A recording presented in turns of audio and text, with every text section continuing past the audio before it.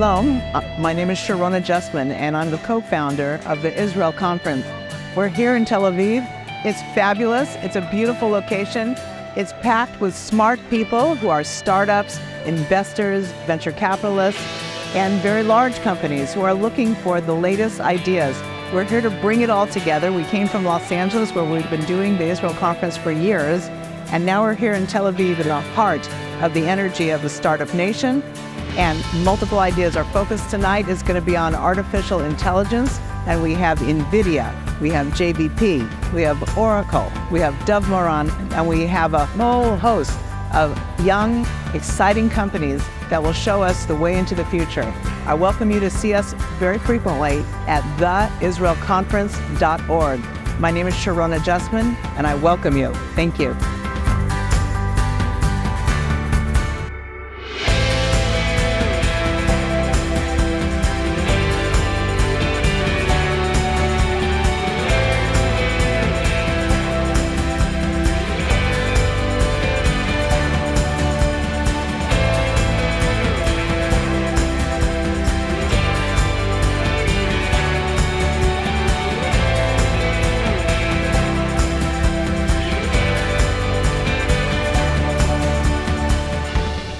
I'm Hillel Cutler. I'm a journalist throughout my career. I live in Israel now, was raised and started my career in the United States, moved to Israel about 6 years ago.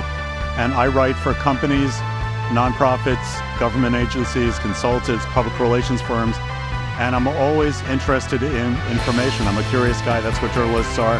We ask questions, we absorb information. We like to meet people and talk to them, find out what makes them tick. I like to go to conferences primarily because it's a good opportunity to meet people in fields that are in areas that I do not know much about. So I'm not a tech guy by background. I'm not an inventor by background. I'm not a science guy by background. But I have written articles and done projects for people in each of those fields because I speak to people. I ask them what they do. I ask them what motivates them, what has motivated them to go to the fields that they are, why they are involved in the projects that they are, and I get ideas from them by talking to them naturally, very naturally, about things that they do that might be interesting to people in their specialty and outside their specialty. So I write and explain these things to people who don't have that background, and that's what I feel is the service that I provide, and that's what I gain by being at events like this, that is meeting people who know more than I do, tell me what they do, and we establish a connection. For example, I just met the man who invented these robots called Curiosity robots, and I had no idea that robots could be used for educational purposes, in his case to teach children 1 to 5 English. And I just learned something new through one conversation, and many more to come. I'm Yaron Bull, the founder of Curiosity Robotics. You can see my babies here and Felin from the company. We believe that the early years are the most important, the life of every children. And our vision is to fulfill the utmost potential of every child. I was doing it on behalf of my grandchildren. I was very frustrated that they don't learn English in the first years.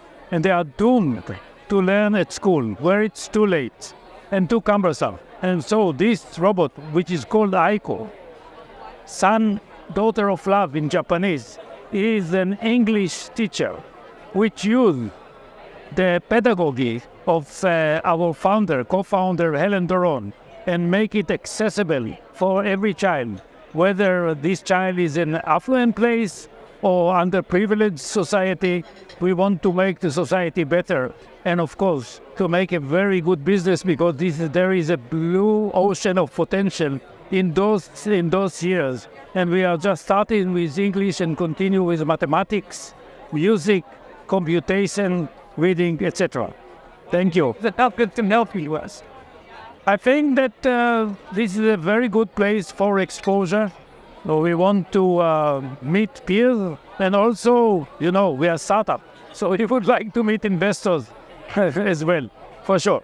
But we believe really that it's good for humanity, but also great business. And there is almost nobody in combining AI, pedagogy, and love together to make the difference.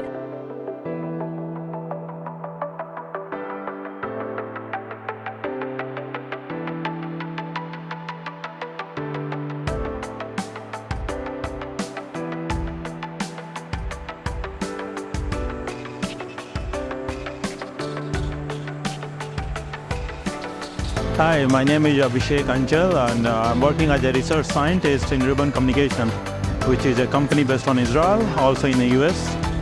We have existence over more than 100 countries, and right now I'm working in artificial intelligence and machine learning in optical networks. And what brought me here is basically I see a lot of good gathering based on AI and machine learning topics. And I wanted to learn about like how the AI is transforming the world and what we can do as part of the optical network operator in artificial intelligence. So that's my motivation to attend this talk.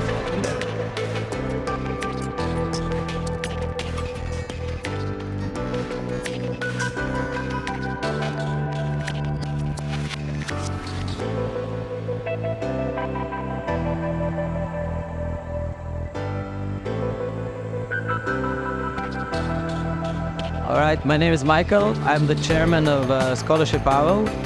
We're a platform that connects students in the US who are looking for scholarships to fund their studies and companies who are looking to provide those scholarships. We're the biggest platform in the world with over 9 million users. Came here to this conference to build our connection with the startup and tech community in the West Coast in the US, in Los Angeles.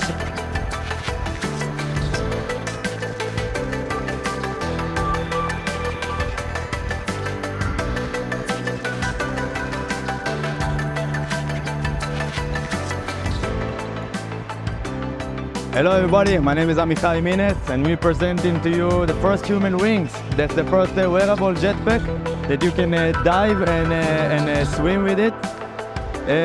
We developing the first smart underwater scooter. All the underwater scooters are not smart, not have any sensors. We are the first one who doing it, combining with AI and with special sensors. And we're very happy to present that here in the conference, the Israeli conference. Thank you very much. Okay, so my name is Anya Edward. I work for Elpassion agency in Poland, and I came here to this conference to meet people and know more about the market.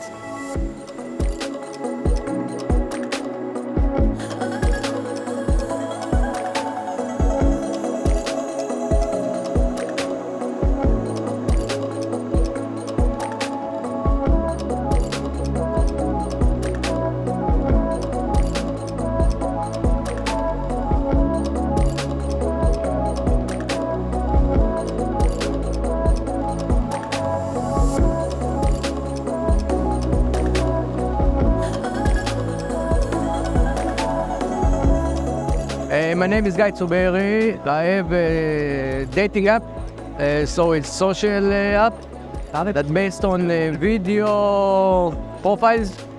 That the phrase that get along with the app is because of more than a picture. It's different when you see a picture of someone and when you see him talk like me. So it's a different way to connect people before you start get engagement with them, that they have your match, that you can see them talk about something, and then you can get to know them. And why are you here? To meet people and investors and get money for someone, and go wide. Hi, my name is Kobi Kor, the industrial designer, working with the AI tech Israeli ecosystem, and heard about this conference on the internet and just came here.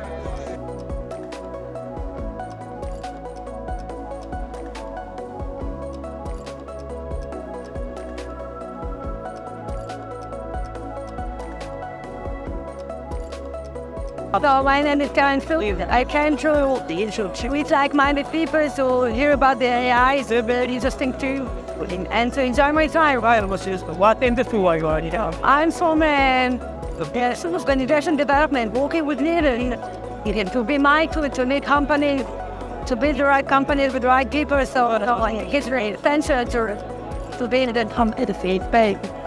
I'm Mickey Cowell from Pivotal Solutions. We build web apps and mobile apps for essential industries, estate planning, insurance, healthcare, especially for founders who are at the very beginning of their journey, who have done the market research and the validation, but need a fractional CTO and R&D team to help them out. and I'm here at the Israeli Creative Conference to really get to meet these founders and see what's going on in the Israeli ecosystem. Hi, so my name's Aviv, and this is Matan. I'm the CEO and CDO of a new stealth company still. We're working to change the way that we do manual testing. Up until today, we had automation, different frameworks to do testing in different environments, but we're looking to implement generative AI, the whole ChatGPT kind of movement into this world, and pretty much kind of generate the first real manual QA agent that's fully autonomous and can do all of that interesting work for everyone, pretty much, which we're very excited about. I am from Feedbooks. I am one of the founders of Feedbooks. Feedbooks is a real-time feedback company. We are working in Mexico, Colombia, and South America. We work with large organizations like Walmart, H&M, 7-Eleven. And in these days, we're helping Israeli startups get into the Mexican market. We have a beautiful office. Abraham Safdie is representing us in Mexico. And if you are interested to make a very, very interesting and very good business in Mexico, you are most welcome. Why are you here? I'm here to meet the AI people, the food industry, the people that are looking to do export from Israel with all the knowledge to Mexico market that is willing to accept and welcome Israeli startups in the huge market. It's 130 million people in Mexico, 26 million in Mexico City. It's really, really interesting market and it's booming now.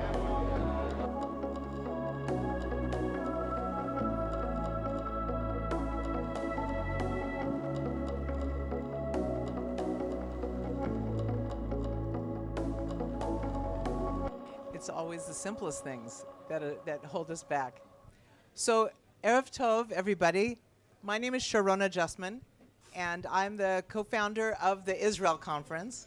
And up until this moment, we've been holding the Israel Conference in Los Angeles. And now we have the pleasure of coming to the source, coming to the place where we usually ask entrepreneurs to get on a plane and pay outrageous prices to come speak in Los Angeles. So instead we thought, it's lovely here. Why don't we come to where all the smart people are? So here we are today.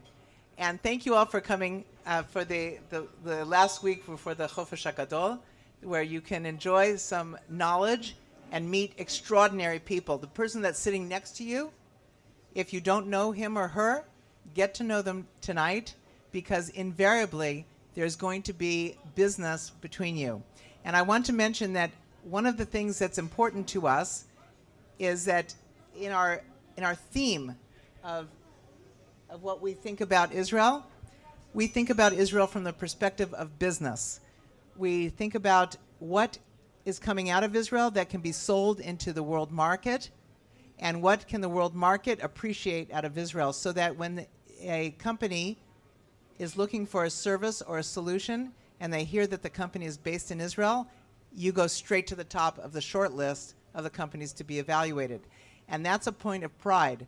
And as I sit in Los Angeles and I recommend companies, I always say that if you want high quality, you're going to get it out of an Israeli company.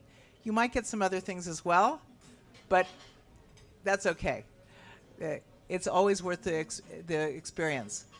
We're going to have a very long but very fast program tonight because we have over 30 speakers, each of which are relevant and interesting. And you'll take notes, and hopefully they'll leave you wanting more, because we ask every speaker to speak not more than the keynotes 10 minutes. The fast and cools, which I'll explain later, are 5 minutes long. So no sleeping during the sessions, only in the few seconds in between. We are brief, we're on point. This is both informing you and instructing those of you who are speaking. It's always better to want to learn more, and if you see people looking down at their telephones and researching you on the spot, you know you're doing something great. I started this with Yossi Vardi, and I'm continuing it with Yossi Vardi, who is the champion of the Israeli high-tech scene. And I'm very fortunate to know him, and all of you that know him as well probably feel the same. If you want to do any social media, it's right there in front of you. We always appreciate that. The broader the audience, the more the interest in what's going on here in Israel. We have a lot of fast and cools, which we'll talk about in a bit. And we have a fantastic team, which I'm going to tell you about a little bit more later as well. But we want to thank Oracle definitely for giving us their star of Liron Sher, Gary Rubenstein, Eric Navarro from Mexico, Kyle Yunyi Jung from China, L.A. Plax from Canada. You see, we're a very international group, as well as Penny Levy, Or Manor, Nir Kozlovsky, and there are very many, many more people who contribute their time, energy, and effort to helping to put together an event like this. So we thank them very much. We are talking about investment intelligence, and that is keeping you informed so that you know how to ask for an investment, and you know how to give an investment, and you know the quality of the company. We'll be talking a lot about our sponsors, and I'm going to come back to you on that shortly, because our very first speaker is our really great sponsor, Oracle. How many of you don't know who Oracle is? Good. I'm glad no hands went up, because that would really be busha. So we are very excited that Oracle is A, worldwide company, and B, so deeply invested in the state of Israel. And why are they here? Danny Weiner, the director of Oracle, is going to tell us all about what Oracle is doing, or not all of it, just a slice of what Oracle's doing, so that you could come back and want to hear more. Danny Weiner from Oracle.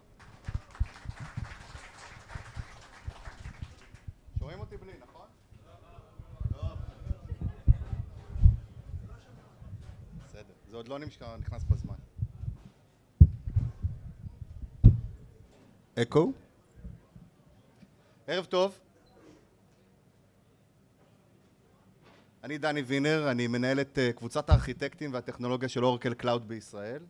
אורקל, מעבר ל-43 ריג'נים שקיימים בעולם כספק ענן ציבורי, מחזיקה גם בישראל ריג'ן שפעיל כבר למעלה משנה וחצי באופן מלא, שמחזיק את כלל שירותי ה-IaaS וה-PaaS, וכלל השירותים המלאים של אורקל בעולמות הענן נמצאים אצלנו גם בישראל. המון לקוחות, גם שחקני סטארט-אפ צעירים, גם יוניקורנים, גם סטארט-אפים שכבר צמחו להיות ענקיים. לקוחות אנטרפרייז שעשו דאטה סנטר אקזיט ועשו מיגרציה מלאה לדאטה סנטר שלנו שנמצא בירושלים. וכולם חווים את שירותי הענן המלאים של אורקל, כשאנחנו יודעים לתת גם פרפורמנס מאוד מאוד גבוה, גם עלויות מאוד מאוד נמוכות, יחסית להייפרסקיילרים האחרים. ועל כל זה אנחנו גם יודעים לתת SLA שאנחנו מתחייבים ברמת קרדיטים במידה ואנחנו חוטאים. אז שווה מאוד לבדוק אותנו בעניין הזה. אבל מאחר שאתם נראים לי קהל חם ומעניין, אז בואו נפתח בשאלה. מי יודע מה ההבדל בין AI ל-ML? אתם לא חייבים לענות. כי בעצם אם זה כתוב בפייתון זה Machine Learning, אבל אם זה נמצא במצגת של PowerPoint זה כבר AI. ולמה בעצם אני מדבר איתכם על זה? כי אנחנו נמצאים כבר בעידן חדש. וכשאנחנו נמצאים היום בעידן חדש, אנחנו רוצים דקה להסתכל על ההיסטוריה. 1981, המצאת הפרסונל קומפיוטר, IBM עשו את ההכרזה. אני ילד, אני זוכר שהכנסתי דיסקט 1.44 אינץ' בשביל להאט את מהירות המעבד כדי לשחק דיגר. מכירים דיגר, נכון? אז המעבד היה מעבד מאוד מאוד קטן, X286, והזיכרון היה 8 מגה-בייט זיכרון. ואנחנו מסתכלים על שנת 1993, המוזאיק, בטח יש לכם אנשים שאומרים פה רגע מה מוזאיק, אבל מוזאיק היה הפאבליק בראוזר הראשון שנתמך בווינדוס, במק וביוניקס. הבראוזר הזה היה בהתחלה לחוקרים מאוניברסיטאות שניסו לתקשר אחד עם השני, ולימים גם אנחנו הצלחנו לתקשר דרך הדפדפנים האלה. בישראל לנו פורטלים מאוד מאוד עתיקים שכבר לא קיימים יותר. ובשנת 2007, המצאת המאה. הטלפון החכם, אפל הביאו לנו את האייפון, התחלנו לשחק עם אפליקציות, התחלנו להיפתח לעולם חדש של יכולות טכנולוגיות שאנחנו, אני קצת יותר מבוגר, והיום הילדים שלי, שאני סובל בעיקר מזה שהם כל היום במסך, ומנסה לנטרל אותם ולסגור אותם, ללא הצלחה כמובן. ואז מגיעה שנת 2022, יוצא לעולם בצורה ציבורית מלאה, על בסיס ה-Chat GPT, פרוטוקולי ה-GPT, היכולת של כל אדם במרחק של קליק לשאול שאלה ולקבל תשובה מדויקת כמעט. לא רק זה, אותו אדם גם יכול לשאול עוד שאלות על בסיס המידע שהוא קיבל ולהתחיל לנתח את זה. זאת אומרת שמי שמכם עד היום לא השתמש בעולמות האלה בשביל לכתוב מכתבים לחברה, בשביל לכתוב ברכות יום הולדת, או לכתוב כל מיני מכתבי המלצה, חבל, הטקסט יהיה בשפה לרוב הרבה יותר טובה מאיתנו, וכדאי מאוד גם שתקראו את זה, כי לפעמים אנחנו טיפה חוטאים בחסר. אבל מה בעצם חסר לנו באנשים? אנחנו כאנשים רגילים ברמת טכנולוגיה, אנחנו רוצים את השקיפות. אנחנו מסתכלים על הטכנולוגיה בתור משהו שמתקיים מסביבנו. והדוגמה הכי פשוטה שיש, אנחנו נכנסים הביתה, לוחצים על הכפתור ומדליקים את האור. לא אכפת לנו שלפני עשרות שנים כתבו נוסחאות והמציאו יכולות של כוח ויכולות של איך מעבירים את החשמל ממקום למקום, ובבית שלנו כל החוטים נמצאים בתוך כל הקירות. זה לא מעניין אותנו. הדבר הכי שמעניין אותנו, ללחוץ על הכפתור ולהדליק את האור. איפה אנחנו פוגשים את הבעיות בטכנולוגיה? בהפסקת חשמל. אנחנו כועסים על כל העולם ואשתו. יש הפסקת חשמל. מה זה זה טכנולוגיה בכלל? בהחלט כן, לפני עשרות שנים זה הטכנולוגיה. וגם היום, כשאני שואל את סירי, מה הוא גיל ההתחלה ללימוד נהיגה בישראל? תנסו אותי אחר כך. היא תיתן לכם 3-4 תוצאות לחיפוש באינטרנט. היא לא תגיד לכם גיל 16.5, אגב, זאת התשובה. היא תיתן לכם את התוצאות חיפוש. אבל אני כשחקן של טכנולוגיה, שלא רוצה להתחיל לחפש הלאה, אני רוצה בעולמות של AI, לקבל תשובה קונקרטית, אני מעדיף שהיא תהיה מדויקת, כדי שאני לא אטעה את האחרים כמה אני חכם, בשביל שיהיה לי את התוצאה ביד. וזה המקומות שבהם אנחנו פוגשים את הטכנולוגיה, זה המקומות שבהם אנחנו רוצים אותם מסביבנו, ואני יכול להגיד לכם שה-AI עדיין לא מושלם, ואנחנו מסתכלים על זה ברמת הארגונים. אנחנו מסתכלים על זה שהארגונים, דבר ראשון אומרים, מה ChatGPT עושה לנו בכלל? מה אנחנו יודעים לעשות איתו? האם בכלל זה אמיתי? האם זה פייק? האם בכלל זה הולך לסכן את מקומות העבודה שלנו? מה קורה עם סקיוריטי? האם יש לנו סקיוריטי בריצ'ס מתוך האירוע הזה של שימוש בטכנולוגיה הזאת? אבל מה אנחנו באמת יודעים מתוך העולם הזה? שאנחנו רוצים את זה ועכשיו. לא משנה מה, אנחנו רוצים את זה, אנחנו נשתמש בזה, אנחנו נפעיל את זה, אנחנו נגיד על זה דברים רעים בדרך. לימים, הדבר הזה כבר משרת אותנו. עכשיו אתם יודעים ש-AI נמצא כבר מסביבנו, אנחנו לא ממציאים פה את הגלגל. יש רכבים אוטונומיים שנוסעים בכבישים, יש רחפניים שמורידים חבילות בבתים, עדיין לא בישראל, אנחנו מחכים 20 שנה כדי שזה יקרה. אבל יש המון טכנולוגיה מסביב שמשולבת ב-AI עם יכולות של לימוד, ואנחנו רואים אותה מסביבנו. ומה שקורה בתוך החברות היום, בתוך החברות הגדולות, הן אוהבות הטכנולוגיה בלב ליבם, אבל הן אוסרות על העובדים שלהם להשתמש בה. ולמה הן אוסרות על העובדים להשתמש בה? מתוך פחד של עיבוד מידע, מתוך פחד של תחרות, והמידע הזה נמצא במקום אחר. מתוך מקום של חשש מיידי, כמו כל דבר שקורה לנו בחיים מבחינת העידן שקורה, ואנחנו דבר ראשון מתנגדים לו, אבל מחבקים אותו בצורה מאוד חזקה. ורוב החברות בעולם, אספר לכם גם עלינו, אומרים לעובדים, לא משתמשים בזה למטרות עבודה. אז בהחלט לא משתמשים בזה למטרות עבודה, אבל כן זה נמצא בסביבנו וכן חשוב מאוד להשתמש בזה. אבל רגע, אני אקח את זה אחורה, כי אני בן אדם טכנולוג, אני רוצה רגע להביא אתכם לאסנס של הדברים. אנחנו רוצים רגע להסתכל על איך המידע נראה, ובשלב הראשון יש לו את המעגל הבסיסי שכולנו מכירים. אפליקציה, דאטאבייס, אתם סטארט-אפים, אתם מפתחים, אבל אני מקווה מאוד שאתם כבר מעבר למעגל הזה היום. והאפליקציה משרתת אותנו למטרות שלנו, לצרכים שלנו, למה שאנחנו רוצים לבוא וליישם. אבל אנחנו פותחים מסביבה עוד מעגל של מידע שהוא סמי-סטרקטר. אנחנו רוצים את היכולת להוציא חשבונית בצורה דיגיטלית. אנחנו רוצים את היכולת למלא תפסים דיגיטליים עבור גורמי רפואה. אנחנו רוצים את היכולת לחבר את המידע שיש לנו בתוך התהליך הזה ולעשות איתו משהו שהוא נוסף. אבל זה לא מספיק. ולמה זה לא מספיק? כי המעגל האחרון, המעגל הנוסף, הוא המעגל שבו נכנס ה-AI.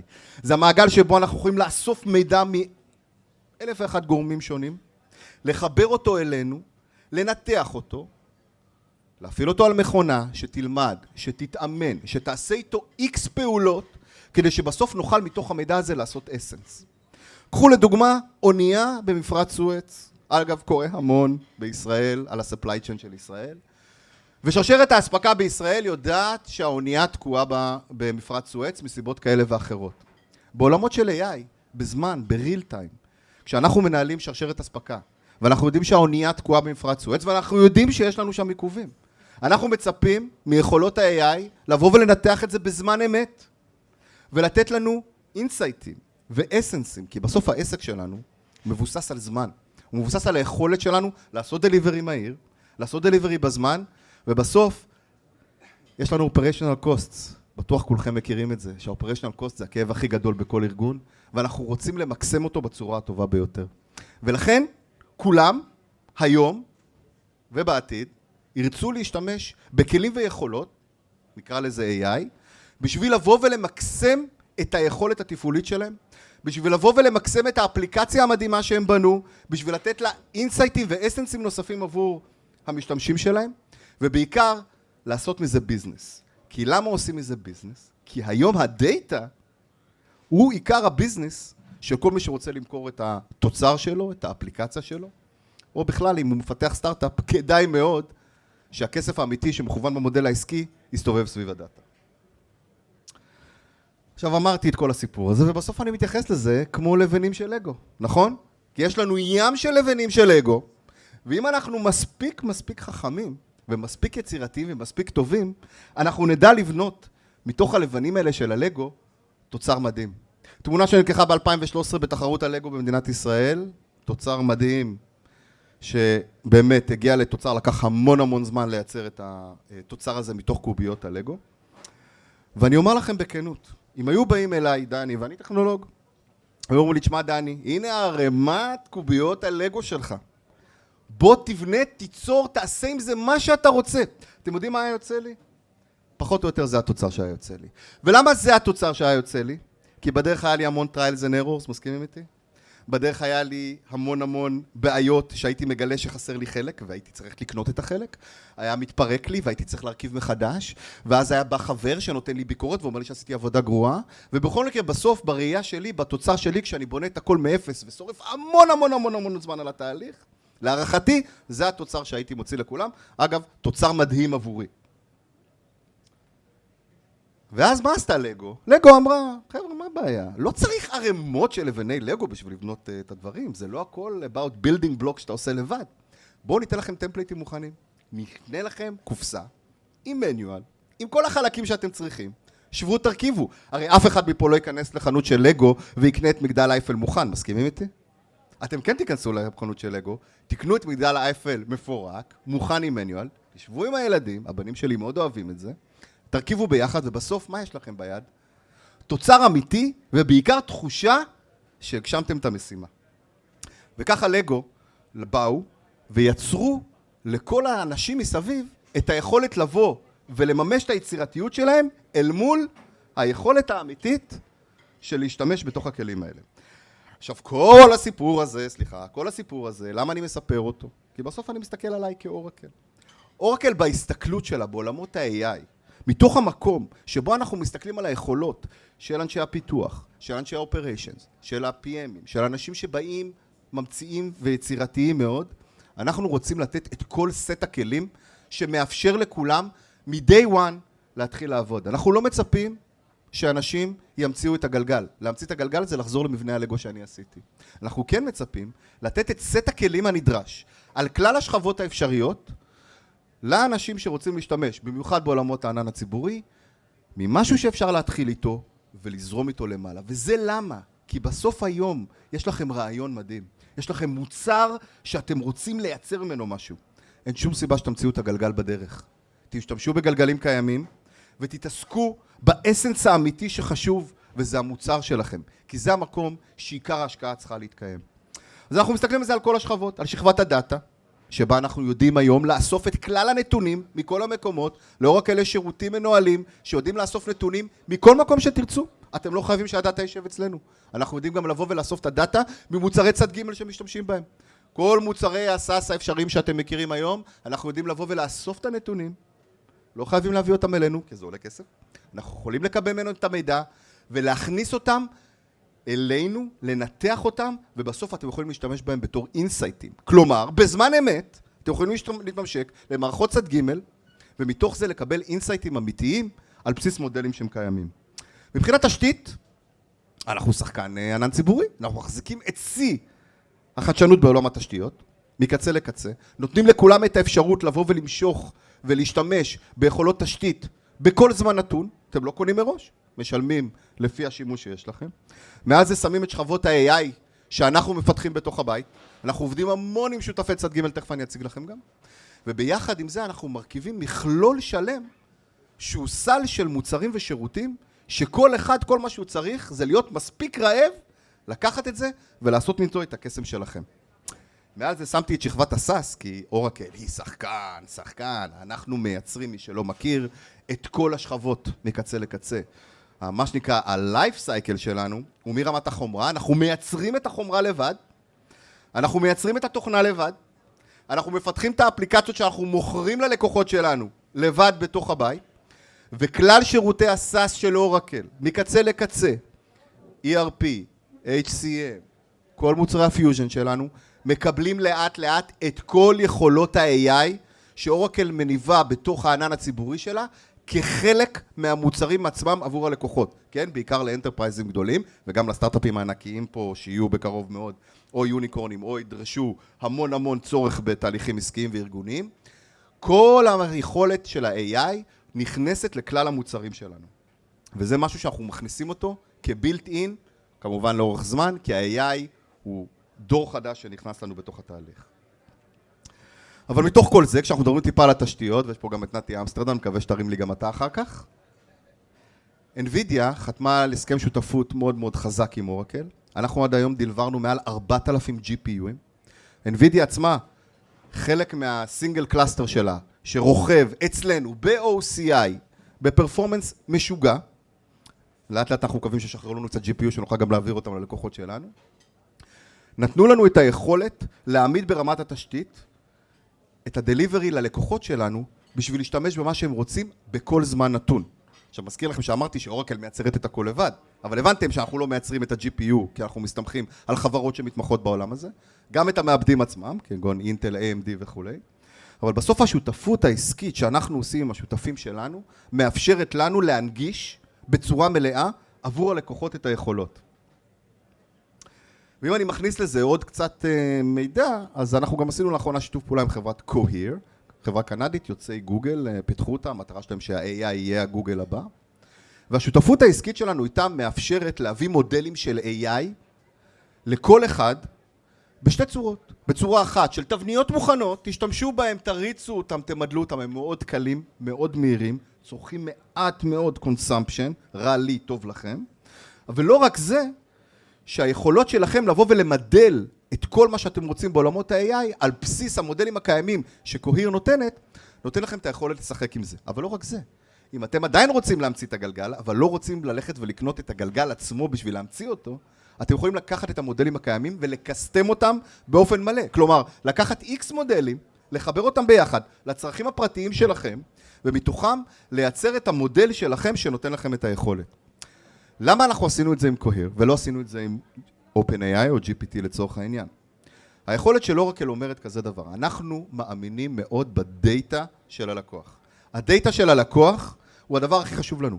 ובעצם באמצעות המודלים של ה-AI שאורקל נותנת היום ללקוחות, כלל החישובים שמתבצעים, הם מתבצעים על דאטה של הלקוח שנשאר אך ורק אצלו. המידע הזה לא זולג, לא יוצא לשום מקום. מבחינת Data Segregation זה באופן מלא נמצא אצל הלקוח, ולכן אנחנו יודעים להביא את המודלים האלה גם ללקוחות שרוצים להיות קצת יותר סגורים בעולם התוכן שלהם. ואם אני מחלק את זה לשלושה חלקים, כבר מסמנים לי ואני אעשה את זה מהר, אני אעביר כבר את הכל, אנחנו חיים על 3 פרמטרים. פרמטר ראשון הוא פרמטר התשתית, שאנחנו יודעים להדניק שם את כל היכולות. הפרמטר השני הוא פרמטר הסאס, שבו אתם מביאים את כל המודלים שלכם, ויודעים לעשות איתם, הן אם זה בקסטום, או הן אם זה בצורה מלאה בקונטרולים שלנו, ובעולמות הסאס, שבהם אנחנו מטמיעים את זה, בכל האפליקציות שקיימות לאורקל. ומעבר לזה, אני אדלג כבר על הסטק הטכנולוגי שלנו, שכבר נכנס אליו היכולות של ה-AI, כל מה שנותר לי להגיד לכם זה בואו תנסו אותנו, תבדקו את היכולות של הענן של אורקל, אתם תודהמו על היכולות פרפורמנס שלנו, אתם תודהמו על העלויות המאוד זולות שאנחנו עושים בתוך התהליכים האלה, ובעיקר אתם תודהמו מהשירות המצוין שאנחנו יודעים לתת גם בישראל על ידי אנשים טכניים עבור כלל הלקוחות שלנו. תודה רבה לכם. Oracle. כמה גנבתי? Fantastic to know so much. Danny, thank you תודה. for giving us a great overview. And as we continue on, we love to have great companies here because it inspires the younger companies to want to have a place in the market. Now, we have a very fast roster going on, and one of the things that we want to talk about next is a fast and cool. And I promised you that I'll explain what fast and cool is as we get our next speaker up. And with that, we are going to start with a wonderful story of JVP. Now, again, I'm going to ask the audience, how many of you have not heard of JVP? Good, because we don't want you to walk around without knowing who the dominant players are and where the opportunities live. When we started the Israel conference many years ago in 2009, our very first keynote was the wonderful Erel Margalit. And I'm so happy that our very first time here in Tel Aviv, our keynote is Erel Margalit. So with that, Toda Rabah, and I turn the stage to you. Thank you so much. עברית, אנגלית, מה? איך? אנגלית? תמיד יש איזה אמריקאי אחד בקהל והוא קובע לנו את הכל. Okay, so we'll do it in English mostly, but we'll switch to Hebrew and that would be a good practice for you, all right? So, Sharona, thanks. You and Yossi Vardi have been an amazing ambassadors to Israel, and in a time where the world was beginning to listen to the Israeli technology on the West Coast in LA, not San Francisco, you guys were really giving us a stage, and we very much appreciate it, and thank you for being here. So, JVP, just in a few words, and by the way, this guy from Oracle, you know what's amazing about Oracle in the way that he made the presentation? This technology, that technology, but a company after so many years, did you see how hard this guy was selling? Great. I mean, that's what we want. He sounded like a hungry startup, and that's why they're succeeding, and I have a lot of appreciation for people like that. So I'm like a hungry startup myself. So, oops, מה עשיתי? יש? כאילו. בסדר. So, JVP is a fund, לא נעים להגיד, that I started almost 30 years ago when the venture industry in Israel began to emerge. We started 160 companies. We had more than 40 of Israel's largest exits. Last year, we were chosen number 6 on the list of performance. I don't really know who the first 5 were, but I'll get to them. And we managed today 1.75 billion. And mostly VCs are 10%, 12% at the time of the exit. In JVP, we invest early and we invest again. So we are usually more than 40% of our companies at the time of the exit. In CyberArk, we were 47%, 5.5 billion. In ClickTech, we were 30%, 2.5 billion. In Cogent, we were 30%, 2.5 billion, and many more, Chromatis, and you remember all these companies, and we're very proud of our companies. The JVP way is working in centers of excellence. I was in the Knesset, al tikhasu alay al ze, but my vision was to bring innovation not just to Tel Aviv, which I love, but also to Jerusalem, to the Galilee, to Be'er Sheva, to different parts of Israel. And today, when we talk about different industries and AI and how they affect things, you'll see why technology can change this country in more than one way. And we say that if innovation can change a country like Israel, perhaps it could save the planet as well, because the planet needs saving. So we started in Jerusalem. A lot of you look at Jerusalem as a holy city, that ultra-Orthodox are there, some Arab guys, some crazy people that believe in God. Well, Jerusalem is also a city that in the last 20 years, we created 30,000 technology jobs. And I know that in the Knesset, you look at the ultra-Orthodox and you think of strife and fighting and confrontation. But you should know that 34% of the women that are working in the high-tech sector in Jerusalem are ultra-Orthodox. So one of the things that I wanted to say, and the Arab community, big part of the involvement of the technology world today. Not enough, but major strides forward. So the Knesset is a place where you have different communities that clash against each other. Technology is a place where we bring these communities to work together, and we try that this will become the message of the country, even though right now it doesn't look very promising. But you should think of Aliyah to Israel, yes. And in Jerusalem, just as an example, one of the companies, you know, we invested in the media space as well, and AnyClip, which has tens and tens of millions of dollars of revenues today, is using the search technology that you have on text in so many other companies on video and generative AI in terms of letting video come into the enterprise just like text is in the enterprise today. Because today, inside the organization, whether it's sales or training, or whether you buy something on Best Buy and you come home and you want to use the manual, text is no longer the standard. Really, video is, but you need the AI to join forces with the video in order to be relevant, so that if you had 6-hour sales call and the sales manager wants to see how the meeting went, you can come to the 30 seconds that are the key 30 seconds that you would need in order to understand what went on. Be'er Sheva. Be'er Sheva was a city that you stopped on the way to Miluim, and maybe had some ice cream in Montana, and you had a great university there. Well, in the last 10 years, there's 5,500 cybersecurity engineers in Be'er Sheva. The university, B'zchut Rubik Danilovich, the mayor, the B'zchut Rivka Karmi, the head of the university. אבישי ברוורמן לפני כן, נכון. הוא היה במפלגת העבודה, אבל הוא בסדר.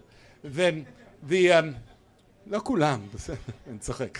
And then the university went from 18,000 students to 35,000 students. And a lot of them are in the most interesting areas.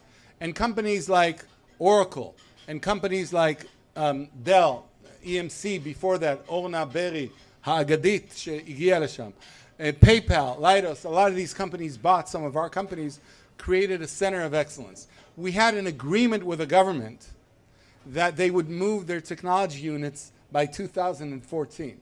Well, maybe it will come in 2024, which for a government is not so bad, only 10 years late. But there's today, JVP, we created about 20 companies in Be'er Sheva. My partner, Yoav Tzuria, my partner, Gadi Tirosh, Pnina Ben Ami, who is standing here, and Dvora, who's part of JVP, they all brought so many companies and ideas and investment to Be'er Sheva. And some of the best companies in cybersecurity in the world today are actually from Be'er Sheva. לא נעים, אבל זה המצב. So we're very proud, and it's really a testament of what can be done. And Tetaré, which is one of the main cyber companies that we're investing in now, that moved in the last year, quadrupled its sales, is really using AI for cross-border payments and anti-money laundering. Because when you're a bank and you receive and you look at the database of your own bank, you could use rule-based systems. NICE systems, Akamai, not Akamai, איך קוראים לחברה של בנט? Actimize. These companies are great. But the thing is that when you receive information from another bank, you don't know what's going on. They can burn you. You don't know the customer. You need to be able to guess intelligently. And what Tetaré is doing, you know SWIFT? SWIFT is transferring money. But SWIFT has no idea about the security or the identity of the person who's trying to send money from South Africa to Santander, a bank in London or in Spain. Well, what Tetaré can do is it can guess whether you're kosher or not. It's like a kosher thing. And הכל אנחנו מדברים בשביל הבחורה הזאת באנגלית, אבל זה בסדר. We're so hospitable in Israel. So the... באמא שלכם. בקיצור. זה מצחיק, זה כמו איזה מערכון כזה. The idea is that we're creating today a highway for the good guys that is able to identify the bad guys who are trying to do money laundering, human trafficking, drug trafficking, or even terror financing, but primarily by giving a highway to the good guys, and that's where AI is needed, where you don't have the information about the core systems of your bank and the database, but you have other bank and you need to identify patterns, you need to guess intelligently on who's kosher and who's not. And in the Galilee, תקשיבו, אני עושה את זה בעברית, בסדר? בגליל, אתם לא מאמינים מה קורה. אנחנו באנו לשם לפני איזה 8 שנים. והאמת היא שהגליל רצה לעשות משהו גדול כמו באר שבע. ובא אליי בקריית שמונה ואמרו לי, בוא נעשה סייבר בקריית שמונה. ואמרתי להם, בחייאת דינה, כאילו, מה לכם ולסייבר בקריית שמונה? אתם העיר הכי ענייה בארץ, יש לכם 167 מיליון שקל דפיציט. אין לי מושג, אני מוכן לתרום, אבל אני לא יודע מה לעשות. סייבר לא עושים פה. אז אומרים, אז מה כן נעשה? וזה חבר'ה צעירים מדליקים בגליל. אז פתחנו את הדיון, ויש פה כמה אנשים שבאו איתי לגליל ועזרו לנו בזה, לדיון. מה הרעיונות שלכם? עכשיו, ראשי הרשויות, היה להם רעיונות ככה. אבל מי שהיה לו רעיונות טובים זה לילדים שלהם. ואז הם באו ואמרו, תשמע, בוא תבקר פה, יש לנו אחלה חקלאות, כי ליד קריית שמונה יש 28 קיבוצים, שרמת החקלאות שלהם ומושבים היא לא תאומן. כאילו עושים שם דברים מעולם אחר. היישובים הדרוזים עושים חקלאות אחרת מדהימה. אתם יודעים שבסוריה, שקונים משהו בלדי, זה סורי. הסורים, כמה שיש להם מלחמות וזה, מלחמת אזרחים, הם אלופי העולם בחקלאות. שאתה צריך גפן או תאנה, אתה הולך לסוריה. אולי לפעמים ללבנון. מה שאנחנו עושים בגליל היום, הגליל הוא מרכז העולמי של הפודטק, היה לכם היום ועידה, נכון? כן. כן, הוא בכלל עושה חברה לדיגיטליזציה של טעמים. שאם יש לכם איזה משהו מדהים לאכול, אתם יכולים לשחזר את זה באופן דיגיטלי. בקיצור, נכון? כוכב, וזה כבר החברה השנייה שלו. בקיצור, בגליל היום יש איזה 70 סטארט-אפים בתחום הפודטק, וחבר'ה צעירים מהקיבוצניקים, מקריית שמונה, מכל האזור, אתם חייבים לבוא לבקר. זה במרכז העיר קריית שמונה, יש שם מלא חבר'ה, ועושים שם דבר ענק, שברמת הקליימט הוא יציל את העולם.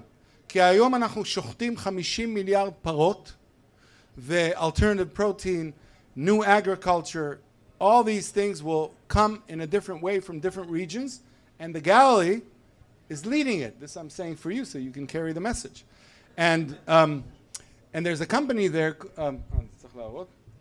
called Green Eye, של כמה חבר'ה יוצאי שלדג, שבעצם המציאו, זה דוגמה, המציאו מצלמה ו-AI שאתה שם על המרססים בשדה. עכשיו, אתה לוקח את המרסס, והמצלמה שהטרקטור נוסע 25 קילומטר בשעה, הוא יכול להבדיל בין מה שעשב ומה שהגידול. ואז כמו בסרט מפגשים מהסוג השלישי, אתם זוכרים שיש כזה, מוזיקה כזאת, אז זה רק שם ספרי של כימיקלים רק על העשב, לא על הגידול. וזה חוסך 90% מהכימיקלים בריסוס של השדה. עכשיו, זה לא משהו ארטילאי, זה משהו שבעצם החקלאי, הריסוס זה הדבר שעולה לו הכי הרבה כסף, אז זה חוסך לו כסף מחר בבוקר. והחבר'ה האלה עכשיו נמצאים אי שם בקנזס, whatever, והם כבר מוכרים איזה 25 מערכות על מה שנקרא מרססים נורמליים, והם עושים מהפכה אדירה, מהגליל לעולם. והמשקיעים הגדולים שלנו, אתם יודעים מי זה? זה סינג'נטה, שהיא חברת הכימיקלים הכי מזיקה אולי אחת בעולם, אבל היא רוצה להיות חברת דאטה, וקוך, הקוק בראדרס, אתם יודעים גם כן, אלה שעשו עליהם סרטים, אז אנחנו מנסים להחזיר בתשובה את החברות הגדולות ביותר של הכימיקלים, והקיבוצניקים האלה מצליחים לעשות את זה. תל אביב יש לנו את מרכז הפינטק, שם יש לנו כמה חברות, אבל ארניקס היא אחת מהן, חברה שכבר בסדר גודל של $100 מיליון מחירות, וזאת חברה שמביאה לכל עולם הביטוח ועולם הבנקאות, מעבר לדאטאבייסים הקיימים על כל אחד מהלקוחות, היא מביאה dynamic pricing, rating, כי היום יש עלינו המון מידע שמסתובב ברשתות, שחייבים להכניס לתוך השקלול, שאם אנחנו רוצים לתת הלוואה או לא רוצים הלוואה, או רוצים לתת פוליסה או לא, וזה תענוג לראות חברות שמגיעות ל$100-200 מיליון מחירות, ומגיעות להיות חברות גדולות, ואני שמח להגיד שגם שם, כמו בסייבר, יש לנו 47%, אנחנו אוהבים את המספר 47, זה שנה לפני 48. וזה חיפה. בחיפה בעצם אנחנו עושים רפואה דיגיטלית ברובע הנמל, בעיר התחתית, יחד עם פיליפס וקופת חולים, שזה ה-HMO הכי מתקדם היום בעולם. קופת חולים, כן, אל תסתכלו עליהם ככה, מדהימים, וכמה שחקנים אחרים, ומשם, מחיפה, מהטכניון, יצא לנו חברה קטנה שמשתמשת ב-AI לנושא של שינה של תינוקות. חברת ננית, שבעצם מגיעה השנה ל$102 מיליון מחירות. לפעמים אתה עושה משהו טוב, ולא בכוונה יוצא לך משהו טוב בחזרה. אני כשיצאתי מהפוליטיקה, אני הייתי חייב למצוא חברות של שינה. אתה בן אדם עייף. הפוליטיקה, חלק מכל הבלגן שקורה שם, שאנשים לא ישנים. ובעצם הטכניון הוא מעצמה עולמית לשינה. ואני, החברה שאני בחרתי זה שינה של ילדים. והחברה הזאת הגיעה עכשיו ל-700,000 בתי אב בארצות הברית. התחילו אותה כמה גברים בחיפה, מנהלות אותה כמה נשים בניו יורק, ובעצם עושות מהפכה. AI is the way that you grow your kids, and the health of the family of your and the family is computer vision and AI. What it does is I'm doing it for you because you may need to buy it, and these guys are Israelis. I'm not sure they're going to buy the product. You have a camera over the baby. You have a pajama which shows if the baby breathes. You have a sheet that shows how tall the baby is. You don't need to go to Tipat Chalab. You guys don't have that in the US, but here it's very strong. And you basically have all the statistics about the baby's sleep and wellness and development. So if the baby, for example, only turns to the left and doesn't turn to the right, אז אתה אומר הוא קונטרה לביבי. Or you can detect early issues or challenges that you have, and now we have some new cameras that are going from the crib to the nursery, so you can actually see the baby walk, the baby talk. I have כאילו יש לי נכד בן 7 חודשים והוא כבר עומד כמעט, זה מדהים, אז אתה יכול להסתכל על זה. התחלתי מוקדם. And so it's really amazing, and this is an example how AI and digital health and computer vision can make a revolution in a big way. This is our center in New York, in Soho, Broadway, Grand Crosby. We have a building there. We won the cyber tender for the city of New York. בזכות באר שבע. We won the cyber tender. We started with 8 companies 2 years ago. We now have 38 scale-up companies in New York. We have, a lot of it is with the leading Israeli companies. So if you need a place in New York with good recruiters, good customers, great Brazilian cafe, some nice music, and a great atmosphere, you know where to come. We have Columbia, Cornell, NYU, and CUNY as our partners, the city of New York. And right now, we just launched a major additional center there on the other side of the building with Mini of BMW, we've launched a climate tech initiative as well, and we're looking for amazing companies that can also be relevant for climate, but in a way that's new and interesting. AI and climate will work together. Climate will be related to fintech, because most of the platforms that will change the world from a climate trading standpoint of the CO2 will be fintech companies. So those of you who are focused on that area should open your minds to see how effect you can have on the climate. The same thing with InsurTech. Insurance companies are not able to insure people in places like Australia or Florida or some other places where you have floods, you have fires, you have different aspects that today insurance companies can either disengage from their customers or find new models to understand what's going on. And you need the AI models for disaster, for areas that have disasters, just like you need them for regular areas as well. And so today, fintech and climate is a big theme for us that we're looking at, and we're calling Israeli companies to participate in this major initiative. Today, InsurTech and climate, huge issue. We have IAG from Australia as our partner, Munich Re, AXA, Tokio Marine, some of the leading insurance companies. Everybody needs new ideas. They need AI and technology in order to understand their customers a little better. And then cyber and climate. You know, the cyber engineers in Israel, which know how to attack a grid, how to protect the grid, and understand the holistic sense of the grid, could also understand how to regulate the grid from an energy standpoint. So people who have the cyber discipline are very helpful to some of the biggest AI and climate initiatives that are needed. And then, of course, food tech.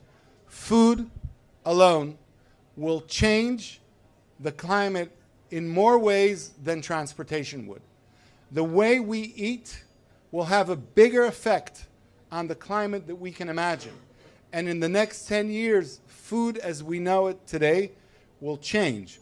Agriculture as we know it today will change. It needs to be tasty, it needs to be good, otherwise people are spoiled. But if we don't change it, we should just go and pick a few other planets for the cows that we're feeding in the agriculture today, because it's not people that we're feeding anymore, it's animals, and they eat a lot more than we do. And healthcare and as well, I'm not going to get into this. Cities, just one thing that Pnina promised that I'd say. We have a world tour with Mini and BMW. We have our next big event in Jerusalem. איפה? ברור, בירושלים. ב-12 ליוני עם ראשי BMW ומיני בירושלים. And we're doing a call for proposals for climate tech technology companies that could be part of our cohort in New York. And we're inviting many of you to come and join. And then we have it in a few other places around the world. So guys, it's a difficult time in Israel now, but people that are making a difference, among others, are the ones that are sitting here. And we need to understand that in order to ensure a society which continues to breed some of the best ideas, an open society, the struggle for the values is just as important as the struggle for the innovation. And working hand in hand, we're actually giving ourselves the kind of optimism that we need to go back to our kids ולהגיד להם, חבר'ה, יהיה בסדר, המדינה הזאת לא הולכת פייפן. תודה. Ariel, thank you so much for giving us a very big perspective, and I want to give you something as well. Okay. This is for you, but I want the Kahal to see. This is a cartoon, since you were involved in politics, Yes. and it's a very famous cartoon character that if you don't know who it is, you should study it. It's Dosh. That's right, and it always poked fun at the cultural anomalies here in Israel when Israel first started. And I thought that, Ariel, that part of what you do is you get things started and you grow them and you grow them big. And Israel has grown very big, and it got started by little guys like this poking fun at behavior, and from that grew a really stable and phenomenal society. And Ariel, thank you so much for your words. With that, we're happily returning to a fast pace of bringing up a company that went from zero to hero in the world of advertising. And I'd like to introduce you to Jeff Kupieski. Thank you, Sharona. And I know the way this works is as long as I'm fast, I have a chance to be cool. So we have 5 minutes here starting now. Our company does two things. We provide personalized and automated messaging, and we do personalization and then monetization for that same data as well when we send it on behalf of our publishers. Let me just show you a quick example of how that would work. Let's say you're in Seattle, you've browsed the site, you see that there's some weather pattern coming in, and we happen to know that if we send you an alert, either an email or a push at the exact same time where you see that information, you're going to be very likely to open up that email. You do open it, and it's relevant to you. Just like if you open up your Facebook or Instagram, email should be the same thing when it comes to personalization. If you don't have people signed up, we should give you contextually aware signups as well, so you get more people onto your list that then you can send them relevant content. Well, how do they make money? We help them put advertising that also uses AI to determine the right ad to the right person at the right time. You've all heard that same story. That's not what I came here to talk about. What I came here to talk about was something that I don't think is very AI enabled, and that is how do startups succeed? And everyone looks at me and say, oh, that's a great poster child for Israel. Well, I'm an American CEO living now here in Israel for over 10 years. My development was done in America. We raised $6 million, and for a lot of our time, we actually tried to be profitable. Very, very similar to most Israeli companies, right? Well, the challenge was, for most companies, you have to pick 6 things and get them well and in order and do them appropriately. Your market, your team, your product, etc. The challenge is you never have enough data to make that decision. And ultimately, as I say, AI doesn't really help you here. So I'll give you the context. In 2009, I went to the first Israel conference that Sharona put on in LA. I was so excited. I said, I'm going to make Aliyah. I'm going to come here. I'm going to figure it out. I'm going to run a company. And I actually talked to one of the JV companies. But in the end, I said, this is a better company. It's got funding. They're looking at the fintech space. It's going to be changing the world. We're going to figure out how to do security. We've got already pilots going on with Bank Hapoalim and Leumi. What could go wrong, right? Well, I only have a couple of minutes, so I can't give you the whole story, but basically a bank in Atlanta, Regions Bank, says, this is fantastic technology, just so you know, we'll never put it into the bank for as long as I live. So why? Well, we've been educating our consumers that you can't put secure technology in email, they won't trust it. We got to change it. And it turned out everything had to be changed. I didn't think we had the right team. We weren't sure, based on that information about banking, that we had the right market. We had to change our product. Once we did all those things, we ran out of money. We needed to find new investors. And on top of that, we had to change what business model we had. And finally, when we were going through that whole thing, okay, when's the right time to sell? So again, with the time that we have, I'll just highlight some of the things that we did here. And that is basically, we pivoted, which is another technical term for we screwed up a couple of times, but still lived to tell the tale afterwards. What we did on the team is we merged with another company in the United States and we brought on that talent. We pivoted to the publisher space, which a lot of investors didn't like. And once we did that, we said we have to change our investor pool. It was a difficult thing to do. We had to make some trade-offs, including a recapitalization. But the reality was then we had people that were with us then for the whole journey. We tried to go after SaaS. We still have a SaaS model. But at the end of the day, ad tech is transactional. It works and it scales. And we were fortunate to hit 15 million in revenue. Before, we were fortunate at the beginning of this year to sell our company to a company here in Israel called OpenWeb for $100 million. I share this story because for many people that have been trying to do startups, not me, it's the team, we're always kind of faced with the challenges. How do I kind of make this quick? How do I make this, I can just see the exit. The reality is it's really hard. It takes a lot of time and you make more mistakes than things you get right. But if you focus on the 4 or 5 things that you do get right, that will lead you to a successful plan. I always tell people, pick the right people, focus on those few things, and just try and live another day so you can kind of live to tell the tale. So I'll close since I know I'm now ahead of time and I can kind of go a little slower here. So we're, I'd say, a successful exit, which is great, but now we're in a situation that we'd like to help others, and I uniquely am in a position now where I'll be transitioning. So if anybody has startups or mature companies that would like some help, I'm happy to do that. You can also contact me here. And I'd love to share some of the things that we learned, because to be honest, most of what you'll learn when you build your companies is someone else has seen that before you, and they're willing to help. You just have to reach out and ask. And I know now, as someone who is Israeli, because I have been here now for a while, sometimes it's hard to ask, right? So I hope that one lesson you get from my Fast and Cool was it's okay to ask. We love to help, and good luck to everybody with your own startups. 25 seconds to spare, Sharon. Jeff, because of that, you win our super cool Israel Conference sunglasses that not only protect your eyes, but allows you to have superhuman seeing so you can see where the totally cool next deal is. Jeff, thank you so much. With that, we are going to transition to our next Fast and Cool. And indeed, she is super fast, super cool, because we're talking about your body. And it's important to know that technology doesn't only service our ability to buy things, but it services our ability to keep ourselves fit and healthy. So I'd like to introduce Ravit Ram Bardea. While Ravit is putting this together, I wanted to mention something that Erel brought up, which is companies that need locations. And given that we are based out of Los Angeles, those of you who are finding that your best business partner might be on the West Coast, there is office space for you. So you reach out and talk to us. We have quite a bit of spots that can be available only for Israeli companies. Thank you, and I apologize. So, Sharon, thank you for having me. Thank you all. My name is Ravit Ram Bardea. I am the CEO. So, my name is Ravit Ram Bardea. I'm the CEO and co-founder of Wellbeat. And what is Wellbeat?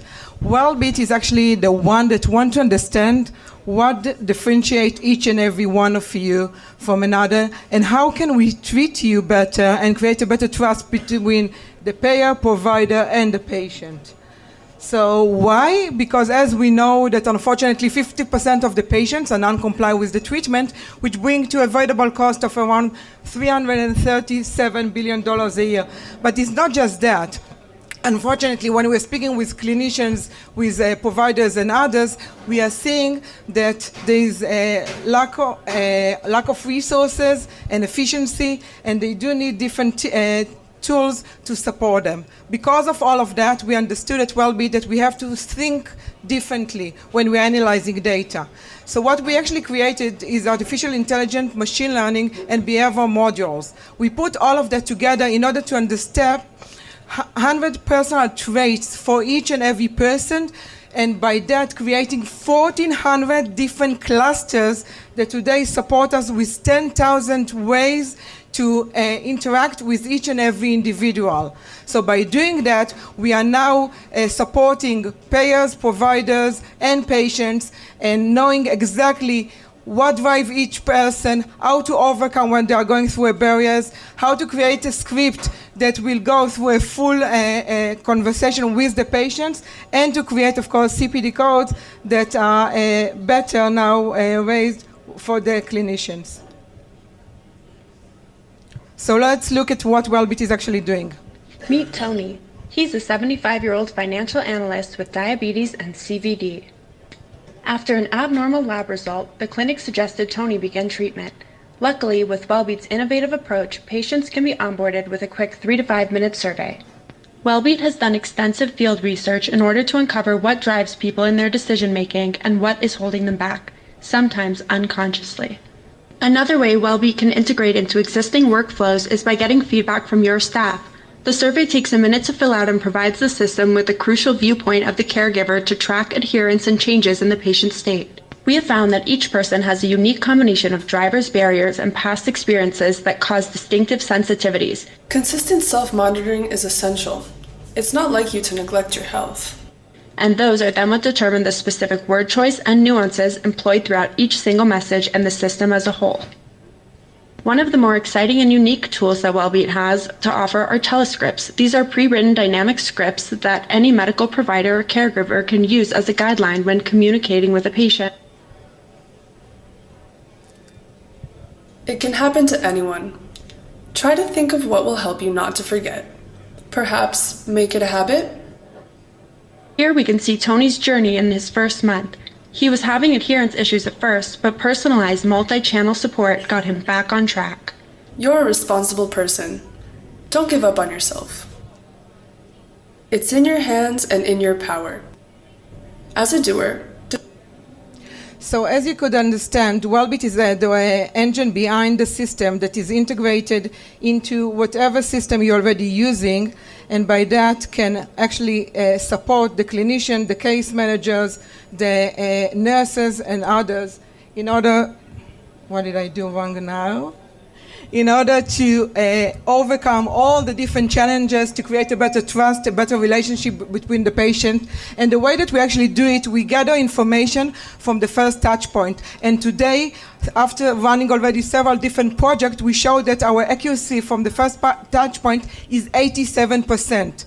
So Wellbeat is very supportive for the physician, for the care managers, and now they can really understand the differentiation between those different patients, okay? So it's not just looking at gender, age, culture, and all of that. Wellbeat is understanding how to create the right narrative, approach, messaging, wording, and all of that is being automatically and proactively made with the patients. I would be happy to tell you that we are now integrated into Athena Health. So Athena chose Wellbeat solution, and we are now going to work with 160,000 clinics in order to provide these tools. And beside that, we already signed several different contracts with remote patient monitoring and chronic care management at the US. So those are the major things. Beside that, we already showed, and we have published a paper that shows that by working with Wellbeat, we actually triple level of compliance from 25% to 75%, and we did it also with Syneov from 29% to 60%. I will be happy to answer any further question. My time is short, but thank you for having me.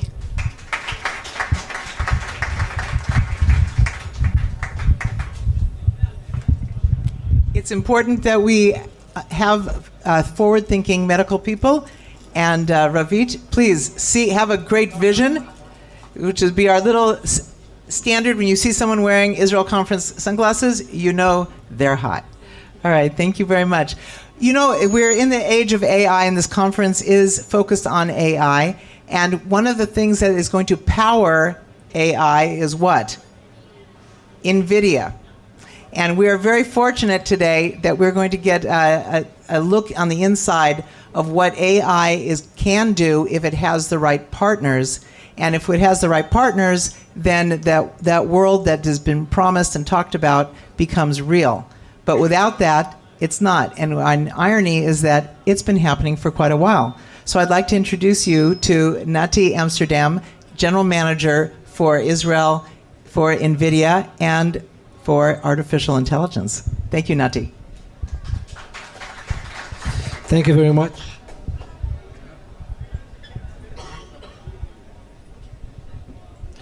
So, hi everyone. Good to see you all. I think it's getting colder now, right, inside the room. I feel like I'm in an AI data center, which is a warm situation, very warm. So I want to share with you a little bit about the Israeli ecosystem and what we're doing in Israel. And I'm happy to say that, you know, everyone that you heard up until now spoke the language of AI. So we are really influencing a lot of things that are happening in Israel, and let me share a little bit about it.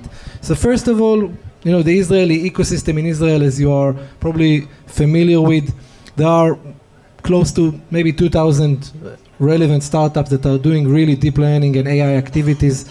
And those startups are companies that we are really supporting as a technology partner, helping them be successful and accelerate the research that they are doing. But beside that, we have a lot of other companies, and there are 400 R&D centers of global companies that are developing their products in Israel. And because the talent here is significant and the people here, you know, are smart and coming from advanced degrees, so you will find companies like GE Healthcare, Philips, Medtronic, you know, Applied Materials, many global companies that has R&D centers in Israel that actually build their product and influence the export of Israeli technology outside of Israel.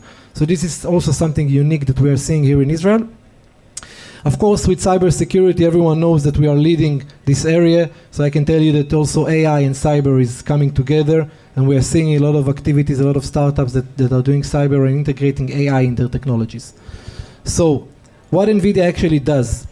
So NVIDIA is a full stack AI company, which means, you know, some of us probably know us from the GPU, the graphic processing unit. This is what we invented 30 years ago.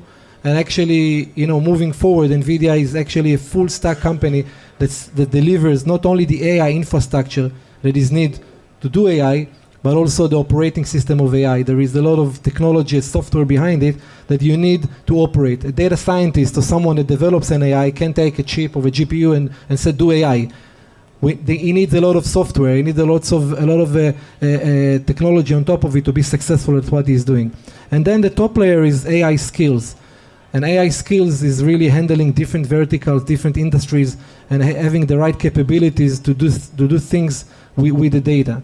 So this is actually AI, up until 6 or 7 months ago. And many companies are doing that. It's inside everything that we are doing, both from a consumer perspective, the applications that you consume, but also enterprise companies that are using that. But what really changed in the last 6 months, and I think you saw that everyone talk about ChatGPT and the enormous adoption of this one single application, and very quickly 100 millions of users, and generative AI is really driving the change that we are seeing globally. And generative AI requires a different model or a different approach. And this is why NVIDIA is doing what we're doing so successfully, because we are actually the company that is developing the accelerated computing and accelerated data center approach. So why Gen AI needs accelerated computing? So there are 3 main reasons. The first reason is because you need, as we said, you need a full stack of AI. It's not enough just to talk about infrastructure or hardware. You need to support the different industries. So as you can see, NVIDIA develops a lot of software, a lot of trained models that we deliver to the companies that are developing on AI. We are building a lot of framework to support the different industries. Just for example, Mon AI is a framework to support the healthcare ecosystem. So if you are running medical imaging, we already developed for the companies that are doing the framework that can take the CT or the MRI or the X-rays, and we do automatic annotation of organs. Same goes for genomics sequencing, DNA sequencing, and different frameworks for different industries. NeMo is a speech recognition SDK that we have, and Avatar for creating avatars, and many other. Drive for the autonomous vehicles. So as you see, we really transform every industry. So this is the first reason why actually accelerated computing is needed to support Gen AI. The second thing, that doing AI, what I call 1.0, requires a single server. You can have a single server with GPUs, and you can start and run AI. Gen AI is a data center scale. It's not enough to have a single computer or a single server to do Gen AI. You need a data center, a large data center to do that. I don't know if you're familiar, but ChatGPT runs on 10,000 GPUs, and this continues to grow. And this is the investment that hyperscalers are putting. So Oracle that spoke at the beginning, they are one of the first investors where they announced that they're going to do an investment of GPUs and actually build it on their cloud services. And the third one is that it's not only for a specific industry, it's multi-vertical, multi-industry, as I said, and this is why this is a data center problem, and this is why this is accelerated computing is needed. So generative AI, as you probably are familiar with, it's not only ChatGPT. As I said, it's multimodality, and I will give you a few examples now. But look at text to speech, audio to video, protein to text, and many other things that you can do that is actually runs different models and has multimodality. Let's look at a few examples from the keynote that our CEO just had in Computex in Taiwan. So this is actually an example of text to actor, taking a text, transforming into video of a specific actor with specific movement, and let's see. Hi Computex. I'm here to tell you about how wonderful stinky tofu is. You can enjoy it right here in Taiwan. It's best from the night market. Think about the number of applications that can use this technology and what you can do with it. This is the first example. The second example is text to music.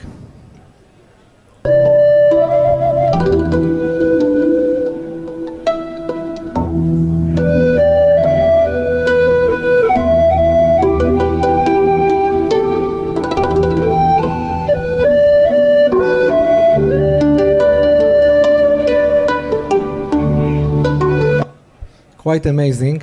And the third one, which I like the best, is text to song. I am here at Computex. I will make you like me best. Yeah, sing it with me. I really like NVIDIA. Pay attention. You know how difficult it is to do that, and you need a data center to run that, obviously. So there are 1,600 Gen AI companies globally working with us. You see the main areas that Gen AI is currently developing is language, media, biology, which is a language of itself, and of course, a lot of tools and platform. Just in Israel, the Gen AI landscape is amazing. All of those companies are part of the program that NVIDIA has, a startup program called Inception, and all of them has the potential of becoming the next ChatGPT. Many companies are well-funded, really big one. You see the number of areas that they are doing, and this is amazing. The potential is amazing. So they are developing in Israel, but they will be deployed globally.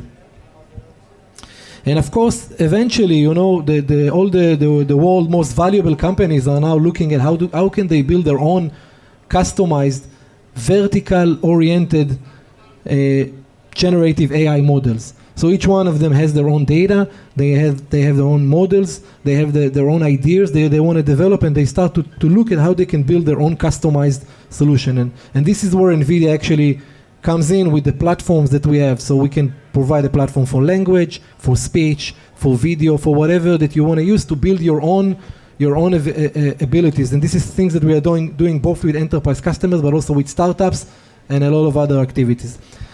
Finally, I just want to share with you, something that we are using in each of the conferences that we are doing, just to give you an example of things we are doing with startup, exciting things, and with that I will end. So enjoy the video.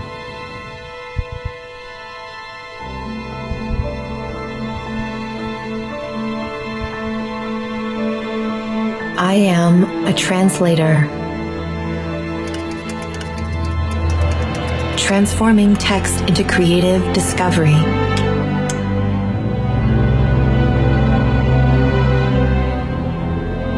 Movement into animation. And direction into action. I am a healer. Exploring the building blocks that make us unique. Modeling new threats before they happen.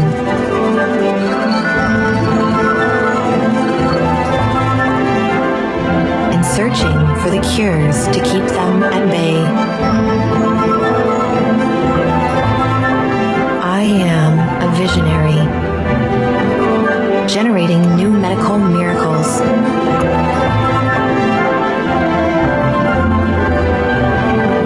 And giving us a new perspective on our sun to keep us safe here on Earth. I am a navigator, discovering a unique moment in a sea of content. We're announcing the next generation. And the perfect setting for any story.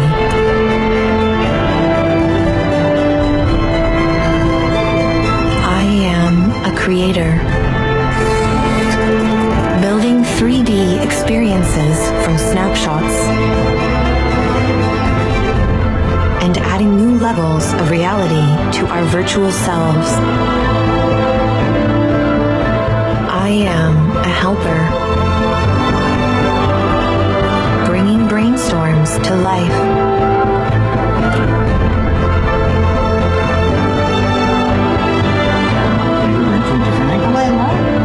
Sharing the wisdom of a million programmers.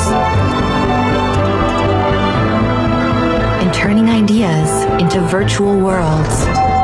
Build Northern Forest. I even helped write the script. Breathe life into the words and compose the melody.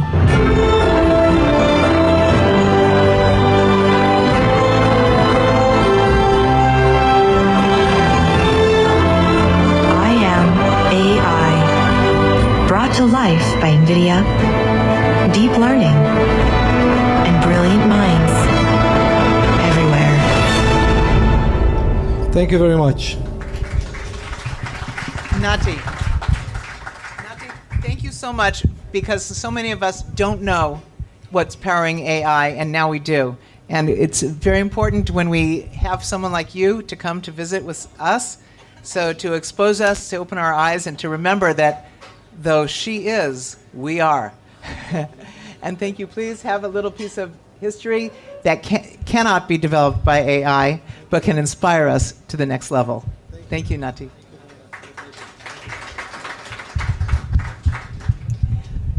Our next opportunity to learn, because I promised you knowledge here as well as networking, is to meet someone who took us to the moon and is now going to break the boundaries with delivering here on Earth. And I want to introduce you to Yariv Bash, who many of you have heard of through Space IL. Raise your hand if you didn't know that. Good. And now you'll see what comes out of such a creative mind, that where there are clearly no barriers for what Yariv would like to do. As they're setting up, I wanted to tell you a little bit more about the earnestness by which, when we say Israel means business, that it means also that there's investment. Because why does investment go to any one place? It goes because it's a good deal. It's not listening to the politics unless the politics are truly getting in the way. It's listening to the individuals and the companies that have a product that can become profitable, and the investors want to invest in profitable ventures. And this is an example of one. Yariv. Thank you, Sharona. Thanks for having me. I was at the Israel conference back, more than a decade ago in LA. One of the earliest places when we presented Space AL when it was only a dream, before we crashed. This is something completely different. We're going to start with a short video seeing it in action.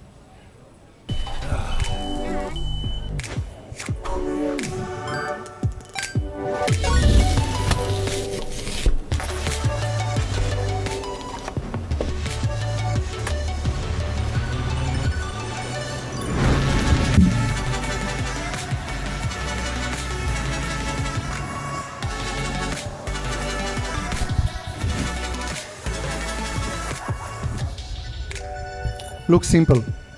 So basically we're replacing very costly humans with very efficient robots. You're probably familiar with Wolt here in Israel. There's DoorDash in the US, so we're just the same. We don't sell drones.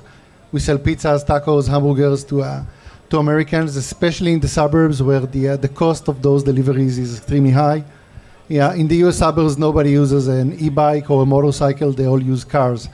So it's really expensive to deliver a pizza or a hamburger in the US. Today, Flytrex is the largest drone on-demand delivery service in the US. We have 4 stations. We're one of only 5 companies that have FAA, Federal Aviation Administration approval to operate throughout the US, together with other small startups such as Amazon, Google, UPS, and the likes. This is how it looks like when you zoom in one of our stations. The different radiuses, these are expanding as we grow our business. And within the inner circle, that's roughly 2 kilometers or so, where we've been operating more than a year now. More than 60% of the households within range have already used our service. That's an incredible number. It means that most of the town in that area are our customers. And a year after, close to 50% are still using us, which is amazing numbers compared to any other on-demand service like Wolt here or DoorDash. And for a good reason, we're a lot more affordable, we're a lot faster, so you get your food a lot hotter and much more fresh. You don't have to tip us if you don't like, and it's contactless. You don't meet anyone. It's just an autonomous robot that delivers a package to your backyard or front lawn. We don't even have a camera, so no privacy issues, and it's pretty quiet. Flytrex is developing the entire stack, so we develop our own drone, but we develop everything all the way to the customer's app. At the end, these are ultra affordable deliveries, so that way we can optimize the entire process from the drone to the customer app. And the goal is basically to replace all those humans driving cars, creating carbon emissions and car accidents with efficient robots in the sky. So hopefully I'll see you in your backyard in a year or two. תודה רבה.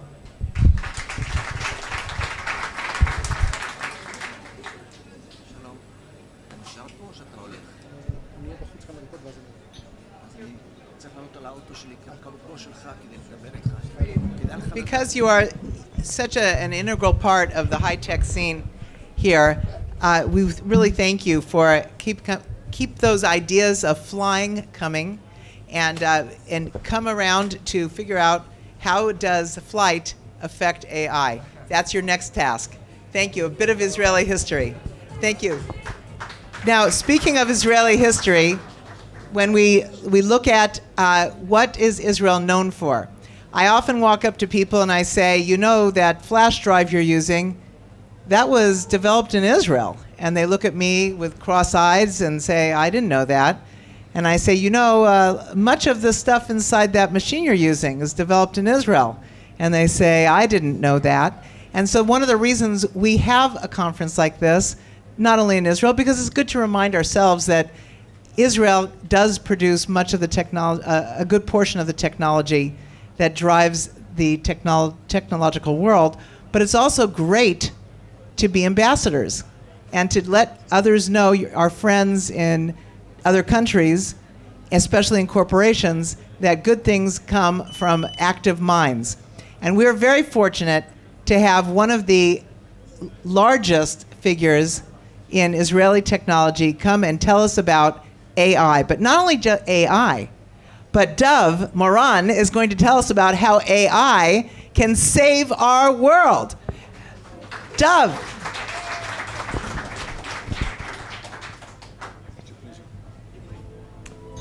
Thanks. You have the clicker.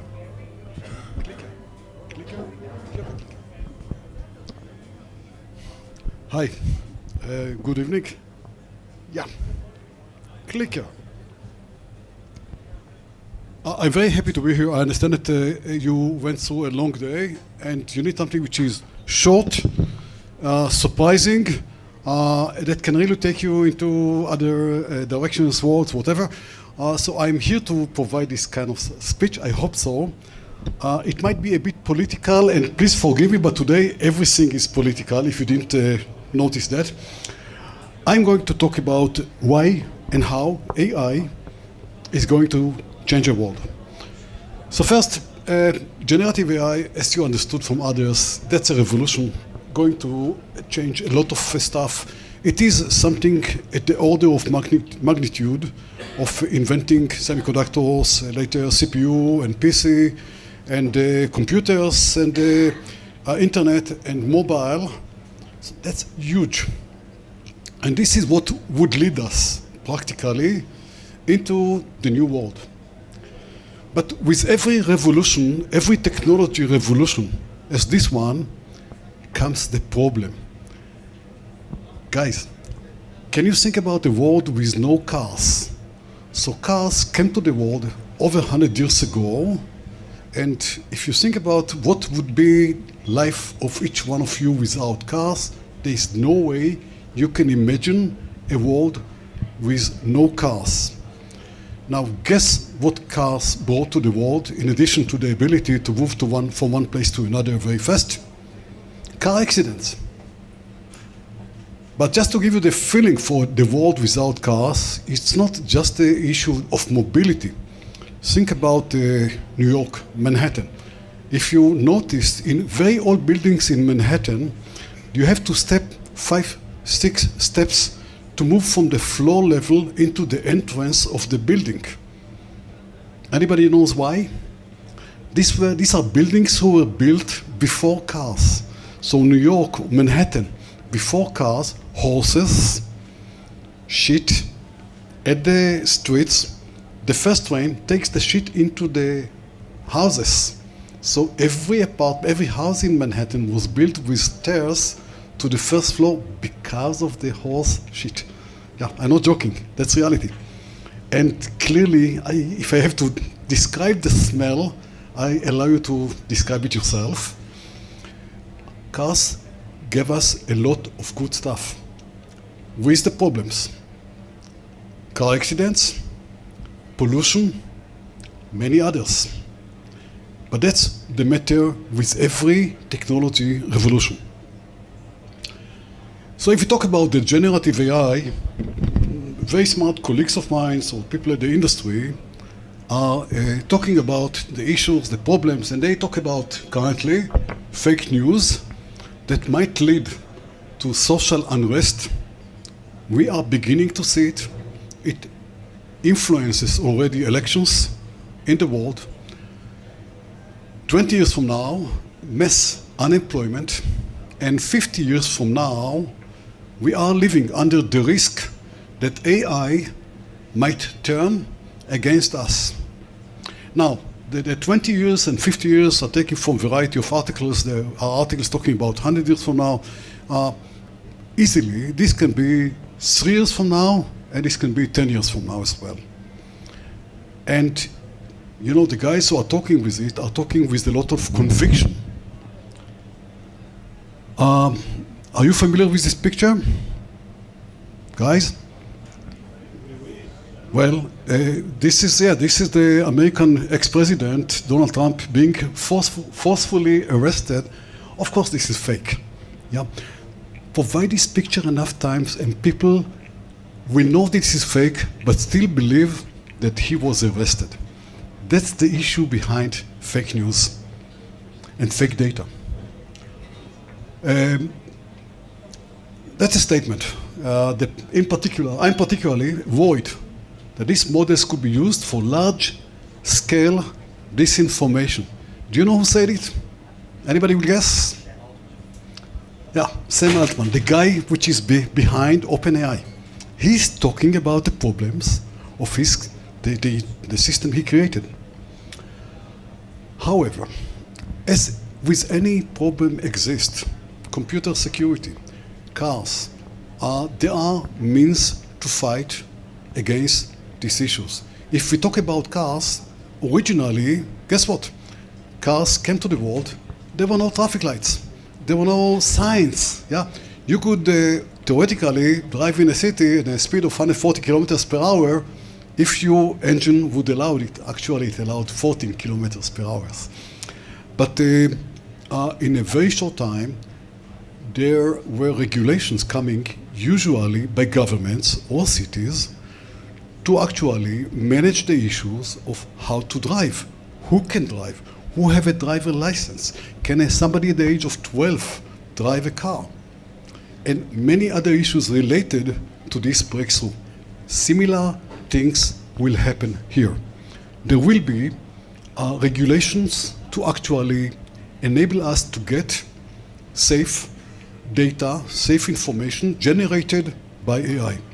And moreover, this issue is a great idea for many companies that would come to the world in order to provide solutions. In my fund, Go Ventures, we have at least 2 companies that are dealing with that just now. These are companies who are DeepChecks and another company called ActiveFence that actually are dealing today with building solutions to these issues. There will be many others. That's the reality. Technology brings problems. Technology allows company to be generated to solve these problems. Now comes the biggest, there is another issue of unemployment. Guys, every technology, the first thing it does, it creates the question, how about unemployment? This is beginning of the Industrial Revolution. Hey, cars came to the market. Do you know what's a balegule? Balegule? Balegule is a job. There were people, it's in Hebrew, it's balagala. There were people who had this, horse with a wagon, and they don't exist anymore. They became taxi drivers. Yeah, no one is smiling. Do you hear me, by the way? Oh, thank you very much. Okay, great.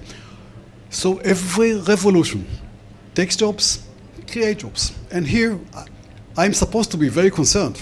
Me, as a VC fund manager, computers, AI, are going to do better job than me in deciding where to invest. Am I really worried? Not really. So the large issue is what would happen if AI will turn against us? Another statement, we need to be super careful with AI. It is potentially more dangerous than nukes. AI will be the best or worst thing ever for humanity. Who said so? Elon Musk, that's right, yeah. And that's another statement. That's actually AI might raise many practical advantages of democracy. And this is a statement by a very smart guy, he's a close friend, Yuval Noah Harari, maybe one of the best storytellers. One of the best historical storytellers from that was born. He's from the Hebrew University.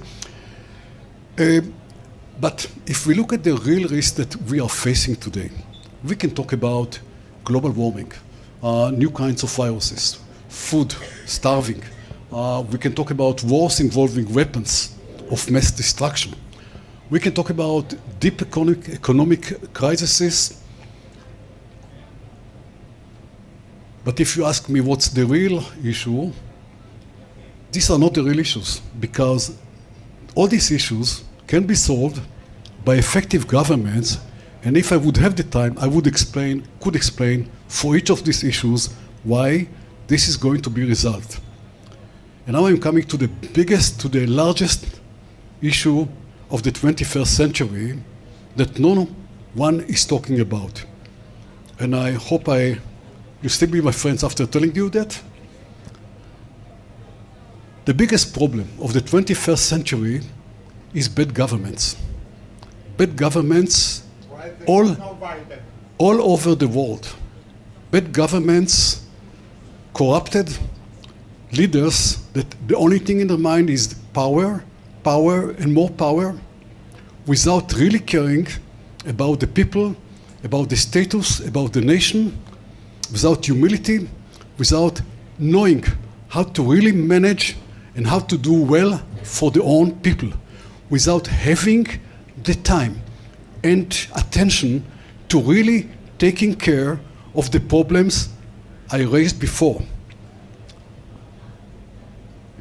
So, that's a statement which probably all of you are familiar with. Democracy is the worst form of government, except for all the others that have been tried. Winston Churchill, guys, I'm the guy who is going every Saturday night to vote, to protest or to talk in front of the protesters about democracy, because this statement is very, very correct. Clearly, lack of democracy in the way some people want us to become is disaster to the country. So, if you pay attention, the statements say worst form of government that have been tried. Democracy today is often the victory of populism, of nationality, of people who are liars, that use fake news, that do things which are awful in order to be in a position of power. Perhaps it's a time to try something different. And actually, maybe that's a time to allow computers and AI saving our world. How? So my proposal is to actually build a frame which actually will give the power to AI and computers to screen among candidates for the job of prime minister or president or others. And if somebody is laughing, that's fine, because this is very different. We don't have a choice, guys. We don't have the choice. I believe that we have to use AI to help us find the right leaders, which will be smart, honest, modest, love their countries, know how to lead, know how to take the right decisions, have values, and seek to do good. And this is not political. Because, guys, This is not right versus left. This is not religious versus non-religious. This is not Democrats versus Republicans or others. This is a call for how to create a better world, actually how to save this world. Thank you very much. Dov, we love how you weave the concepts of technology into how we can improve our lives and get involved.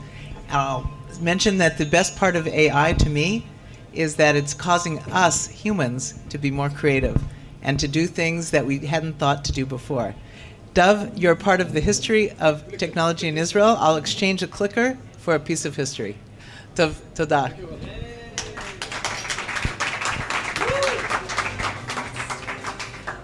Well, as we explore ideas, we talk a lot, and then our mouths become a little dry, and we don't know what to do. And we need some help to figure out how to keep our physiology in balance. And with fortune and luck, we here in Israel have figured out how to keep ourselves hydrated just the right way by using AI. And so I'd like to introduce Yoav Choshen, who's going to tell us about Impacts.io, formerly known as Water.io. Thank you very much, Sharona. So, hello everybody. My name is Yoav, and thank you for being here, and thank you, Sharona, for inviting us. First thing is a disclaimer. This is something our lawyers ask us to put, and they also lawyers need to make money, so this is why we put these slides here. Before we start, who from this afternoon, please raise your hand. I have a question for you. Who has been drinking at least 2 glasses of water in the last 3 hours? Come on, raise your hand. Not bad, but that's about a third of the people. This means the rest of us are dehydrated. And this is not only a big problem, this is also a major opportunity. Now, when we say major opportunity, we mean that people are not drinking enough water. And that's also not good for the planet. We become unhealthy, and so is our planet. And it appears that most of Americans are not drinking enough water, and when they drink, and that's the same for the rest of the world, when they drink unhealthy beverages such as soda. So we are here to help correct that. And it's not only us thinking about it. PepsiCo and Gatorade, who partnered with Impacts, actually are working exactly on the same problem, and I'm going to tell you a little bit more about this partnership later on in the next few minutes. So hydration is a key factor for our health. Okay, it moves our body, it moves our brain, it moves our mood, and we simply don't get enough water by drinking, and that's a fact. So if we drink, we feel better, we are healthier, but we also save money, and this is also a major opportunity for saving plastic, because there are hundreds of billions of single-use plastic bottles that are being used every year. Think about the number, hundreds of billions single-use plastic bottles. Why now, you should ask yourself? Because people are much more health aware and environmental aware than ever before. Post-COVID, people are really seeking for healthier solutions to be healthy and to save our planet. And proper hydration is the major opportunity. It can save a lot, many lives. It can save our planet. It can save medical expenses and even save expenses on pharmaceutical and hospitalization. So let me introduce to you Water.io Smart Bottle. Okay, this is an innovative product we invented and built it for years based on unique patented technology. It tracks the water that we're drinking while we're drinking it and help us reach our hydration goal throughout the day. How does it work? We invested millions of dollars and years in developing this proprietary technology that sends a kind of a laser beam from the bottom of this lid to the water surface to measure every sip that we take. And together with an app and Bluetooth connected smart cap that vibrates and lights when it's the time for us to drink, it really helps people to reach their daily hydration goals. And not only that, it becomes personalized in such a way that each one of us has its own personal hydration goal that changes according to our sport activity, even the weather outside, not to mention body weight and height. So we used in here a lot of science as well as things like engagement, psychology, and tactics from gamification and so on to really create those habits of hydrating throughout the day to make it very much appealing to everyone. And we saw that this is a real success. We launched it in Israel last year as the first pilot market, and we see an enormously positive feedback from all kinds of people across the population. So this became actually a community with games and people competing with each others and building groups that helps them in families and companies to help compete and see who met their goal today and how much they reach. Really successful before we expand to the US and other parts of the world. And we also partnered with some of the leading brands on that, and one specifically partnership that we are very proud of is PepsiCo Gatorade, that you remember I told you we're going to get back to this later. PepsiCo Gatorade is one of the biggest brands in the US and one of the leaders in the world. They have 70% market share in their domain just in the US alone. And they also believe and acknowledge this hydration is a big problem. So they partnered in a strategic partnership with Impax, with the Water.io smart ball platform, to provide a new kind of smart ball called the GX Smart Ball. The GX Smart Ball is specifically for sport enthusiasts, sports professionals, and so on, that reminds people to drink more water.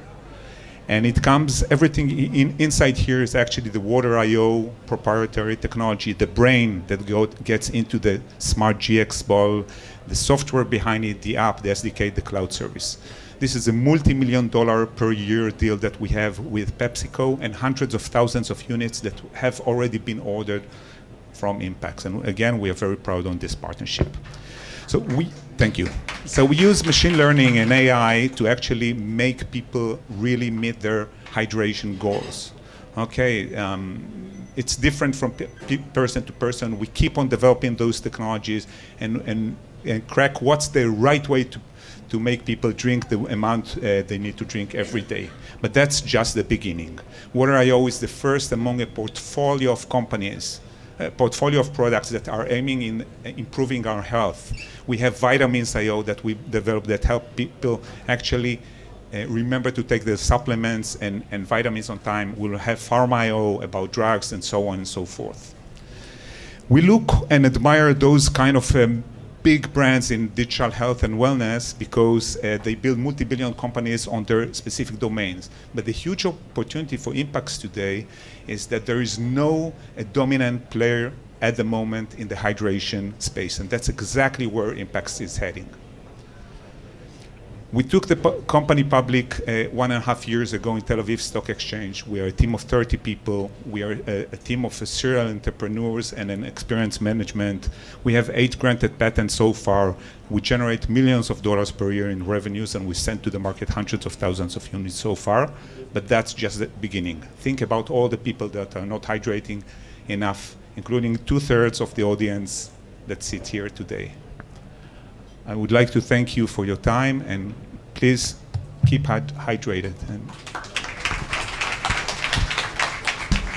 So Yoav knows that I love his glasses, but sometimes you need to have other glasses. Though these are the most phenomenal, these will keep your eyes hydrated. Thank you very much. You're welcome. Glasses.io. Glasses.io is the next startup that Yoav will be involved in.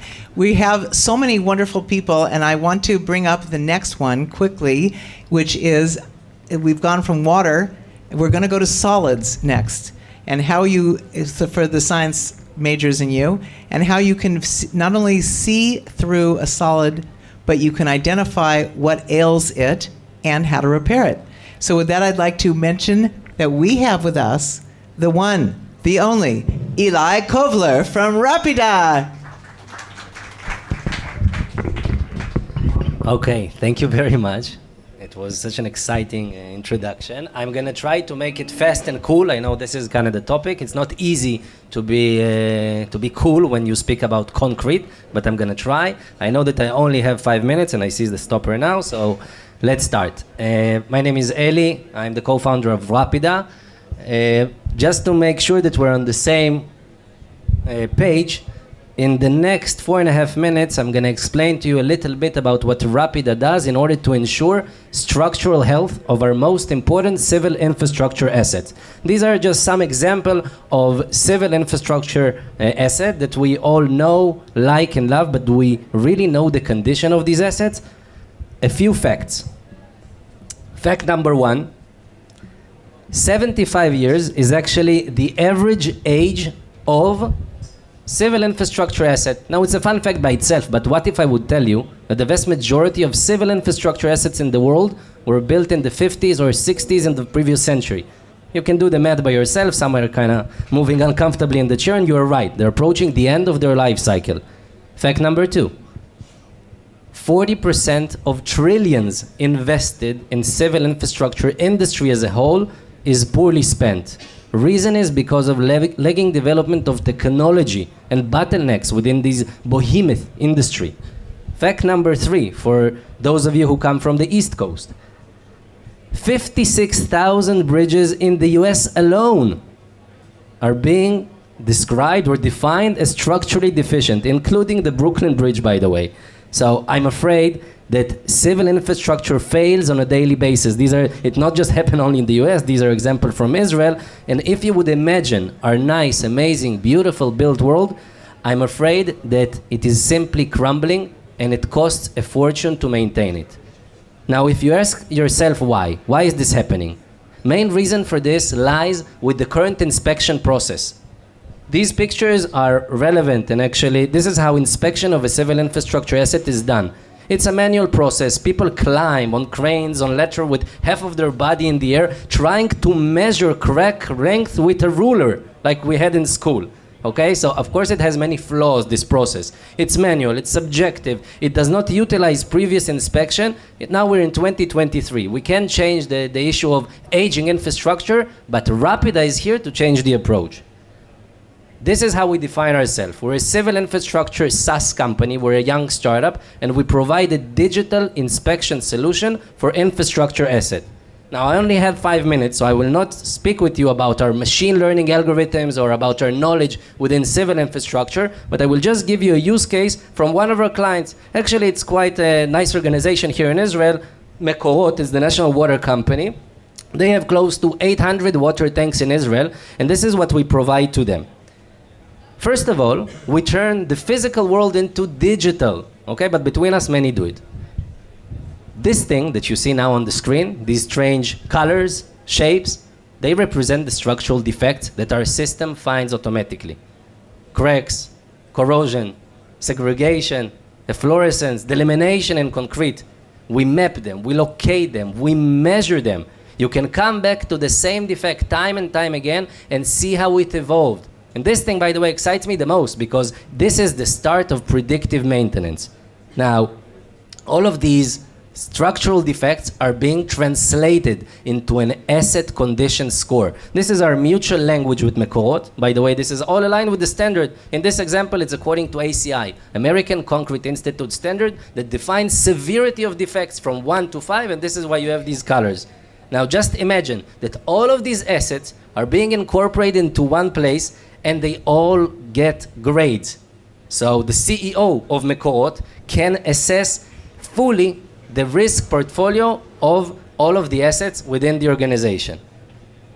Our name is Rapida because every step of the way of the digital inspection process is done by means of rapid process. We're a SaaS company, it's sensor agnostic. You can take data from drone, from GoPro, from mobile, it does not matter.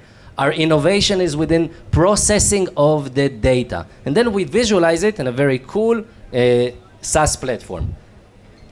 Sharona, with your respect, I took a quote, okay, because this is how you called this presentation, seeing through concrete. This is what our AI is trained on. So we put the focus on these 3 verticals. Reason is because these applications are made out of concrete.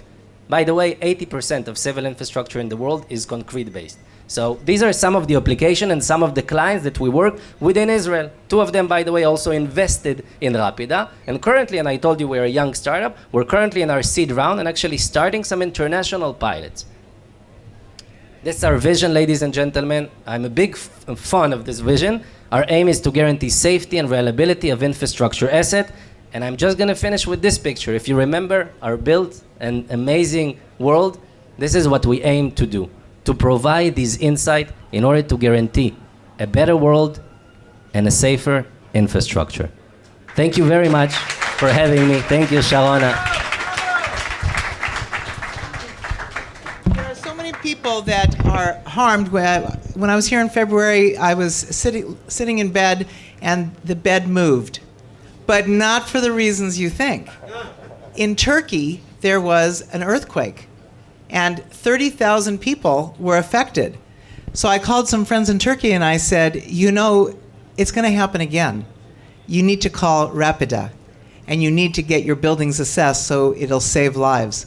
That's what we're doing here. We're connecting ideas to action because we all have huge circles of influence. And Eli, thank you very much for helping us to have something to say that's relevant to other people. See through concrete, baby. Thank you very much. So we've gone from water to concrete. It's only appropriate that we go to climate and air. We're going to have a 5-minute review with Gary Solomon from Startup Nation, where all good things come, and we're going to learn a lot more about climate. Thank you. Thank you.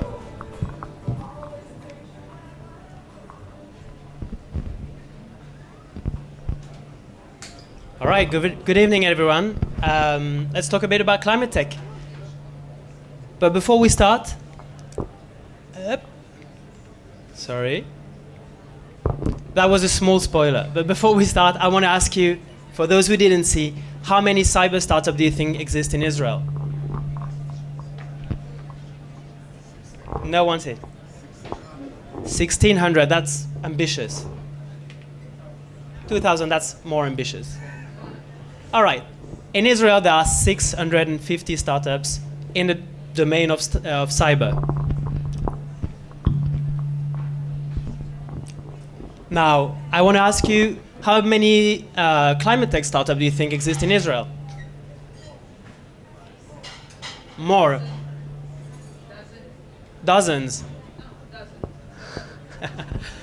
All right, in Israel there's actually 850 startups in climate tech, and that's surprising for most of us because we know Israel as a cyber nation, but no one knows actually that there's another narrative behind Israel's startup nation, which is climate tech based. And in fact, since 2019, there's been $7.8 billion of investment in climate tech alone in Israel for a total of 540 rounds. In 2022 alone, there was a total of $2.9 billion investment, and in the same year, for every 5 new startups founded, one of them was a climate tech startup. My name is Gary Solomon.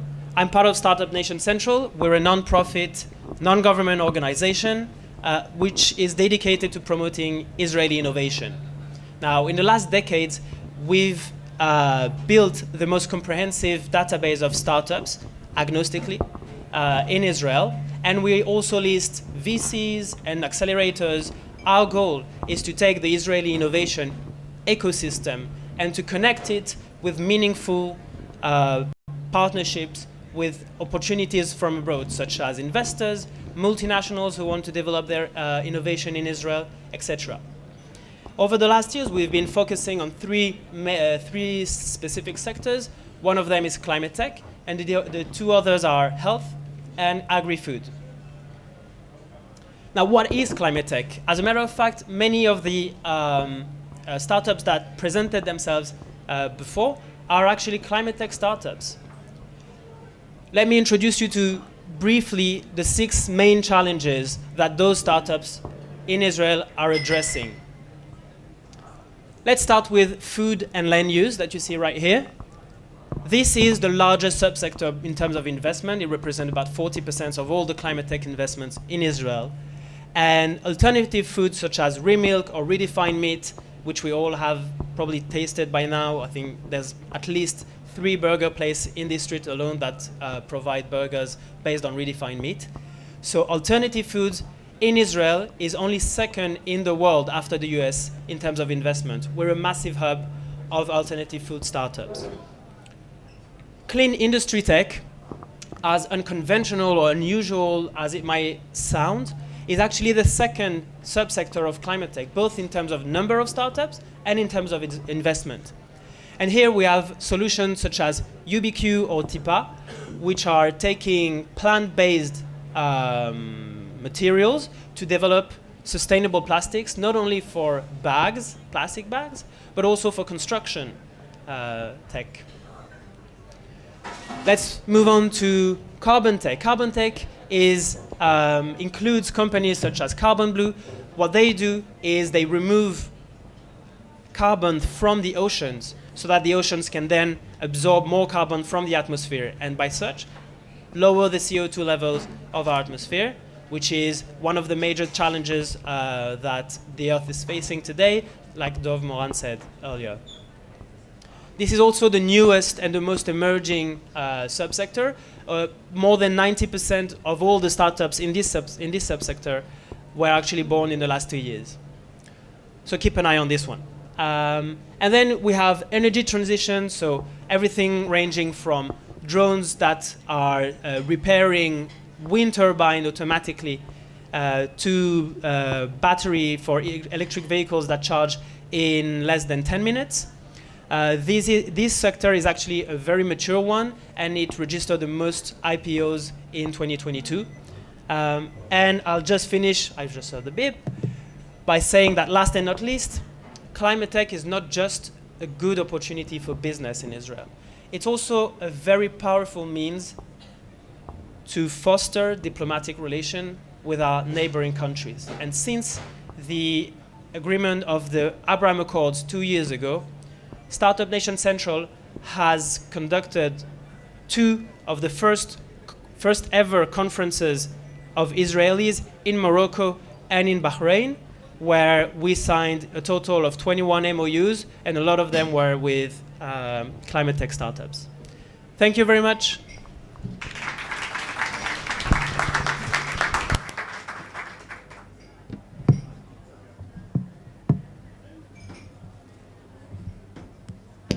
Gary, thank you so much. Good luck relating this to climate tech. This is very related to climate tech. Our eyes often get very affected by the climate and things that are in the air. And so we want to have protection for our eyes. And there's nothing better than a piece of plastic to protect us from climate change. Thank you, Gary.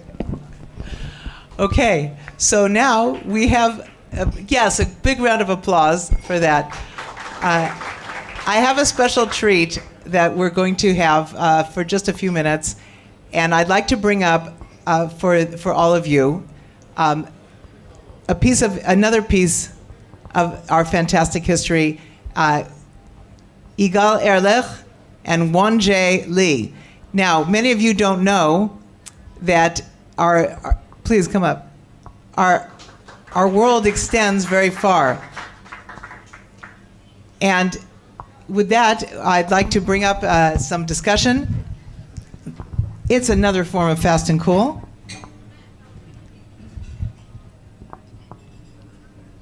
Thank you. And I'm going to join as well. Thank you very much. So how many of you have heard of Yozma?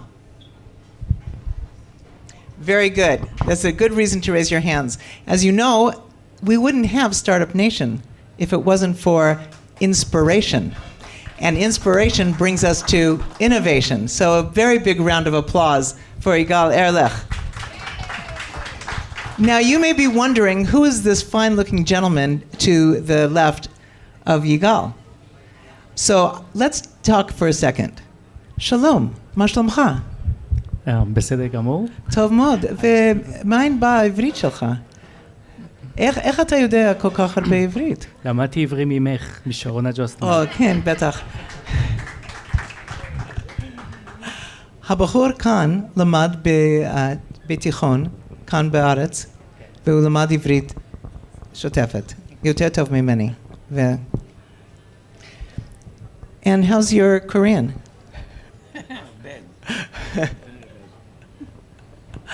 So, Yozma is a fund here, and Igal, tell us what caused you to be inspired to have such a fund? Well, very shortly. I believe people are tired already. So the history is very straight. I mean, my last year as the chief scientist of the Ministry of Industry, which is today the Innovation Authority, I realized that government money, which support startups in funding R&D, is mostly go down the drain.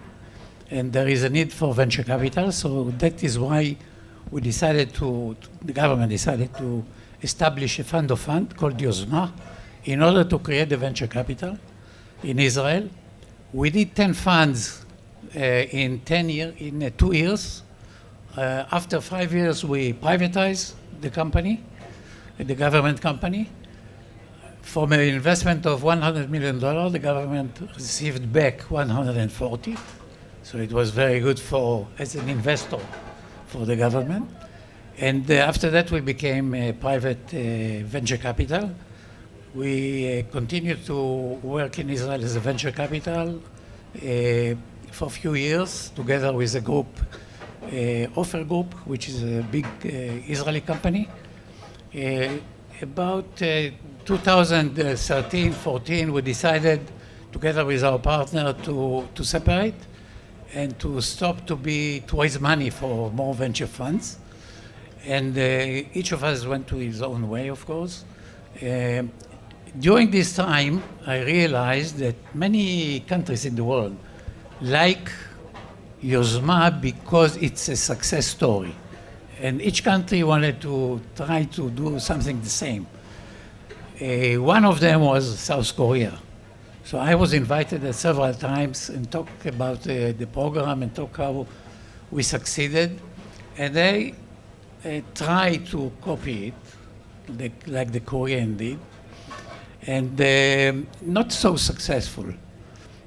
In 2014, I met this guy in Israel. As you said, he was an Israeli young guy, and he talked to me about investment in Israeli companies with Korean money, and that he wants to go back to Korea. And I said to him, okay, why not we do Yozma in Korea? I know the government there, and I know they want it.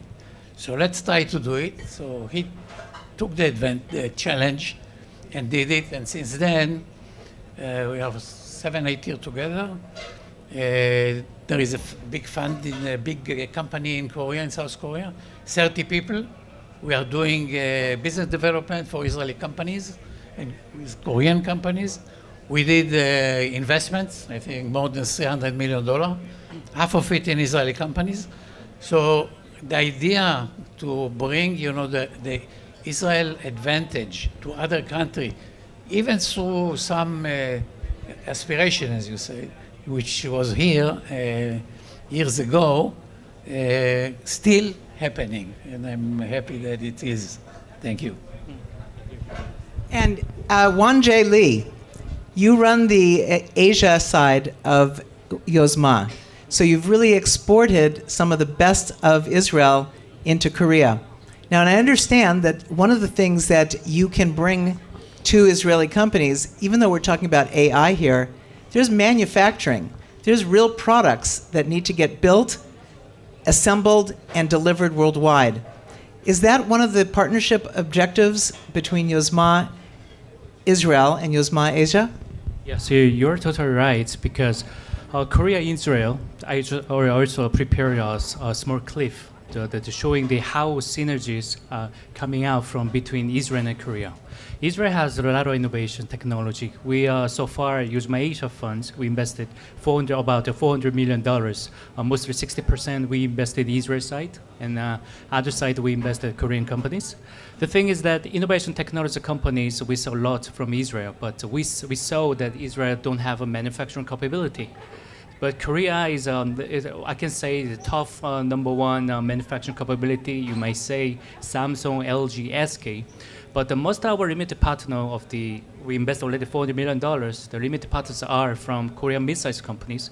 They are the first tier of Samsung, first tier of the LG, SK, Hyundai. They know how to manufacture it. They have a great connection with the Samsung, LG, SK. So they are the limited partners, but actually they are the great advisor for us, because they help us our investments, and then they give us advice how to manufacture those innovation technology to manufacture it, and also collaboration with the Korean conglomerates. So this is what we do. We do investment, we do business development. So that's why we prepared and show you how synergy we can make. So could you please, if it's possible, play this the clip? Liran.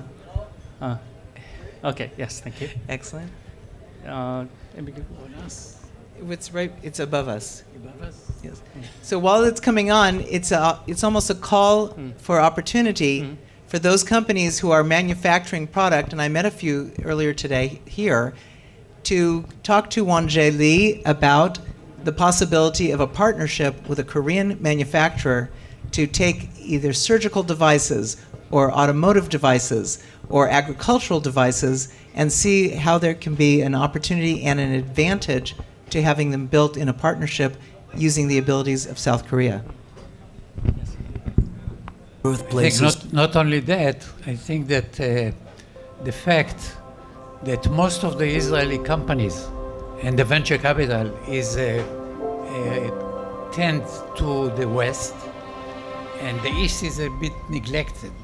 And I think the Israeli companies, the Israeli venture funds are doing a mistake. And Korea, not to look the beginning and end especially to of Korea, Asia. because there are many opportunities, But not we only have a lot in manufacturing, common. also money and so on. We overcame a history of humiliation and achieved remarkable economic growth within a short amount of time. In addition, both countries are small, but the birthplaces of bright individuals with high educational zeal. In other words, we are both nations of prosperity and democracy, which was achieved by overcoming significant threats through the power of faith and courage. It is also rooted in the words of the Bible, which stresses the values of diligence, education, and good deeds. During the outbreak of the Korean War in 1950, Israel sent $100,000 worth of medical and food aid. In 1962, the two nations, which had a friendly relationship, established an ambassadorial-level diplomatic connection. In 1994, Prime Minister Yitzhak Rabin visited Korea, and in 1996, economic-related agreements such as tariff and investment guarantees and agreements to prevent double taxation were actively carried out. In July 2019, the Blue House held a summit with Israel's President Reuven Rivlin. They discussed ways to deepen Korea-Israel relations and the situations on the Korean Peninsula and the Middle East. On May 12, 2021, South Korea and Israel signed the Free Trade Agreement. And 2022 marks the 60th anniversary of diplomatic relations between our two nations. So today, we are here to share a glorious moment together.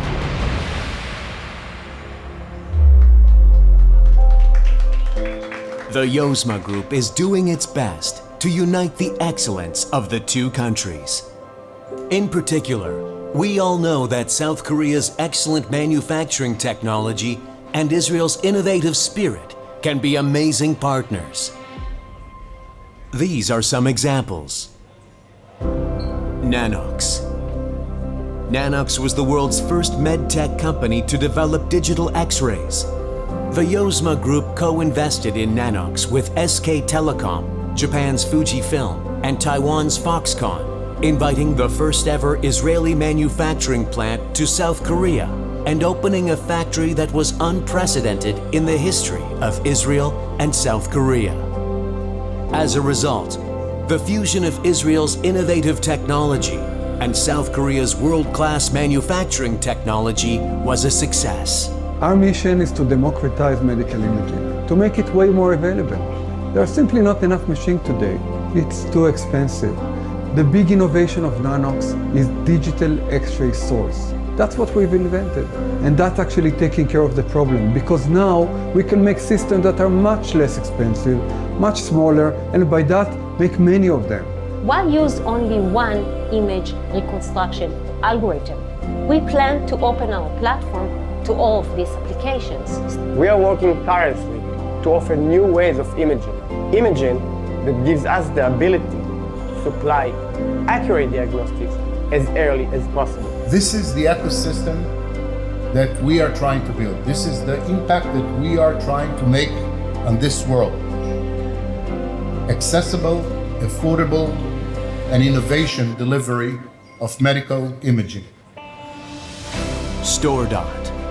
Founded in 2012, StoreDot introduced its 30-second smartphone charging technology in 2014.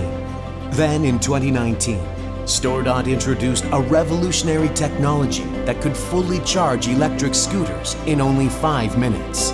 They have received strategic investments from BP as a result of technical collaboration through technological verifications by global companies. They are taking a step towards a more extensive international collaboration, having received strategic investments from global automakers such as Daimler-Benz, Volvo, Polestar, and VinFast. There's 1.5 billion combustion engines globally that we can replace with electric engines that charge like that. This is it. What you see today is the beginning of the change. Convenience will be a key factor for consumers in how they want to charge their electric vehicles, and we believe speed is going to be critical. You have to change the chemistry of the battery.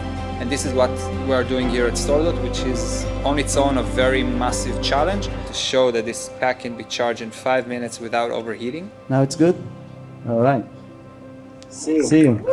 Okay. So it's about speed of charge. We haven't seen that kind of a speed before. Aerovation. Aerovation is a carbon capture technology company looking for ways to use CO2 while reducing CO2 emissions. The company's ultimate goal is a carbon-free world. Aerovation Technologies is a carbon capture company on a mission to deliver healthy air to our next generations. Our award-winning technology profitably converts industrial CO2 emissions into valuable mineral end products that can be used in food, glass, and fertilizer industries. We ask ourselves a challenging question.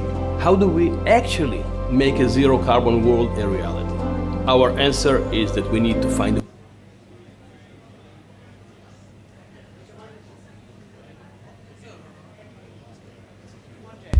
Yes.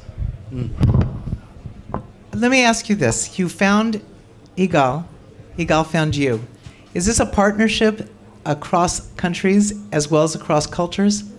Yes, it's amazing partnership, and actually that we are managing together this fund, a Korea-Israel fund, also Israel-Asian funds.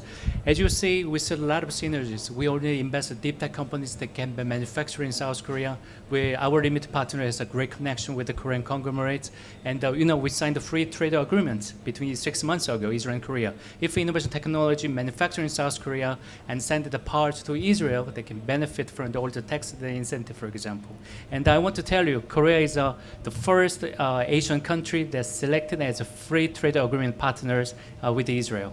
So I can say that Israel and Korea Bravo. great partnership together. So thank you, Wonjae, for showing the light of the way of how Israel can reach the world and for being such a fabulous partner.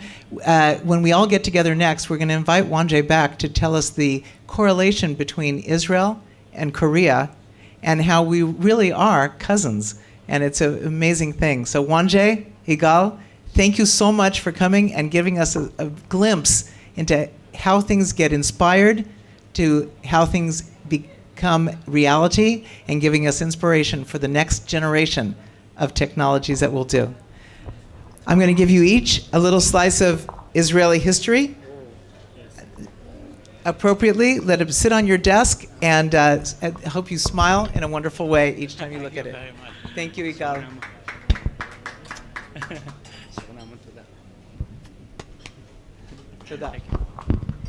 Big round of applause for Igal Erlech, without whom the country would not have been inspired to have all those programs that helps fund small startups who become large companies. And a big round of applause to Won-jae Lee, who speaks English, Hebrew, Korean, and probably a few other languages, and is using all that talent to help make Israel great. Thank you, Won-jae. We're going to delve into the world of food now. And food, you might say, where is the AI in food? And I'll tell you where the AI is in food. We're going to look at how we smell things, how we precede our desire to eat by using technology to tell us what we're about to eat and whether it suits our fancy. After this, we're going to have a session with some of the thought leaders of food AI. And then we're going to learn a little bit more about how food works. So with that, I'd like to introduce a very sensitive topic, which is Mamay Technologies. And we'll switch right there now.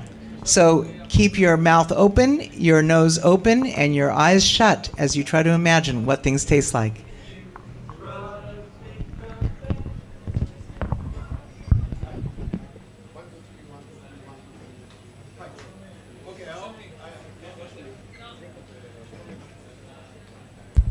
עכשיו שומעים. זה בערך איפה שאנחנו נמצאים. היי.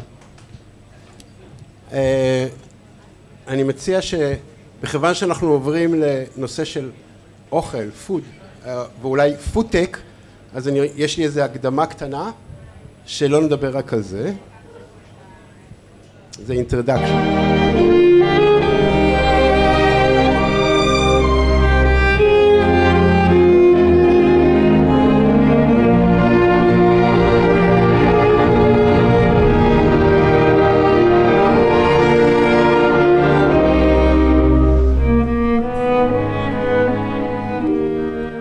אז כבר שמענו פה על מוזיקה, יש מלא AI וצבעים.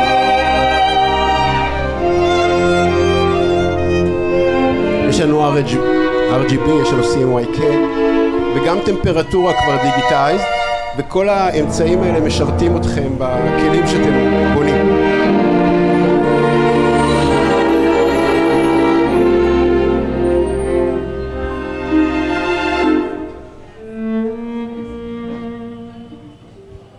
משום מה חסר שפה דיגיטלית לעולם המזון והמשקאות. עולם דיגיטלית ש-AI מסוגל להשתמש בלהפיק מסקנות.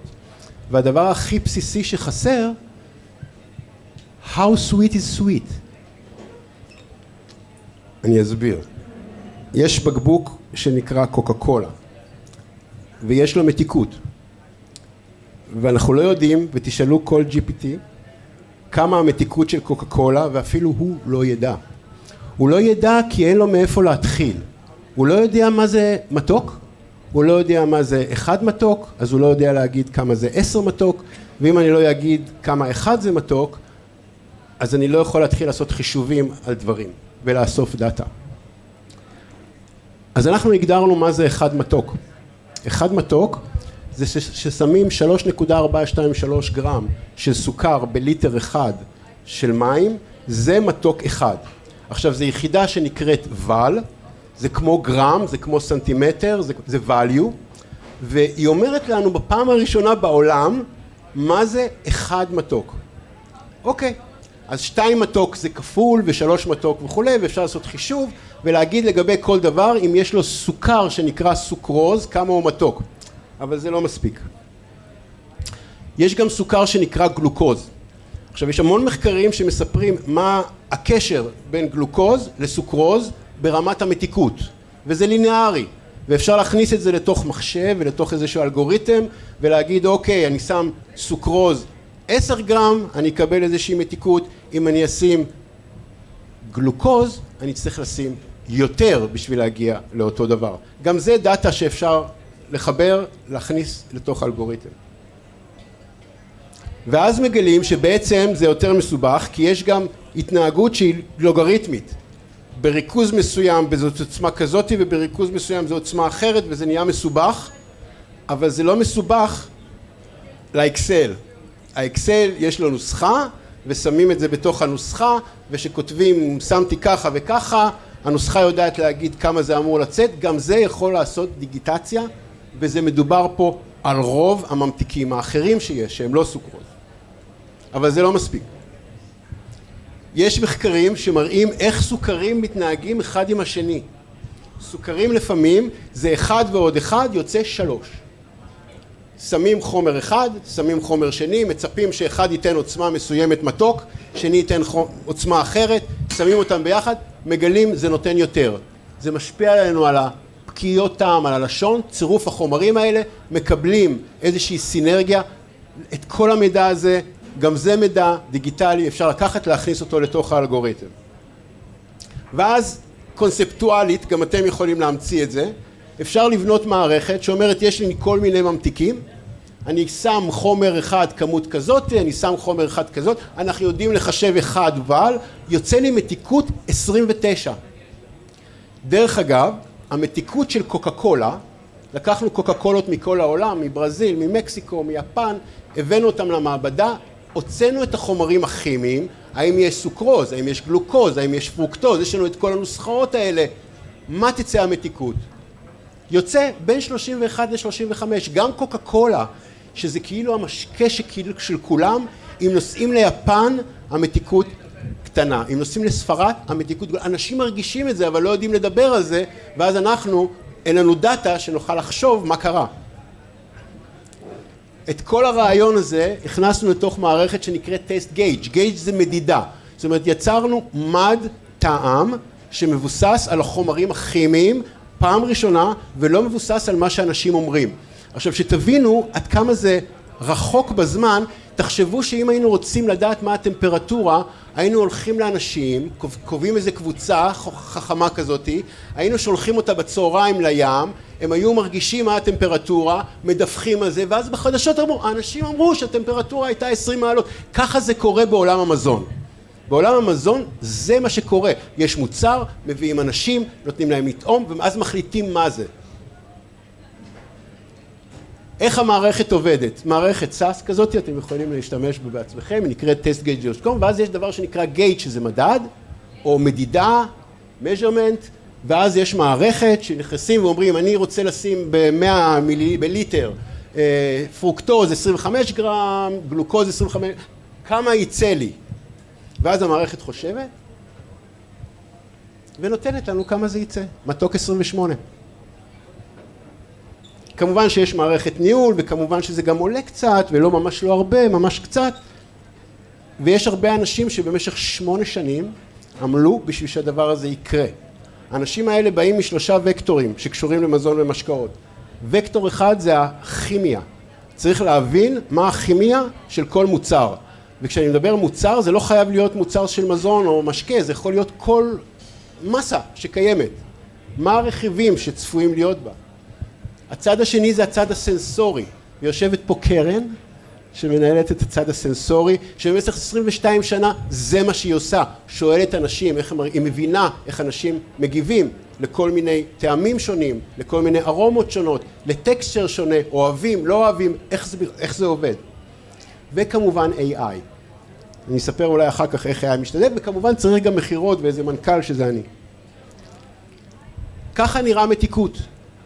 זה הביטוי החדש של מתיקות, של כמות מסוימת, של סוכרים מסוימים, בתוך נוזל מסוים, או בתוך מסה מסוימת, אפשר להגיע למספר 20. בספטמבר אנחנו נשחרר את המליחות, ואז אפשר להגיד, החומרים האלה, שמתי ככה וככה, כמה מלוח זה יוצא.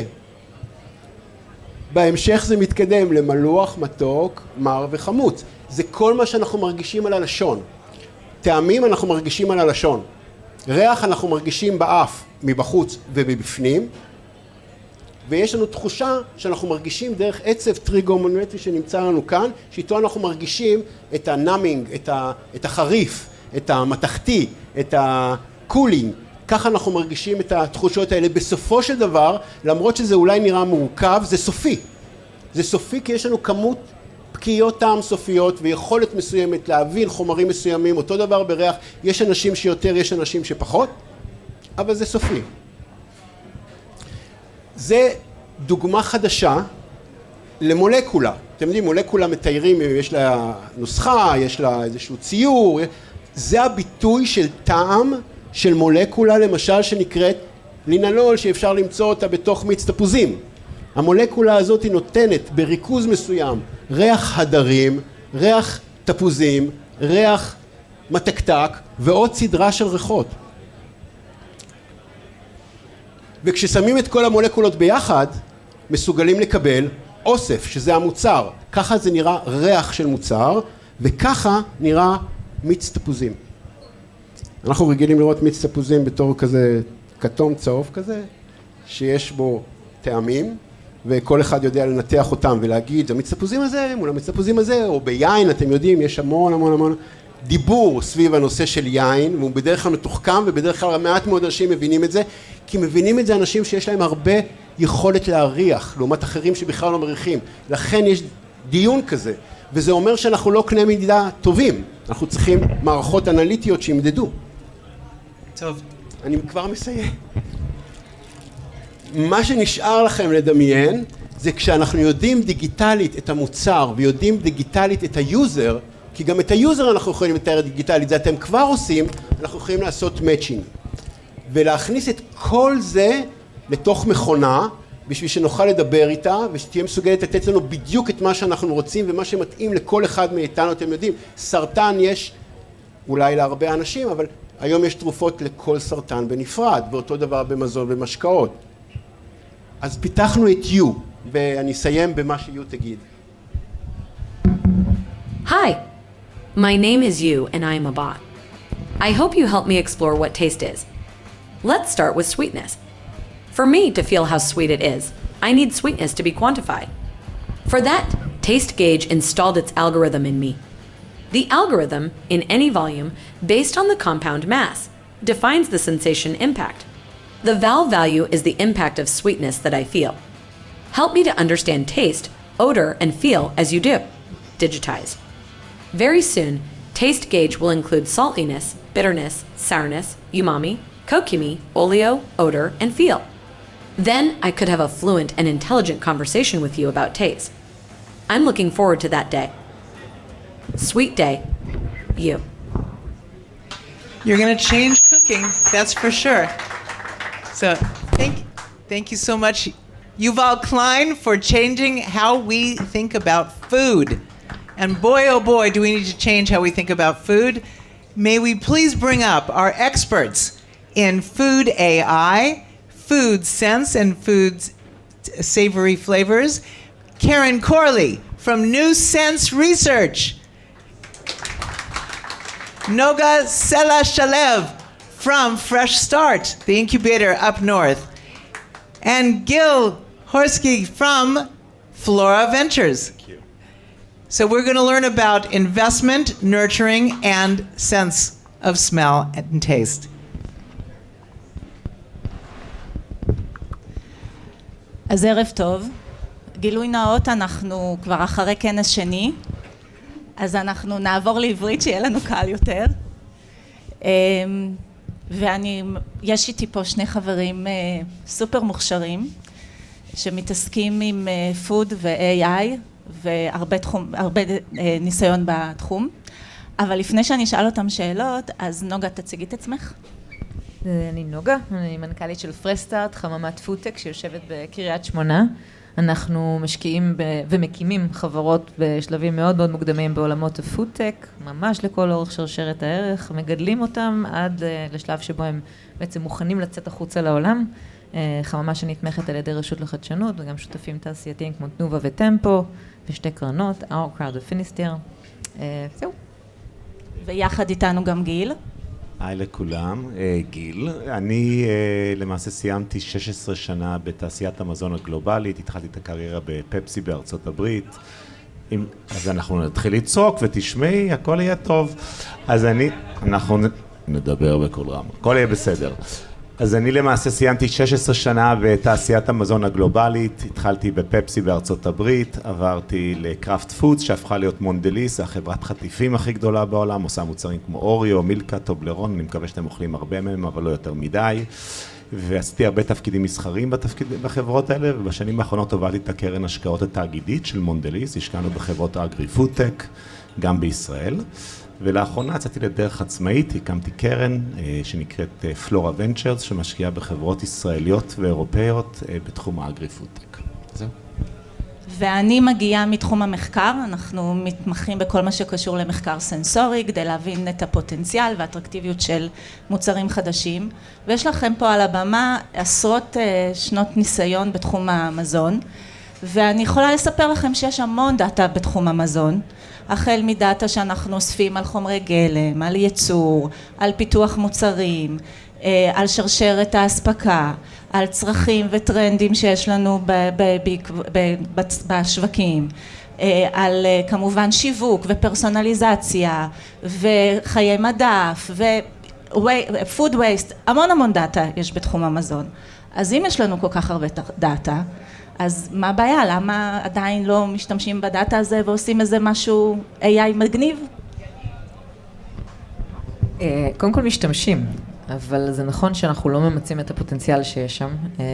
הרבה מהחסמים מגיעים מעצם זה שהדאטה בעולם זו תעשייה מאוד מאוד מסורתית. דאטה הזה לא נאסף ולא מקוטלג ולא מסודר באופן שמאוד מקל על השימוש בו. לפחות לא ממצות את האפשרויות שימוש בו. וגם איך שהתעשייה שלנו בנויה קצת מקשה על זה. או שהיא נורא מבוזרת וקשה לאסוף את המידע, או שהיא מאוד מאוד מרוכזת בחוליות מסוימות בשרשרת, ואז המידע הזה הוא חלק מהנכסים של חברות. באופן כללי, אני חושבת שבתעשיות מסורתיות יותר קשה לנו בעצם להטמיע את הדברים האלה, בפרט שהשרשרת ערך שלנו היא מאוד מאוד מורכבת, וההשפעות והקישוריות בין החלקים השונים הם גם חלק בלתי נפרד מהיכולת למצות את זה עד הסוף, ושם אנחנו עדיין לא לגמרי פיצחנו את האירוע, אבל יש עוד הרבה סיבות. אני רק אגיד שהיה מחקר של מקינזי לפני כמה שנים, שהסתכל על 10 תעשיות הכי גדולות בעולם, ועל רמת הדיגיטיזציה שלהם, ותעשיית האגרי-פוד הייתה בה 10 גדולות, מדברים עליה כיום כתעשייה של $8 טריליון, יש כאלה שאומרים שזה כבר 10, לא כך משנה במספרים האלה, אבל היא הייתה by far the least digitized מכולם. עכשיו, כמו שנוגה אמרה, יש באמת הרבה סיבות. אחת הסיבות, דרך אגב, שזה למה אני כל כך אוהב את התעשייה הזאת, שזו תעשייה מאוד מורכבת, זאת אומרת, יש פה value chain מאוד מאוד מורכב, זה חברות שמתחילות, יש להם R&D, ואז יש להם procurement, ואז יש להם manufacturing, ויש להם supply chain, ויש להם distribution, ולפעמים הם מגיעות לקונסיומר, ולפעמים בכלל יש כאלה שמנסות לעשות אינטראקציה עם הקונסיומר, post-consumption, יש פה המון נקודות, וזה ארגונים גדולים, אני הייתי במונדליס, זו חברה של 80,000 איש, ומי שעובד במניופקטרינג בכלל אפילו לא מכיר את האנשים שבמרקטינג, והם כולם במערכות שונות, דאטאבייסים שונים וכו'. אז על מה שאני כן אגיד, שכל הקשיים האלה הם יוצרים הזדמנויות אדירות, זאת אומרת, גם ליזמים, גם למשקיעים כמונו, ואני חושב שזה מה שמעניין בתעשייה הזאת, ההזדמנות, זה אחת התעשיות האחרונות שעדיין לא עברה disruption דיגיטלי. אז אם הבאת אותי להזדמנויות, ואנחנו יודעים שיש לנו מקורות מידע מכל מיני מקומות, אז איפה אתה רואה את ההזדמנות הכי אמיתית שיכולה להביא לנו לפריצה בתחום ה-AI והפוד? אז אני חושב שזה מעניין, אני חושב שיש, עוד פעם, יש המון touch points, אחד המקומות שאני אוהב לדבר עליהם, שהוא תחום, הוא לא עולם סקסי, אבל בתוך עולם האגרי-פודטק, אבל זה הרבה פעמים מצחיק אותי, שהייתי במונדליס, מונדליס היא עדיין הקניין קקאו הכי גדול בעולם, זו החברת שוקולד הכי גדולה בעולם, היא לא מגדלת קקאו, היא קונה קקאו, ועד לפני 6 שנים בערך היו קונים קקאו, היה צוות רכש שהיה קונה קקאו עם אקסל שיט.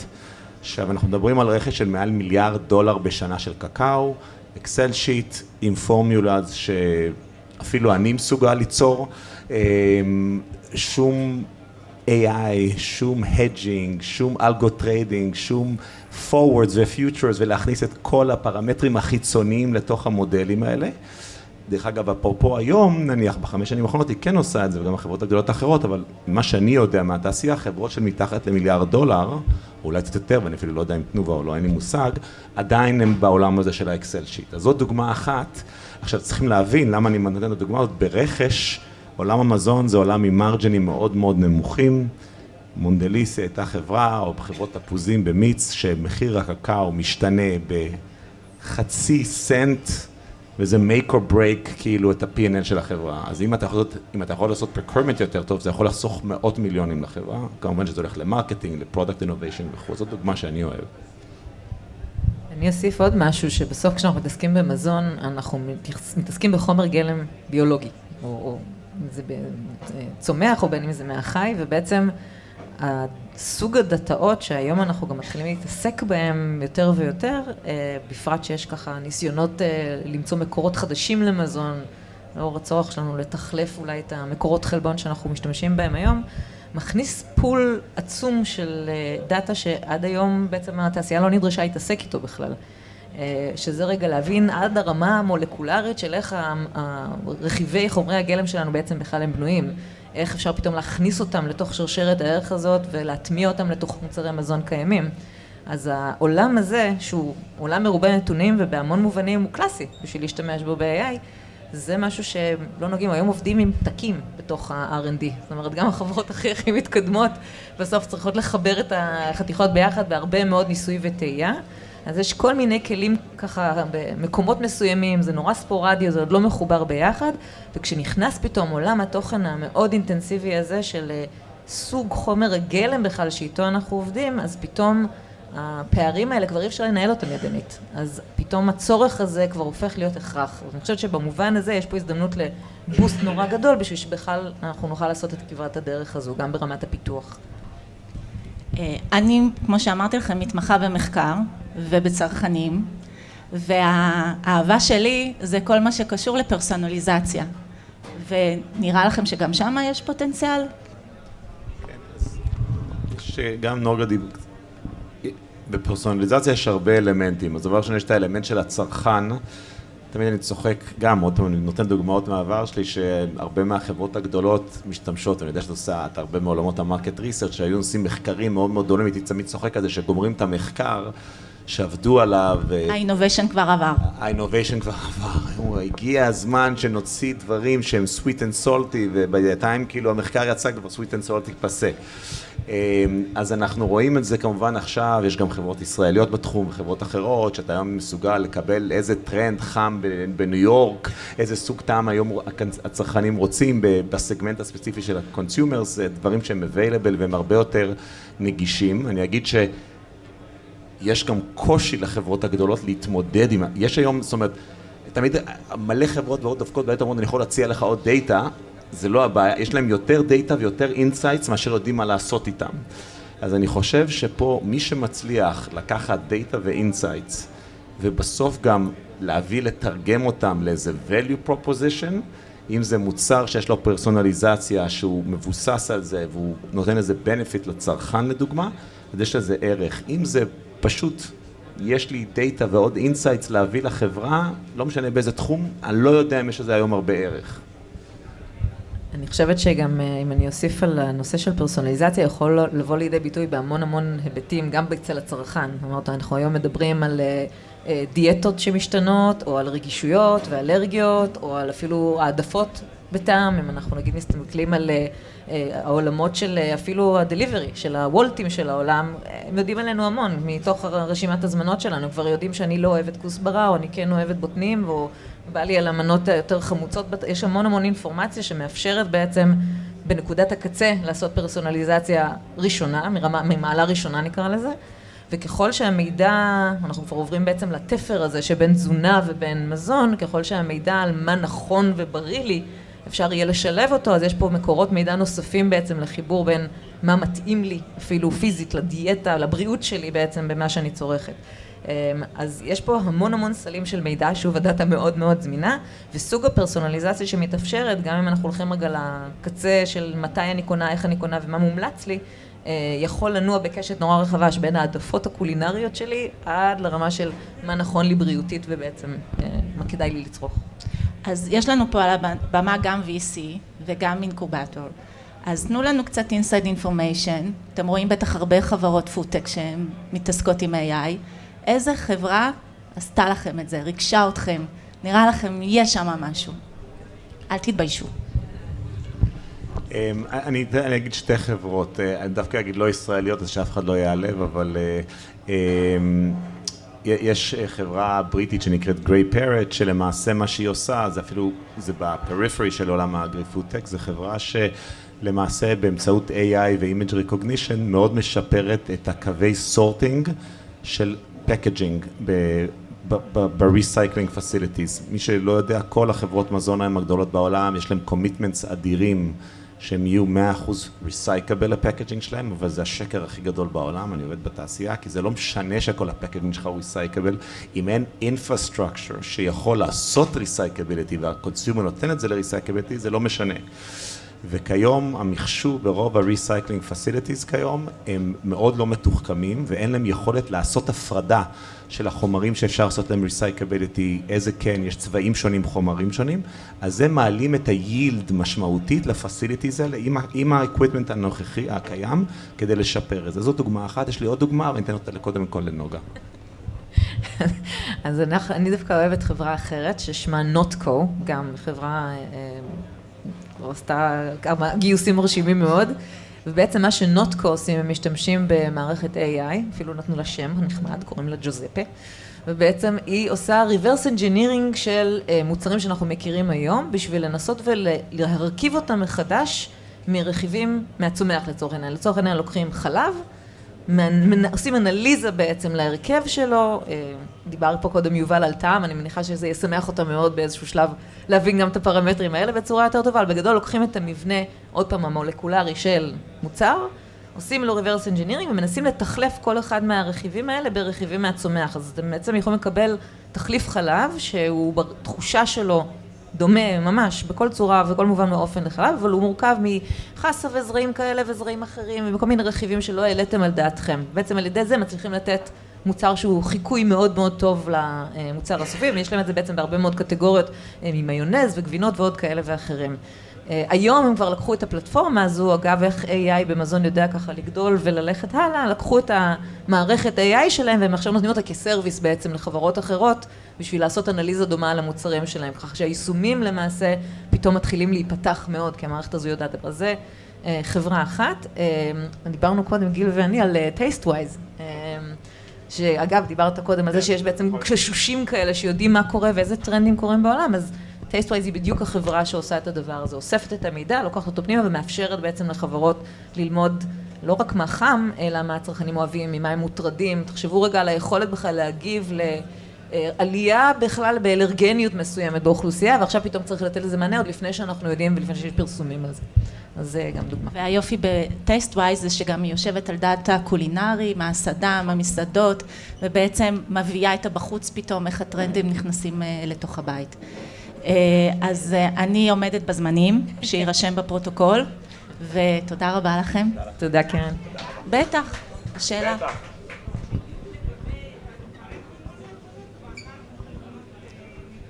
אנחנו לא שומעים אותך. לבנות ולפרק מולקולות, כן.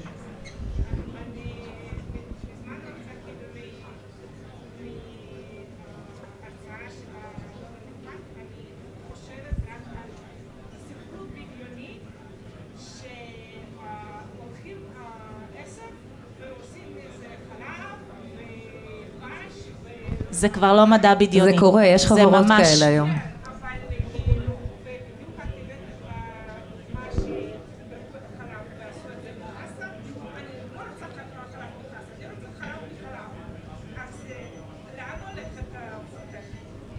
זה, תראי, כולנו היינו רוצים להשאיר את הדברים כמו שהם. עכשיו, זה פותח פרק שלם שלא דיברנו עליו בכלל. זה לפאנל שנה הבאה. בדיוק, על כמה השרשרת מזון הנוכחית שלנו, והחלב שאת מכירה היום, יש לו אימפקט בסוף על העולם שאנחנו חיים בו, באופן שלא יאפשר לנו להמשיך לצרוך אותו הזיז. לכן גם החיפוש הזה אחרי מקורות אחרים. אבל החיפוש הוא האתגר, והאתגר הוא שבסופו של דבר שאת תשתי את החלב מהחסה, מבחינתך זה יהיה טעים, ונותן לך בדיוק את אותה חוויה, אבל זה האתגר, זה עדיין לא שם, אנחנו נגיע לשם.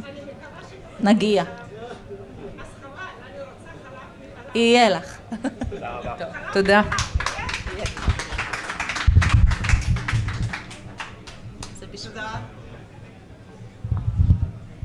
Toda to our panel. This is so fascinating. We love food. We don't often think that technology and food really go together other than in manufacturing. But now we know the rest of the story. And what's very interesting is what's coming up next is a company called My Air. And it's how to control, contain, and manage your appetite. And I'd like to introduce Dovev, who will tell us a lot about how we eat and what we can do about it.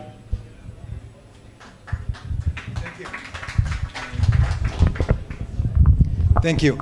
Thank you, Noga, Karen, and Gil, for putting personalization as one of the major issues of the food tech and growth in this industry. I would like to take this route to talk a little bit about the... Do you hear me? Now it's better? I'd like to take this route to talk about the global silent killer. It's not AI, it's stress. Chronic stress, to be a little bit more precise. Who in the past, let's say, a week or month suffered from severe stress? Most of you. Well, we are not alone. As a matter of fact, 83% of the adult population in the United States suffer from chronic stress. And it's the sixth largest, it's considered to be the killer factor, the sixth killer factor because of its effect on our body, on our health, on our immune system, and so on. And the damage that it causes to the U.S. population is considered to be estimated by $500 billion annually. Wow, why am I so stressed? I need some air. I can quit my job, move to the village, desert, ashram, master meditation, dose myself up with drugs and dietary supplements. Zero coffee, zero sugar, zero carbs. Well, that's not gonna happen. Changing behavior is one of the hardest things. But hey, I'll use one of my favorite things, eating. Could it work for me? Can it be smart? Simple as that. I can monitor myself with my smartwatch and have an app with insights about myself and self-assessment tests. How my stress changes throughout the day, how to make the most of my sleep, how long it takes me to get into deep sleep, how that affects my focus the next day, on which day I'm most stressed, and on which day I'm not.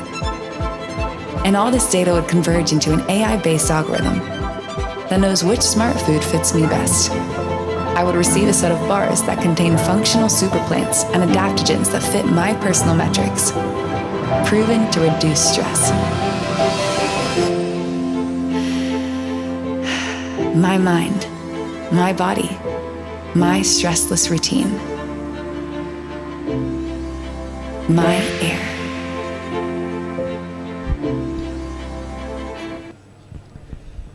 A research that was conducted by Harvard Medical School proved that stress affects us in a very different way. Some of the people are being affected by stress by difficulties in their sleep, in falling asleep and in maintaining a long-lasting sleep. Others in their ability to be focused throughout the day, in their energetic level, and so on. There are 6 families of symptoms that each one of us suffers from different portions of them once we are stressed. And the big question is, how do we know which symptoms are most relevant for each one of the users?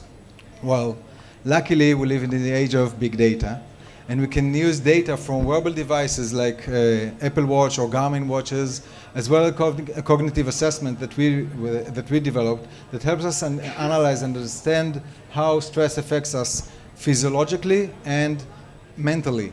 And the combination of those mind and body data provides us with the full profiling of each user. We provide a care plan for each user that is taking his nutritional preferences and nutritional needs and combines his deep profiling and provides and enables him to receive personalized nutritional plan that helps him relieve his own stress. Our team of researchers, psychiatrists, as well as physiological stress researchers, build a combination of analyzing those two data points and two data worlds in order to understand how stress affects each user.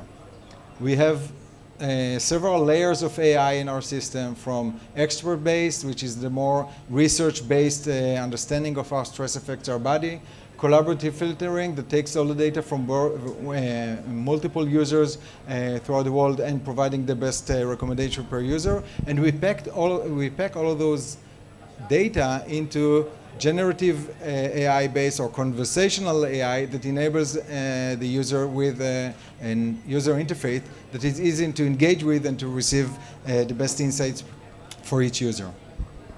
So I'd like to invite you to download Meyer Insights or Meyer Coach apps and to connect your wearable devices in order to receive your personalized data about to understand how stress affects you and how to measure and how to build a plan that will help you cope better with stress. We even connected our app to generative AI system that is plugged into any messaging app. So on WhatsApp, Facebook Messenger, and so on, that provide those insights to the user on a daily basis to help each user understand how stress affects them. We started selling our products last year in the United States. We had thousands of paying customers across the United States. I'm particularly proud of the fact that 4 out of 5 users have proven to reduce their stress thanks to the usage of Meyer products, which is also backed by a research that we conducted with Garmin Health. That you can see here on the red line the stress level throughout the day of the average users, and the blue line is after using Meyer or while using Meyer, reducing the stress levels for our users. So our product provides a solution for people to discover how stress affects them, to manage, and of course, how to balance their stress in the best way. I'd like to invite you all to go to Meyer.ai, download the Meyer Coach app, and see for yourself how you can relieve your stress. Thank you very much. Dovev, just knowing that you have this app, my stress level is lowered. Because sometimes anticipation creates lack of consternation. So thank you very much. And because you are super cool, you too win a pair of super cool sunglasses. Thank you. Thank you, Dovev. So we're going to migrate a little bit from looking at stress to looking at retail. And so we are going to bring up, please, Dionys, come and set up as we're here. Excellent, excellent, good energy. When we go into a department store and we're bombarded with so many things to buy, how the hell will we know what we should get? And we're doing research on the fly to figure out, is this what we really want? Is this authentic? Is this really real? And so with Dionys's company, True Lux, we're going to learn how we can really enjoy buying luxury goods and staying happy. And then, of course, if we get Dovev's application, our stress level will go down, so we'll buy more, and then we'll eat more healthily. And you see, life is one continuous circle. Dionys, tell us all about True Lux.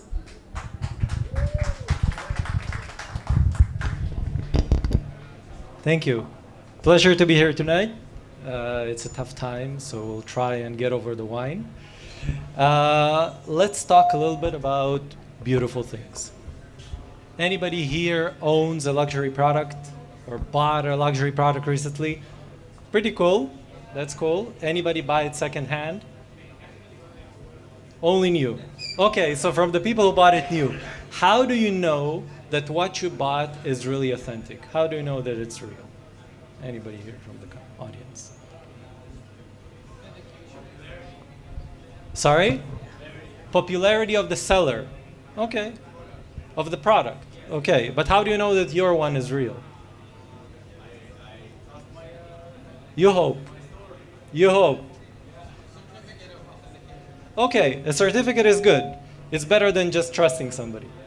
Okay? The certificate is good. So let's talk a little bit about luxury goods and luxury items.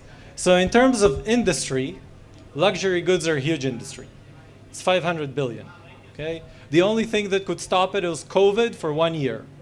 It's been growing for the last 15 years. And what's interesting is that it's growing across generations. Gen Z, millennials, everybody is buying it, okay? And what's more even interesting than that is that it's shifted to online. So people are buying more and more luxury goods online, not only in physical stores, which makes the problem of authenticity or knowing what you're buying even worse. Because essentially you're looking at a website, at a bunch of pictures sold by somebody who you never met, and you're paying tens of thousands of dollars for an item which you hope is real. And that is a big problem. How big is it a problem? As big as the actual market for real goods.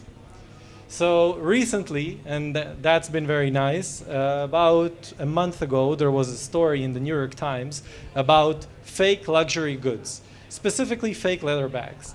And they found that experts, human experts, on luxury items could not differentiate between a bag which costs $10,000 and the fake which costs like $500, okay? The fakes have become so good. And it's a huge, huge issue. And the market for fake consumer goods, we're not even talking about pharmaceuticals or automotive, is $600 billion. It's being faked that much. So what do we do about it? How can we solve that? Today, when you go to a reputable online store or an offline store, they have experts. These experts receive the items, they validate them in labs, they generate certificates.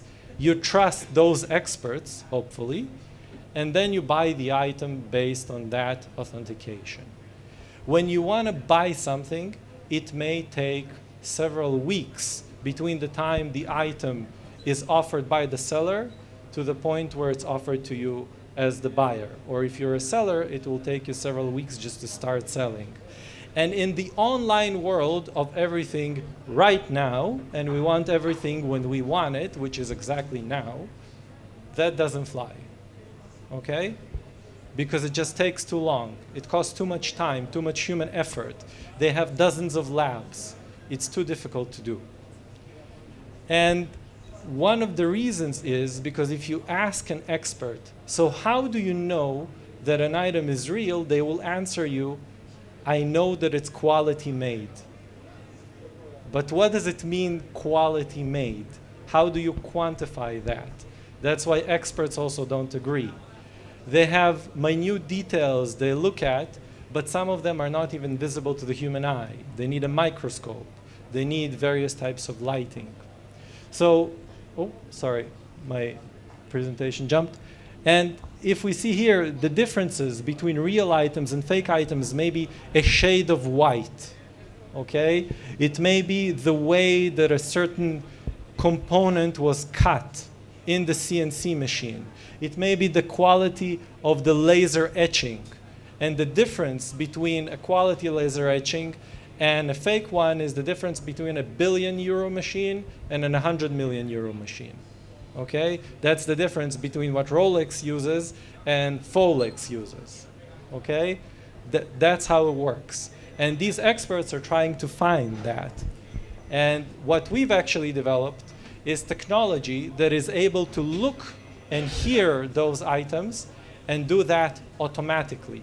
We were able to use sensor fusion, mainly from image sensors, but also other sensors, and AI on top to govern the decision making in order to actually quantify what does it mean to make a quality product.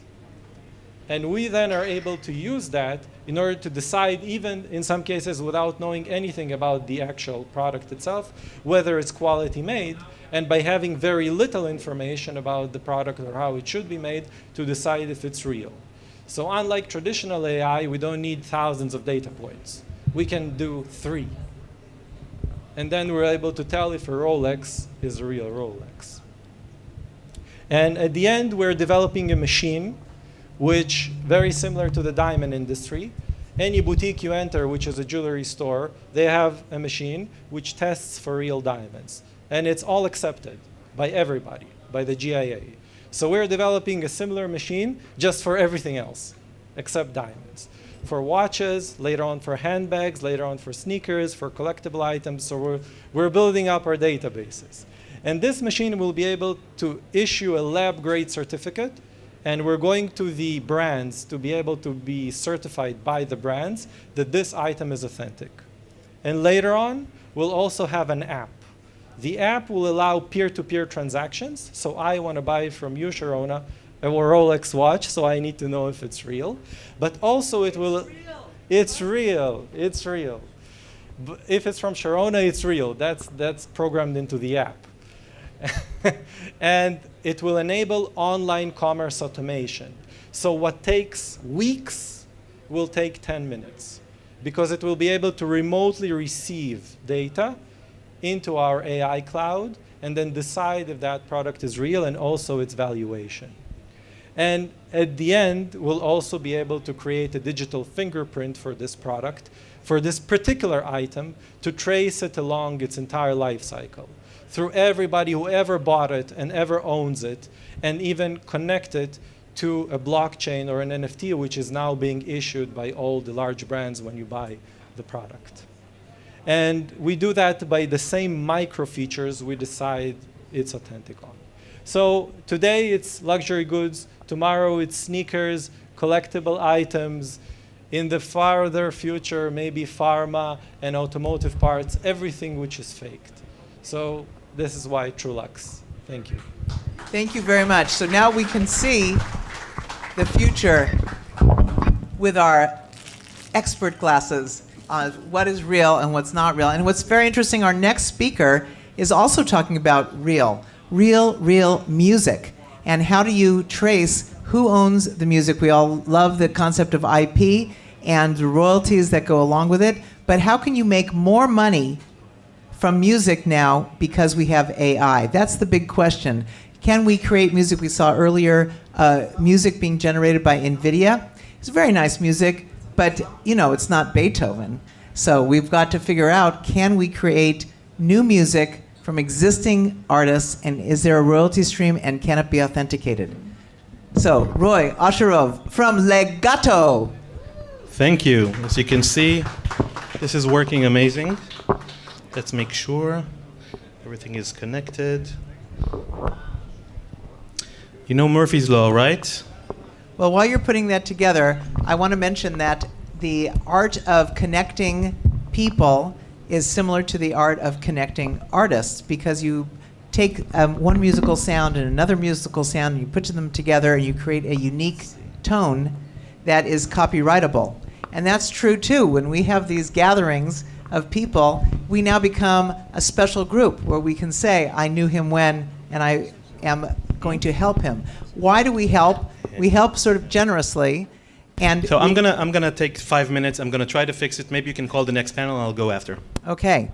So I'd like to bring up a different type of music. And the music that we're going to bring up is not based on the human sound, but it's based upon the cow sound.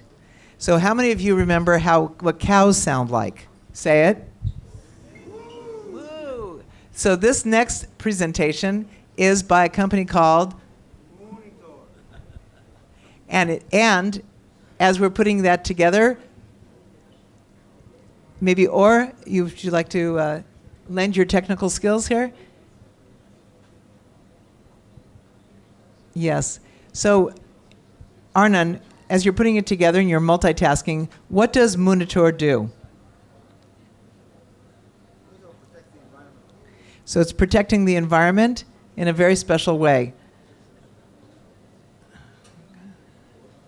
Excellent. Our favorite picture, cows. Whenever we go through Switzerland, we see all these cows wearing bells, and we wonder, are they really making sound?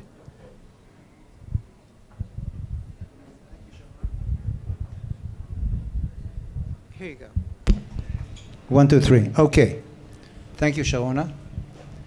I don't know if I'm in the right conference, because we're going to talk about making real food, not printing it, making it real food. And I'm here on behalf of an underprivileged industry, which is huge. This is the industry that grows our meat. This is putting 1,000 cows on 5,000 acres and let them bring their calves on, and we grow the calves, and then after 4 years we slaughter the calves and then we eat them. It's going to be a long time before artificial food is going to replace the main core way of growing our food, and we have found a way to improve that. This is a tough industry to be in, even though it's huge, and we have found a way, as I said, to make it more efficient.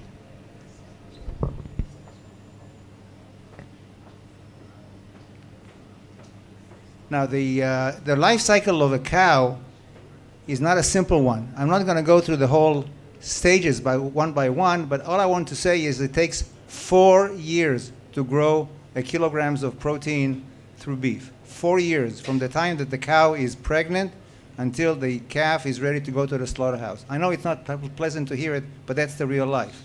And that's what we eat, even though we don't see it being slaughtered. Now, during this 4-year period, many, many things can go wrong. Like, the main thing is that the herd does not provide enough calves that they could. A cow can bring a calf once a year if everything is working correctly, but it doesn't. There's basically about 50 to 60% pregnancy rate, and the main reason is not enough food. The biggest problem of this industry is that the cows are being far away from the ranch, maybe 500 kilometers, 200 kilometers. The rancher does not see his cows more than once or 2 or 3 times a year. And it's very difficult to manage a situation like this when you cannot measure. There's other issues like miscarriages, death while calving, sickness. If you don't treat the cows soon enough, you can lose half the herd in a month. Theft, predators, but the main issue is food. The cow does not get pregnant unless it's fat enough to bring the calf. This is the way of nature to protect the cow, the mother cow, from not being ready to create this. Almost half of the potential is not being materialized. I said you can actually have 100 calves from 100 mothers, and you don't. Now here, can you bring me my cow? My cow. Here comes Zelda to the rescue. And Sharona is bringing this magic cow. Hold on like this. Turn around. That's it. I want to point to this magic box that we put on the neck of the cow, and that saves the cow. Why it saves the cow? You're doing wonderful as a model. You can put it on the chair. This, no, it doesn't stay like this.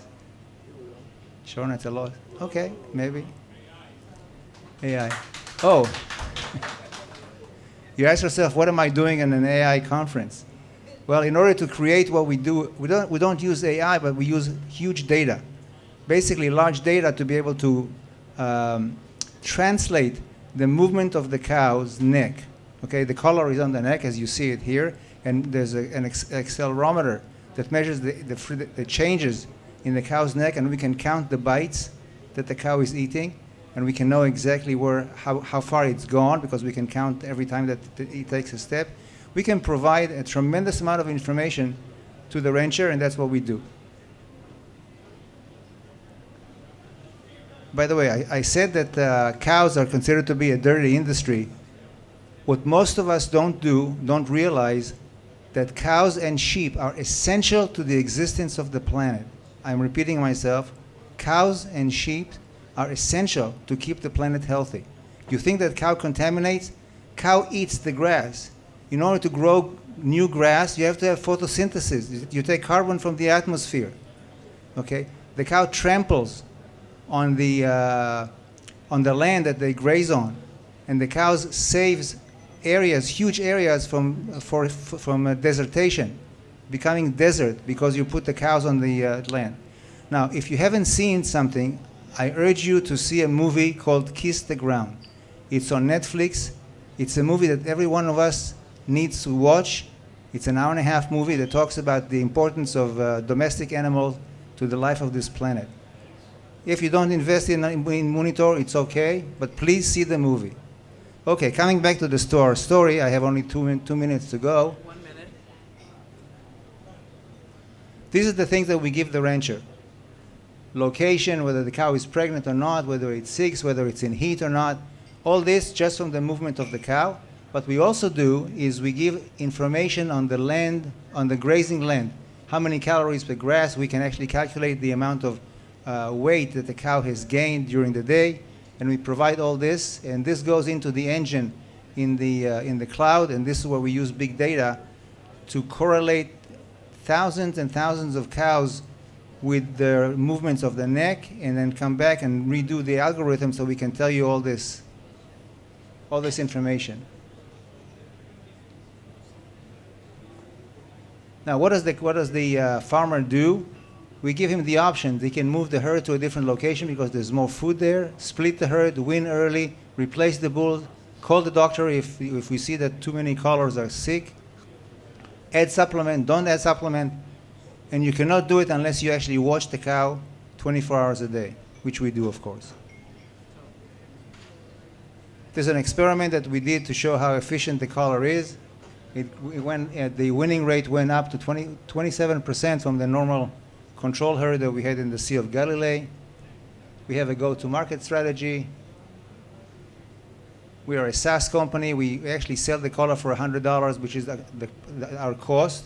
Then we charge $12 a month for the data usage, and that's what we are making our money on. We plan to sell 50,000 collars in the next 2 years, and raise $2.5 million to do that. We have competition, otherwise we would be crazy to go into a market without competition. They're all small like us. We're wonderful people. We have all the expertise we need. In summary, you should join us. This is a good industry to be in. We're going to make a lot of money together. Beautiful. And in the language of cows, what do we say? So that's very musical, and we will try one more time. Wait, do I get my glasses? Of course you get glasses. You can see the future of cows. And now every time I see a cow trampling the ground, I'm going to say... Think about me. I'm going to say Arnon Gat taught me how to appreciate a cow. It's not just another wild beast. And kiss the ground.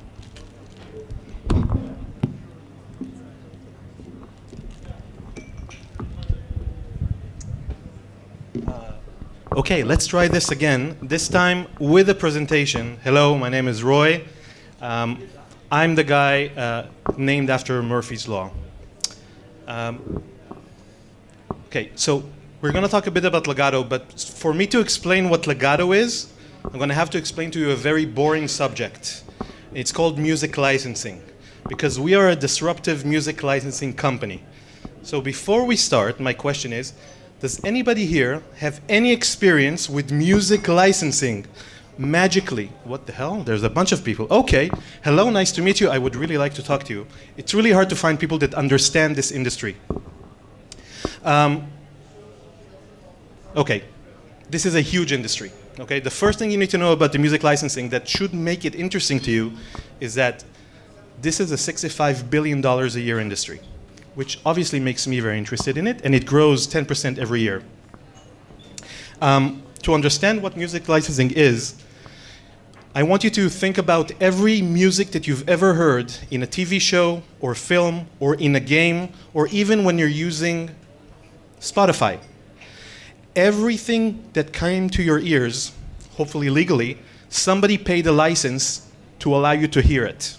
The movie or TV show paid somebody for the right to play that music. Spotify is paying a lot of money to the big record labels to be able to give you that music, so to charge a subscription. So the music industry itself, the music licensing industry, is the backbone of how the music industry works. And everything that you're going to hear now is something that we don't usually get exposed to. But when I got exposed to it the first time, because I'm also not only a technologist, I'm the founder of Legato, but I'm also a musician. And I got to sell a few songs, a few licenses to a few songs to a Netflix show. And that's how I got into this industry. And it really made me very interested, because a 30-second piece of song in a Netflix show played in the radio while other characters speak. If you had to guess, how much do you think people would make on it? I'm not talking about a Michael Jackson song. Imagine a song that you've never heard before, from a country you've never heard before, played on the radio for 30 seconds in a TV show that you've never heard about. How much money do you think they made on that 30 seconds? Any thoughts? 10 cents? $5,000. Is it interesting now? Yes, exactly. So that was my reason to get into it. Now, you probably have known some of these artists for most of your life. My question to you is, when these artists, when their music is played on Spotify or in an ad, or if you hear them in a film or TV, who gets paid? If you're going to say that these artists get paid, the answer is no. They don't get paid. They used to get paid, but they sold their rights. Somebody else is getting paid for their music today. These are some of the companies getting paid for their music today.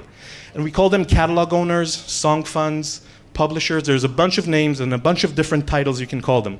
But these are the VCs of the music industry. They invest in music so they can monetize the hell out of it. And when I say invest, I mean that they invested, in 2021, they invested $5 billion to purchase music rights from these famous singers.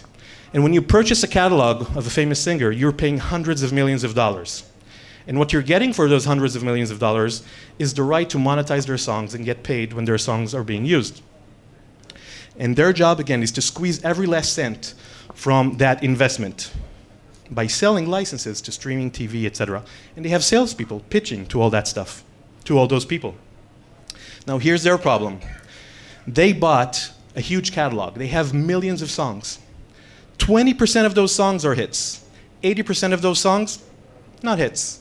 Which means that the top 20% is the thing that they focus on. That's where they make their money. The other 80%, they cannot scale. They cannot make money on those songs. Those songs are sitting on a dashboard somewhere, collecting dust. Maybe collecting a bit of money from streaming. But they can't monetize these songs that are less known, or less, or maybe older, because they don't have the technology to do it. And this is where Legato comes in. We're helping the biggest music catalogs in the world monetize that long tail of songs. The way we do it is that we allow them to bring that licensing option to where the buyers already are. Where do you think buyers of licenses exist today? Where do they hang out? Where do they hear music? In their car. What do they listen to? The radio? Okay. Maybe some people are listening to the radio still today. Spotify, right? This is what we do.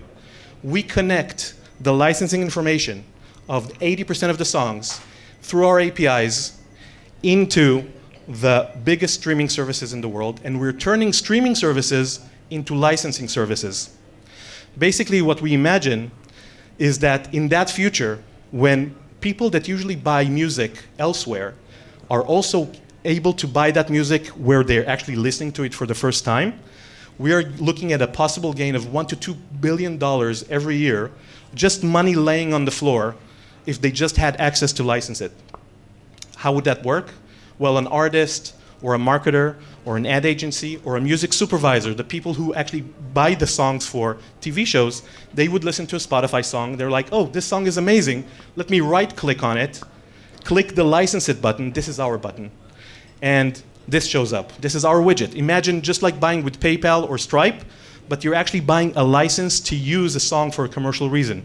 In your ad, in your TV show, in a remix, in a game, anything. And in 2 minutes, you have a signed license, a signed contract by both sides. That's what our technology enables.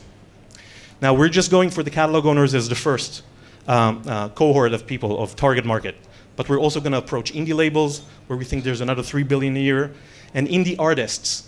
After we go over there, we're going to be looking at about $10 billion a year in terms of lost revenue. Now, the team, just myself, in terms of the tech co-founder, that's me. I'm the co-founder. I wrote most of the code right now. And I've been not only a technologist, but as a musician, as you've already heard. Adam is my co-founder. He's sitting over there. He's coming from the music industry, has been there for about 10 years, and he is the one getting us all the artist partnerships. So through them, we're able to actually gain our first customer. We're literally signing the contract this week. And our future plans, after we finish with the music industry, is to go to a bunch of other verticals. Of course, this is maybe a few years in the future, sorry. I don't know why. But in terms of what our technology enables, any type of intellectual property, whether it's IP licensing for music, books, even licensing your voice for AI models is possible with this technology. Sorry? How do I charge? We take 10% out of each license that gets bought. And we also charge for our API for the queries. We have a working prototype. We have our first customer. We have a bunch of letters of intent in progress from a bunch of both catalogs and platforms that want to feature this license it button. We're currently raising a pre-seed. We look forward to hearing from you. Thank you very much. I know I'm going to make money. I'm going to start singing in the shower, recording it, and having Legato sell it for me. Finally, a use of those morning songs. Since you're dealing with Hollywood, you need some Hollywood sunglasses. Thank you very much. So now it's going to get really exciting in here because that was a great lead-in. We're going to talk about sports tech, and I'd like to bring up our panel, which includes Legato, for those of you who love Spanish football. And we have ESPN, we have Play Anywhere, and we have Publicis. I'd like to bring them up to the stage, and I know they're all ready to rock and roll. And if they're not ready to rock and roll, then we have another really great group. Do we have Tagado here? Oh, they are. Okay, beautiful. So, gentlemen, please take a great spot. And as we get technically set up, let's have a brief introduction of each of you. Take the mic and tell us who you are and why you're here. Hi, my name is Marco Maddaloni. I'm a former director of ESPN. Now I live here in Israel and I work with Israeli technology to bring to the US, especially to ESPN, of course, to make improvements in fan engagement, advertising, and so on. Hi everyone, my name is Miguel. I am the head of La Liga from Spain and I'm living in Israel. One of my main missions is to be involved with the tech ecosystem and scout good technology that we can implement. And yeah. Hey, good evening. My name's Oded Lavi. I'm here because I was asked to, so I'm happy to be with all of you. But kidding aside, I work at Publicis Group, VP Innovation and Creative Technology, and I help our global brands and our global group find interesting technologies that can either empower an idea or become a basis to an idea, and I hope that scale across the world. Thanks. Hi, everybody. I'm Boaz Ben Yaakov, the CTO of Play Anywhere, and I'll be moderating this panel. Beforehand, we'll do a quick 5-minute presentation or even less of what it is Play Anywhere, what we're doing with La Liga and Publicis and other companies. And really what we're doing is revolutionizing revenue in the media world. That media world could be sports, it could be reality TV, any type of broadcast of television. So today there's a problem that live television competes for the attention with endless other types of interactive media. So interactivity in sports and unscripted TV need to create additional type of engagement so people go there and not just go to YouTube or sports clips or whatever it may be. Passive viewing experience fails to engage viewers. People get bored, a soccer game is 90 minutes, and a few minutes later people might jump to another channel. In addition, new revenue streams outside of advertising, which is the traditional way, are hard to realize. Today, there are a lot of companies that create interactive television applications, and they bridge the gap between television and the internet media that exists. Interactivity adds a wide range of engagement options, including quizzes, polls, predictions, contests, betting, and others. And they create this interactivity on the TV, and now the person is participating, and he wants to be part of the game itself. There are a plethora of amazing companies that are doing this today. There's an Israeli company called In the Game that did it for the Olympics a few years ago. Many companies in the United States and in Europe who are creating these interactivities. The problem is that the current state of the interactivity in the television is it's a very big expense. They pay these companies a very, very large amount of money for this technology. In addition, interactivity might not drive revenue. It just is there, it's engaging people, but maybe it's not creating more viewership or things like that. Interactivity benefits are very difficult to quantify. How do you actually make money? It might reduce churn. It might bring in new users, it maybe increase time spent viewing, but it also may not. And that's a bit of a problem. What Play Anywhere has created is a patented platform that monetizes interactivity. And again, when I talk about interactivity, we're talking about one screen, not two screens where you have to look at your phone when you're doing something. This is all happening on your TV screen. And so we monetize that interactivity. The monetization is calculable. You know at every moment how much money you're making. It's not a guess that maybe I'll bring in new users. The users are actually making money all the time. In order to do that, we've created an intricate ecosystem of leagues, broadcasters, rights holders, distributors like Yes and Hot here in Israel, sports books, many, many, many different companies. We've created this ecosystem. And then, of course, in order to pay everybody money, we've created a robust clearinghouse. So this clearinghouse knows how to take the money from the different participants in the ecosystem and then disperse it out to whoever needs to get that money. I'm going to jump forward and show you guys essentially how this works. Monetization of interactivity, intricate ecosystem, robust clearinghouse we spoke about. The way we do this is a technology that includes both data analytics as well as AI, and that's why we're here today. And we'll talk about that for a second. And we've created a new rights system. So I'm sure the person who spoke before me spoke about music licensing, music rights, right? So there's traditional rights. There's broadcast rights, there's streaming rights, there's many different. We created a new type of rights called interactive rights and have signed with leagues for getting these interactive rights in order to collect money from consumers who are doing interactivity. In order to be able to really get the user, we have something called interactive AI. A lot of the things that people know today, like ChatGPT with AI, is what I call passive AI, meaning it's collecting a lot of data, and when it's done, you can now use the system and ask it questions and get information.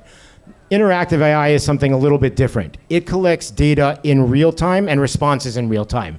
So you have real-time play-by-play data coming from companies like Genius or Sportsradar, whoever it may be. You have ACR, which is what's showing up on the television right now. That's being collected. User real-time interaction. So if the user presses a button or scrolls or pauses or changes the channel, that's being collected as well. E-commerce offers, sports books feeds. So if somebody's making bets, what bets are they making on the television and so on and so forth. That goes into our interactive AI engine. And what we spit out is just-in-time engagements. So we know somebody likes to bet on who's going to make the next basket. So we will send him a bet. Who is going to make the next basket? Is LeBron going to score 25 points? Because he likes LeBron. If it's somebody who doesn't like LeBron, he won't get that question. The experience for each viewer is completely personalized based on this AI engine. And in addition, there's contextual sponsorship. So a company like Publicis, who sells advertisements, will be able to put the correct advertisement in front of the correct person at exactly the right time. Here's a quick video of how it works, and then we will jump over to the panel.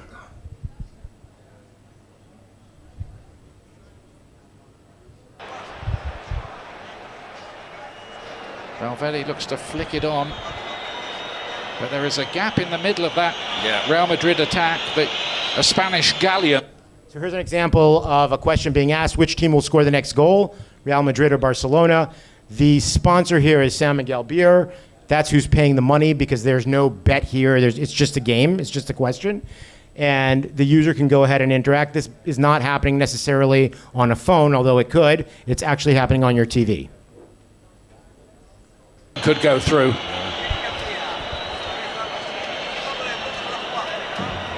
See Carlo Ancelotti's desperately trying to sort it out. He's put Fede Valverde on the right now. Looks as if they might go 4-4-2. Dembélé, more great wing play from him. To Busquets, who thought about... So here, for example, is an e-commerce offer that's coming up on the TV. This is a personalized offer for the person who's watching. We know he wants to buy food, or he bought food in the past. We will put this offer for him up on his television through the application, through the SDK. And maybe he wants to buy the shirt from the game or the jacket or whatever it may be, and he can do that all through the TV. Sort it out. He's put Fede Valverde on the right now. Looks as if they might go 4-4-2. Dembélé, more great wing play from him. To Busquets, who thought about the shot. He very rarely shoots. Aubameyang! Pedri's got away with one there. That would have been definite yellow. Here comes the corner. Araujo! 2-0! Barcelona are bossing this game, and now they have clear water. Ronald Araujo with the goal for Xavi's side. You can see it coming. And contextually, after the person made a goal, how do you rate that goal? Legendary, very nice, whatever. And Puma is the advertiser here. This was poor as well. Really poor defensively. He just runs off Luka Modric. Against... They are shell shot. Look, he just runs off Luka Modric. He puts his arms in the air. Gets behind David Alaba, in between Militao. It's just a free header. A free header. Goal to concede. Great for Barcelona. A fourth La Liga goal of the season for Ronald Araujo. The next type of interactivity that you would see, for example, is a sportsbook bet. And we'll just jump forward to that. So here we've integrated with DraftKings, which is a sportsbook in the United States, and this is actually betting on your TV. So the bet is coming from DraftKings. Here in Israel, that would be winner. The odds are coming from them, and you can go ahead and make the bet on the TV a real bet. There will be inquests about the defending there for Real Madrid, who've frankly been a shambles in this first half. They have been awful. They've lost one player, and they look as if they've never played together. They've been terrible. But credit to Barcelona, who've cashed in on that, and you have to say, Usman. In order to do this, like I said, there's a massive amount of companies that would need to be part of this ecosystem. And here is a quick slide showing you which are the type of companies that we're talking to, have closed deals with, or that we would need to close deals with.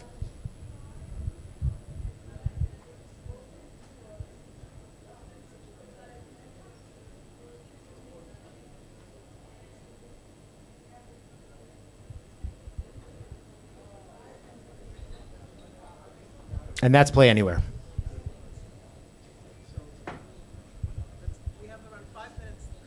That's what we need. Okay, so we're going to start with Miguel. Miguel, La Liga is one of the top 5 leagues in the world.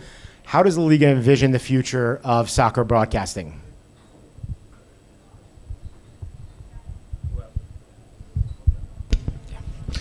The reality is that the football broadcasting didn't evolve too much in the last 20-25 years. If you watch the final of the World Cup in France and you watch it in Qatar, it's almost the same.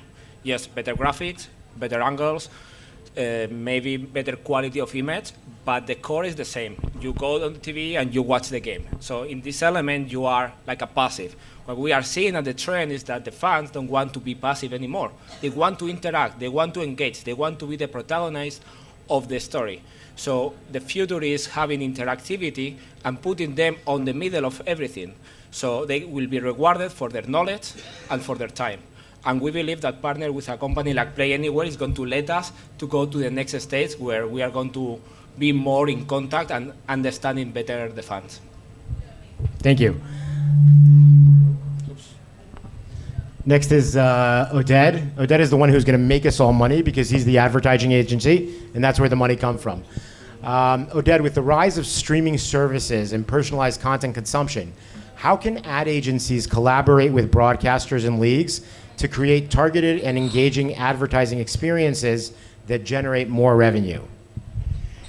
So when you look at it, a game is 90 minutes. That's it. That's an asset that goes linear. You can't replicate it. That's it. It starts and it ends. But the interactivity adds more layers, more inventory that you can monetize on. What happens before the game is more inventory. What happens after the game is more inventory.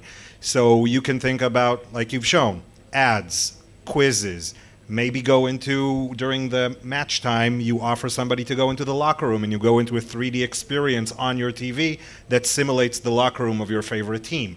There are so many different extensions to the reality of what's happening on TV that are now enabled by digital and by interactivity and what you can do, that it's basically endless. Every brand can connect to it, every person can connect to it, every person can choose, and the more we know about him, we personalize more experiences, more offers, and we give him a better experience than the regular 90 minutes plus 15 minutes halftime. So it's just thinking about how we use that asset, which is the game, and just build layers on top of it before and after. And all of that based on the AI that is handing you the exact information about the person, correct? Of course. Last, we have Marco Maddaleni from ESPN and consulting to a bunch of other Israeli startups here in Israel. How can broadcasters effectively balance the monetization of digital platforms while ensuring a high-quality viewing experience for sports fans, especially considering the increasing competition for viewership in the digital space?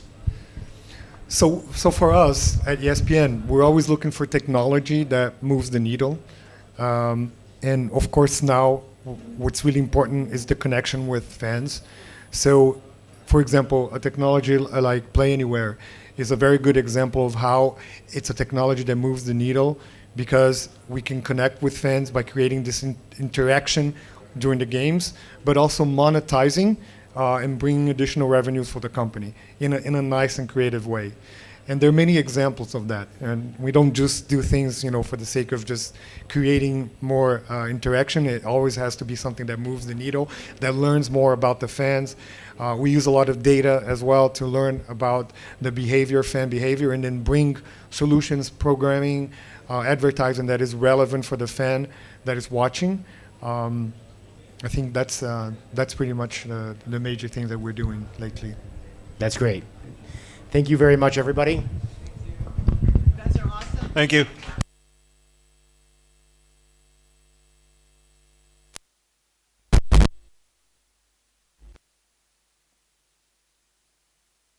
Wouldn't you say that's pretty fascinating? I know we think it's already present on our TVs, but it's really not. And because, Boaz, you talked about the monetization element, I wanted you to know that our next presenter is CBS Tech, which is dealing with the pocketbook, the wallet, that sits next to you as you make selections on the screen watching sports. So that's really terrific. Thank you, Boaz, for giving us such a great overview and bringing us into the world of sports. Big round of applause. Yes. Yes, and while you're putting that together, if someone has keys and works for NASA, I have your keys, and I want to take your car for a ride, but you can have it back. So we're going to talk after this. We have a very special panel on investment, and that's where the money sits, and they'll be sitting right up here on the stage. And as we get ready to go into the world of CBS Tech.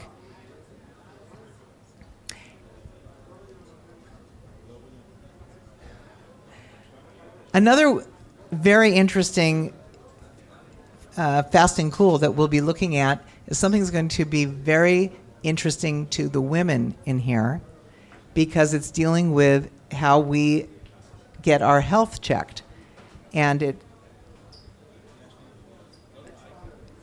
okay, so if Micah Tech is here, or Tagado? Yes. Excellent. All right. So we're team groups up. I want to mention that apropos what some of the discussions are out there about investment into companies. And investment into companies is based not on geography, unless the VC or the investor really wants to be close to you. It's based upon return of investment. It's based upon, will I make money from that investment? People in Singapore invest in Israel and come here occasionally. People like Wanjay come here occasionally and yet invest in Israeli companies. So you want to really rethink when someone is telling you that there's a lack of desire to invest in Israel, no matter what the statistics are. The reality is that there's plenty of deals being done because the right people are introducing investors to companies, and the investors get excited and they write the checks. And they write them whether they're in Ohio, whether they're in Paris, or whether they're in Singapore. And they definitely want to be here. So with that, Lior, are you ready to tell us about your world? So Lior has a fascinating technology that I find I can't wait for it to be on the market 100%, because what's out there today is based upon maybe the 1200s, if they had X-rays in the 1200s.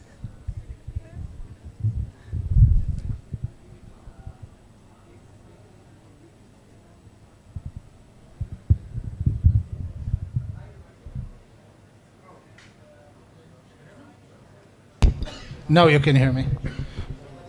Okay.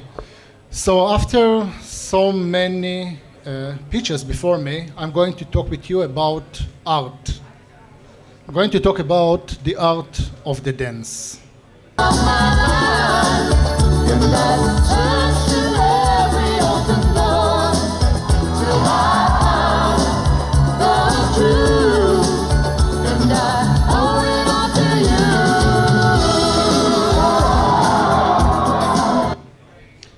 Now it's my turn to dance. No. So we need two for tango. Half of the couple, it's a women. Half of the population in the world are women's. And let's talk about the artificial of dance. I'm going to talk about how we can prevent breast cancer for women with a dense breast tissue and what that means. About half of the women have a dense breast tissue. It looks like a fog, covers the images, and that prevents the radiologist to see in a bright way what is behind that fog. And for that, they need to use some other technologies. But we know that 1 out of 8, unfortunately, will develop breast cancer. And there is a big mess with that because there is a big shortage of radiologists. Actually, 42,000 radiologists are missing around the globe, not just in Israel or in other places. In the States, in Europe, everywhere, there is a big mess of that. And those that exist and reading mammograms are doing it manually. That leads to very sad cases. That leads to a lot of malpractice, a lot of lawsuits, and a lot of unnecessary outcomes. Actually, more than 50 billion a year globally, wasting of time, of materials, of human, a lot of unnecessary biopsies or double or triple checkups due to that dense breast tissue. At the end of the day, the radiologists have only one question: malignant or benign. And we can help them by using AI. So together with Sheba, I assume all of you know Sheba, one of the 10 best hospitals in the world, we took an idea and made it a real product that currently used in Israel and abroad. We are in the last mile to complete our FDA. Very soon we will be FDA cleared. That means we will be able to start our sales in the state. We already did few POCs with successfully results. And at the end of the day, we can show the radiologist within a millisecond if the suspicious lesion that we can highlight and clean from the not very bright tissue, if it's malignant or benign. In this case, we can see that this one is benign, and we can support the radiologist's decision to take or do not to take another checkup, to take or do not to take biopsy. And we know that we did it since we increased the accuracy rate by 24% and reduced the unnecessary biopsies by 40%. And that helped and support the aim of all the system to reduce time, to reduce wasting of time, money, and materials. In my vision, I can see Mika everywhere. By the way, the name of the product is M2C, because 3 reasons. 1, Mika to C. Second, CNC look like breast, and CC is also Coca-Cola. I think that our solution, based on that we can provide a platform over the cloud, can be used everywhere, like we can find Coca-Cola everywhere. In our team, you can find very interesting guys, not just me, but also Yaakov Perry, that was the Minister of Science and the head of the security services, so be careful. And as we learn from our clients, from the physicians, they understand that the AI will not replace them. We heard here a lot about the importance of adopting AI. Physicians are very late adopters, but we hear from them that maybe AI will not replace them, but physicians that use AI replace those that aren't. So thank you, and help us to save more time and, of course, save more lives. Thank you very much. Well, Lior, God bless you for what you're trying to do there. It makes a big difference, and as a woman who's suffered through those processes, I thank you. Bring it to market soon. Your magic glasses. We need a pink one. The world more pink. We will turn the world more pink, more green, more blue, all multicolors. Thank you very much. Our next presenter has something that is very curious. How many of you know the word NLP? Okay, a good portion of you. So, is Tagado here in the room? Excellent. So we're going to try to figure out, as we always do in our relationships, what the heck is the other person thinking? What are they really trying to say? And we haven't had as much success. Exactly. We thought we're talking about Tagado, but instead we're talking about CBS Tech. So it is in all our relationships. You know, the famous picture of a human looking at her dog, chastising the dog for doing whatever the dog did, the dog looking up at her and saying, I have no idea what you're talking about. I don't understand a word you're saying. They're speaking 2 different languages. So, CBS Tech, what do you do, David? Okay, so thank you very much, all. It's late, long day. I'll be in English, so everybody will understand me. I hope so, at least. So CBS Tech is a company, fintech company, that come to solve a very big issue or challenge in the banks. Myself was in the role of innovation and strategy manager at Bank Leumi for 7 years.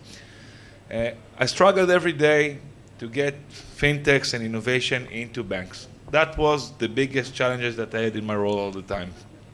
So when open banking started, I thought to myself, okay, open banking will solve this problem. They will get the APIs, they will start working with fintechs, and everybody will be very cool. But what open banking really did is make it worse, because now the banks are sending the information, and they have no control on that, and they're not part of the deal. So I realized that in order to fix that and to make it much better, we need to use a different technology. And the technology that I saw that will be fitting right exactly to this problem is Web3. So I decided to make this company CBS Tech and to introduce Web3 and AI to the banks, and through that to enable new innovation and new technology in the banks. The challenges that all the banks have, and I will just go quickly on that, it's first of all, the private identity, and we'll speak about it a little bit more. We have the complex integration with banks. The banks has thousands of systems that you need to integrate each one of them. You need to have an expert in each one of the softwares, and many, many people working on any integration, and the bank spending lots of money on that. The old IT system are holding the bank back. They're very limited inserting new technology into the bank. They are not familiar with new technology. They need to learn to get educated, and it's very hard. And of course, the competition with the big tech companies that looking on the banks as a very, very quick snack to eat tomorrow. But what came a few months ago, this is the AI. Now, if you connect open banking with AI, boom, you have a new challenge.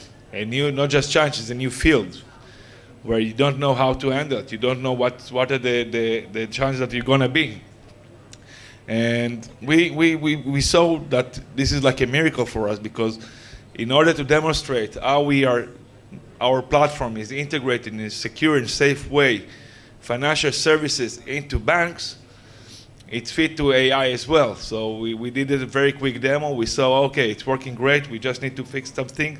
And in a matter of days, we integrated ChatGPT into your bank customer. So you'll see here, it's running like it's chat. It works on my WhatsApp as well. I can now communicating with my bank through AI. The AI received all the information. Remember, only the financial information. The personal information never sent to the AI. You have only the information you need to answer my questions. It doesn't have any other information. It doesn't know who I am. The bank control the monetization, because each question when you're working with ChatGPT or any generative AI costs money. So you need to control the budget and the monetization of the usage of the AI.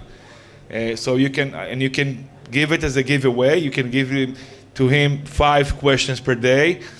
For Sharon, maybe 10 questions per day, and for me, only 1. I can split and manage it by domains. You can get only customer support, you can get investment, and you can be whatever you want to talk with the AI. Because we're using the Web3, the granularity of security and permissions we can provide is down to the single customer. That's the ability. What bank cannot do in their current systems. And by the way, we also look and start playing with that, so the AI will make reminders for us for beginning. Like we will tell me what's new came to my bank account. That's even more important. I must tell you, when I use that, we start using in the office with our accounts. You can't go back. You can go back to the bank application and start looking where you spend much on restaurants, where you spend much on that. And AI is doing it much, much better than any PFM system I saw. Much better. So how do I move from the video? Okay, it's also have a dashboard. You can, by the way, each generative AI, each service you want to integrate have a dashboard. You can control the security. You can see here that's no PII. By the way, the phone numbers are not going to the AI. The customer represented by the public wallet they have in our system. So it's like Web3, like in the crypto world, but it's not crypto. I have a policy. For each customer, I can provide a policy, to grant a policy. What type of questions you can ask, what type of information you can get back. How many daily queries, current queries, and status. And the most important thing is the monetization. That's a big, big challenge, to monetize the AI services to the customers. And it's all done by our platform. Now, I take you just 1 more minute before you cut me. Just more thing. Imagine yourself the world And this is something very, very interesting in the challenge that AI gives us in the new world. So the AI can be like for a financial health advisor, it can be for investment, it can be, but in the underwriter, when you need to underwrite in your loan, imagine yourself that the AI have your personal information, you have your gender, you have your color, you have your last name, you know where you live. Who say that it won't be racist, that it will not get underwriting your loan by your personal information? That's something that can be very big challenge for the regulation. And we can help banks and other financial institutions to avoid that, or any other company. I think that's how it works, by the way, for technical stuff. So we changed the direction, and the W3 platform connected with blockchain to the AI, and then to the bank. And the bank is the trusted agent who distributing the service to his customer in a safe way. That's basically the solution of CBS Tech. This is our W3 platform. We're already in POC, in 2 POCs actually, already with banks, one of them with Bank Leumi, and we're looking to expand and to run fast in this market, the growing market. Thank you very much, all. Thank you, David. Bravo, bravo. May you see yourself going into many directions in finance. Excellent, excellent. So I'd like to bring up to the stage a very interesting process of imagining that you can read the mind of another person. And that's what Legato seems to me to be about. And Dor will explain a little bit more about how we would use this technology, when we can get it, and why we need it.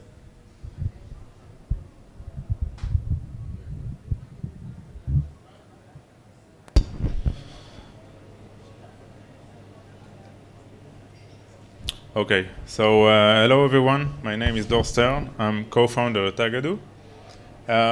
So what should we do to keep our customers happy? To keep them coming back? To make them stay? Every CEO wakes up in the morning and goes to sleep at night with this question on his mind. Every change can make a break a customer. So I want to show you how Netflix can benefit from Tagadu. If you are traveling from the US and intend to use Netflix in your hotel room while in Israel, be aware that you cannot do so. Netflix, the company that once tweeted, "Love is sharing a password," has begun cracking down on password sharing. Subscribers who are sharing their passwords with family and friends outside their physical household will have to pay for each sub-account. So how did this affect Netflix? Let me introduce you to Tagadu. We are a machine learning and NLP SaaS platform that enable organizations to discover valuable business insight from their customer feedback. We help you make smarter decisions backed by real data from your customers. The Tagadu solution enables executives to quickly access feedback analysis reports, providing them with a comprehensive overview of the most trending complaints, requests, and challenges within their product. With Tagadu, you can rest assured that nothing will slip away. Every business change or product modification can be verified and validated. So Tagadu gathers feedback data from internal and public sources, including customer support platform, NPS surveys, online reviews, app stores, and more. We seamlessly integrate with all of those feedback sources, consolidate feedback into one unified location, and categorize them into dedicated topics specific for each organization business. But this is just the beginning. We go much deeper. How we are different? We can find a needle in a haystack. There are only few of our competitors that could come up with an insight that says there's a problem with password sharing. Tagadu takes it one step further. Tagadu delivers insight with a much greater depth, allowing you to quickly identify critical and accurate issues. We can do this because of our strong technology and NLP capabilities. So here's an example of a drill down we did with Netflix data. The password sharing issue is being broken into several different complaints. Sudden substantial subscription cancellations, major login issues due to password recognition, and users threatened to switch immediately to rival services such as Hulu or Disney+. Now let's get deep into our technology. So here's a bit of how we are doing the magic. We have built internal tools for collecting and classifying textual data using unique machine learning operation and NLP advanced models. Our models is being trained using historical data as well as customer feedback loop, which leads to unparalleled accuracy and cost effectiveness. Once our classification is accurate enough, we are running our smart insight engine to find opportunities and risk within your data. Tagadu platform instantly provide real-time actionable insights along with exceptional data exploration tools. So we are Tagadu, we bring your customer's voice to the decision table. We are running more than 2 years now and successfully serving companies such as Monday.com and Brizometer. The founding team brings together over 35 years of experience in engineering, product, and NLP. So what is next for us? Our vision is to bring the next generation of customer experience using generative AI. Thank you very much. This is our website, my email address. Feel free to reach out. One of the smartest guys you're about to meet, to Gil Novik, one of the cleverest guys you're about to meet, to Eran Wagner, one of the most chill guys you'll ever meet, and to Yodfat Harel Buchris, the most insightful person that you are going to meet tonight. You can ask some questions, but first, let's listen to their wisdom about how venture capital looks at AI and other industries, and what we can learn so that we can present to them in a way that causes them to say, not only do I want to invest in you, but I need to invest in you. תודה רבה.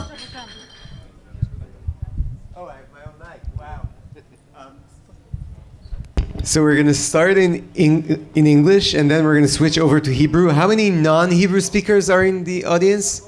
Okay, so next year, some AI is going to translate for you. Okay, this year, you'll just have to find a nice person in the audience to do that. We're going to be brief, but hopefully interesting. We have some very interesting people on stage. How many times you say guy and how many times did you say lady or whatever? That's going to change by next year because AI is going to displace all men and only women are going to survive this, okay? So knowing where our limitations are, we're going to switch to Hebrew now. יש כאן שני משקיעים ומשקיעה שכולם, המכנה המשותף להם זה שמשקיעים עכשיו, או לפחות רוצים להשקיע בתחום ה-AI, ואנחנו נשמע מהם במה הם רוצים להשקיע, למה כרגע קצת קשה, ומה הולך להשתנות בחודשים, בשנה הקרובה בעולם ה-AI ובעולם ההשקעות ב-AI. אני גיא, אני משקיע בשלבים הרבה יותר מאוחרים, אז כשאני אקבל את כל החברות שהם משקיעים בהם עכשיו, כבר לא תהיה שאלה. כרגע אנחנו באיזשהו רגע מעניין בתעשייה ובעולם, שבו אולי חלילה AI הולך להפוך את כל מה שהשקענו בו בעשור האחרון ללא רלוונטי. נשאל את השאלה הזאת עוד שנייה, וגם ננסה להבין במה כן משקיעים כרגע, כדי שאתם ואתן תוכלו לגשת אלינו אחר כך ולספר על מה אתם עובדים. אז אני אתן לכל אחד מכם ממש מאוד מהר להציג אתכם, את הקרן שאתם, או את הגוף שדרכו אתם משקיעים, ואם אפשר גם מה מעניין אתכם כרגע. ערן, תתחיל. ערב טוב, ערן וגנר, קרן בשם i3, אנחנו משקיעים בטכנולוגיות עמוקות בשלבים הכי מוקדמים שיש. אני חייבת לספר לכם שהיום זה הפאנל השלישי שלי, ובפאנל השני התערבנו משתתפי הפאנל מי הראשון שנופל ואומר AI. אז אני הפסדתי ואני חייבת לכולם ארוחה. אז ערב טוב. גם אנחנו רעבים. אז ערב טוב לכולם, שמי יודפת הראל בוכריס, אני השותפה המנהלת של בלמברג קפיטל בישראל. בקרן שמשקיעה ב-early stage וממשיכה לאורך כל חיי הסטארט-אפ, בעיקר ב-B2B software. תגדו היא בפורטפוליו שלנו, אז ממש כדאי לכם לשמוע עליהם קצת יותר. בנוסף לזה אני דירקטורית בבנק דיסקונט ודירקטורית במכון ויצמן, ומאוד שמחה לדבר עליכם ב-10:30 בלילה, נעשה כאילו זה שעון סן פרנסיסקו. אז תודה, שמי גלעד נוביק, אני משקיע אנג'ל בחברה שנקראת גילנוביישן, לפני כן הייתי שותף בקרן שנקראת לייקסטאר, קרן אירופאית מאוד גדולה, ולפני כן הרבה שנים בהורייזן ונצ'ר, ששייכת לאדם שנקרא לי קשינג, מספר 8 בפורבס ליסט, מאז שעזבתי הוא קצת ירד בפורבס ליסט, לא משנה. בקיצור, יושב גם בבורד של הטכניון ועושה הרבה השקעות גם בתחום של AI. מעולה, אז שלושתכם אקטיבית מחפשים השקעות עכשיו. שמעתי שיש כל מיני כאלה LLM'ים ו-Foundational Models ודברים אחרים שהולכים בעצם לייתר את כל הטכנולוגיות המדהימות שאנחנו פיתחנו והשקענו בהם לאורך שני העשורים האחרונים לפחות. יושבים פה הרבה אנשים שחלקם עושים משהו שיש בו AI, חלקם רוצים לעשות דברים שיש בהם AI, וחלקם תוהים אם זה הזמן הנכון בכלל להתחיל. אז בתור שאלה ראשונה, ואולי נתחיל איתך יודפת, זה רגע כזה שאנחנו כולנו מחכים להבין מה קורה, או שיש עכשיו דברים שאת כבר יודעת שאת רוצה להשקיע בהם, למרות שהם משנים את העולם שלנו? אז קודם כל אנחנו לא מחכים. בתעשייה שלנו, גם בזמן משבר, אסור לחכות. יש לנו 70 חברות פורטפוליו פעילות היום, שאנחנו נמצאים כרגע בשלבי הערכה שלהם. האם הן מתאימות לעולם החדש? האם הן יכולות להתמודד עם חברות שקמות היום, שמבוססות את הטכנולוגיה שלהם על AI ויפתחו את הטכנולוגיה מאוד מאוד מהר ויגיעו למקום שחברות בנות 3 או 4 נמצאות? האם זה עולם תחרות חדש? האם כמות הכסף שהשקענו היא הכמות הנכונה? אז אנחנו כן, אנחנו מסתכלים, אנחנו מאוד מאוד מאוד מצד אחד מודאגים, מצד שני מחכים לראות מה יהיה ומחפשים את אותן החברות שיעזרו לנו לבנות את התמהיל של הפורטפוליו שלנו, שיזרז את מה שיש ויפצה על מה שעשינו לא נכון. ערן. גלעד. גלעד. אז בהסתכלות שלי די דומה לאיך שהיא הייתה לפני כן. אני מסתכל בעצם על אנשים, יזמים, שהם מאוד בטוחים במה שהם עושים, חכמים, ויודעים להביא בעצם לתוצאה הסופית שתשנה בעצם את חייהם של הרבה אנשים. אם ההסתכלות לפני 8-10 שנים בתחום ה-AI הייתה יותר בלהוכיח יכולת של פלטפורמה כזו או אחרת, סתם לדוגמה, פלטפורמה שעסקה בהשקעות והשקענו המון בכל הנושא של ה-data mining, כל הנושא של ממש מיליונים של דולרים כדי להוכיח יכולת, והיום אפשר לראות דברים בצורה מאוד מוחשית, ויזואלית. כל ההתנסויות שלנו בימים אלו בעולמות ה-AI מראות עד כמה יותר ברור להסתכל על הדברים האלה וכמה זה אפשרי. ערן, אני אתקן קצת את השאלה בעקבות מה שאמר גלעד. אתה משקיע אתה אמרת, נכון? דיפ טק, הדברים הכי בסיסיים. יש בכלל דרך להתחרות במאות מיליונים שמושקעים על ידי החברות הגדולות בעולמות האלה שהם AI, התשתית ה-AI, יש בכלל לחברות האלה שאתה פוגש בשלבים המוקדמים איזשהו קליים בעולמות האלה? ומה אתה מחפש ספציפית בתוך הדיפ טק? אז קודם כל AI זה הרבה דברים. language model זה רק נכון. ביטוי אחד של AI שמדבר על הבנה של השפה האנושית, אם בכלל יש כזה דבר הבנה, כמו שאנחנו לומדים מהמודלים הקיימים, אבל בהחלט, אני חושב שלא רק החברות שאני אשקיע בהם בעתיד, שאני עוד לא יודע מה הם, אני לא מחפש משהו ספציפי, אני מחכה ליזמים שיגידו לי מה הולך להיות מעניין, אבל גם חברות שהשקענו ב5 שנים האחרונות, מתעסקות ברובן בדברים שקשורים ל-AI, לא כי עכשיו הן מוסיפות איזה language model, אלא כמראש השקענו בדברים שמשתמשים במה שקראו אולי אז Deep Learning או כל מיני ביטויים אחרים של AI, ואנחנו מחפשים דברים שיש להם איזשהו חפיר, איזושהי דיפרנציאציה שתמשיך לאורך זמן. אחד הדברים שלמשל באחת החברות קיים, זה בכלל לא להתחרות בחברות שעושות דברים או בדאטה שכל אחד יכול לגשת אליו, אלא להגיע ולפתח סנסור שהוא כל כך ייחודי שאף אחד אין לו בכלל את הדאטה שהמערכת לומדת, למשל, כן, פרות, בהחלט. אז יש בהחלט דברים מיוחדים שאפשר לעשות שהם שונים ויהיה להם חפיר או מוט לאורך זמן. אני חושב שעם OpenAI והפלטפורמות הנוכחיות שכבר הושקעו בהם מיליארדים, יהיה מאוד קשה להתחרות, וחלק מהן, או אולי חלק נבחר, יהפוך להיות איזושהי פלטפורמה הוריזונטלית, קומודיטי לגמרי, פרייסט לתוך המחיר של מחשוב. כמו קלאוד. כמו כן, עוד שכבה בסטאק של הטכנולוגיה שאנשים בונים מעליו אפליקציות, והשאלה תהיה, כמה אתה יכול להיות ייחודי לאורך זמן ולייצר לעצמך שוק שתוכל להגן עליו. נהדר, אנחנו קצת קצרים בזמן ומנסים להאיץ, תודה שנשארתם איתנו. אנחנו נמצאים בקונפרנס שנקרא The Israel Conference, אז בואו נדבר שנייה על הזווית הישראלית. מצד אחד אנחנו לא יכולים כנראה לפתח פה את ה-OpenAI הבא, או חברות בסדר גודל הזה. A21 מנסים? כן, מנסים. סליחה, עדיין לא הוכח שאי אפשר לפתח כזה בארץ, אבל אנחנו כקרנות שמשקיעות בשלבים יותר מוקדמים, האם יש איזשהו יתרון לאינוביישן הישראלי, האם יש תחומים ספציפיים שבהם לישראל עדיין יש יתרון, ובאופן כללי, מה אנחנו כישראלים יכולים להביא לעולם שהוא AI driven או מבוסס על AI, שהסינים או האמריקאים או אחרים לא יוכלו להעתיק ולרוץ יותר מהר ופשוט לדרוס אותו או לעבור אותו.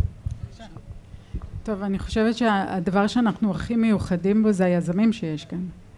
יותר מהכל זה, והם יושבים פה בקהל. כן, תמחאו לעשות כפיים, זה לגיטימי. בהחלט מגיע. מגיע לכם. אז היזמים שלנו הם יזמים אחרים. גם בגלל הבשלות שלהם, גם בגלל הגיל שלהם, גם בגלל שהם מגיעים עם ניסיון, בדרך כלל, על פי רוב ניסיון צבאי, מעשי. ואני חושבת שזה מה שעושה אותנו כל כך מיוחדים. הרצון שלנו לפתח דברים שיתאימו לעולם, ולא לשוק המקומי הישראלי, הוא יתרון נוסף. ולכן אנחנו תמיד מסתכלים עם הפנים קדימה. יש לנו גבול אחד שאנחנו יכולים להסתכל בו לאופק, וזה הים, וזה מאפשר חשיבה אינסופית, ואני חושבת שזה מה שמייחד אותנו יותר מכולם.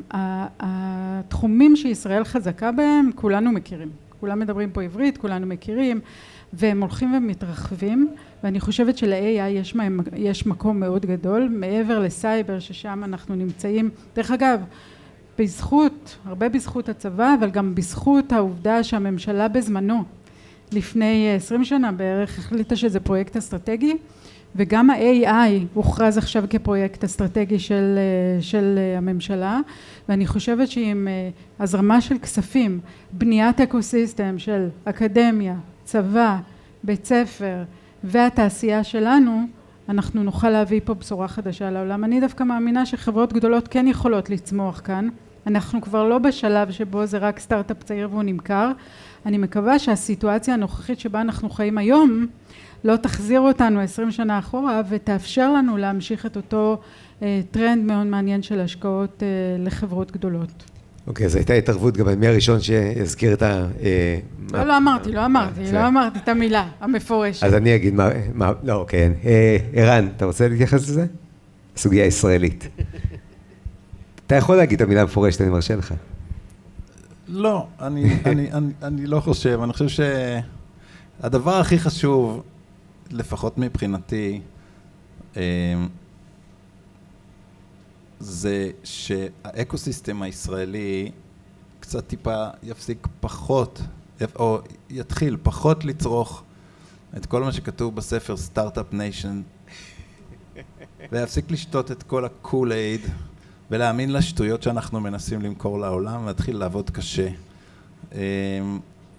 אני חושב שגם המהנדסים הישראלים וגם היזמים הישראלים עברו תקופה של כמה שנים טובות של קצת שכרות, כמו בכל העולם.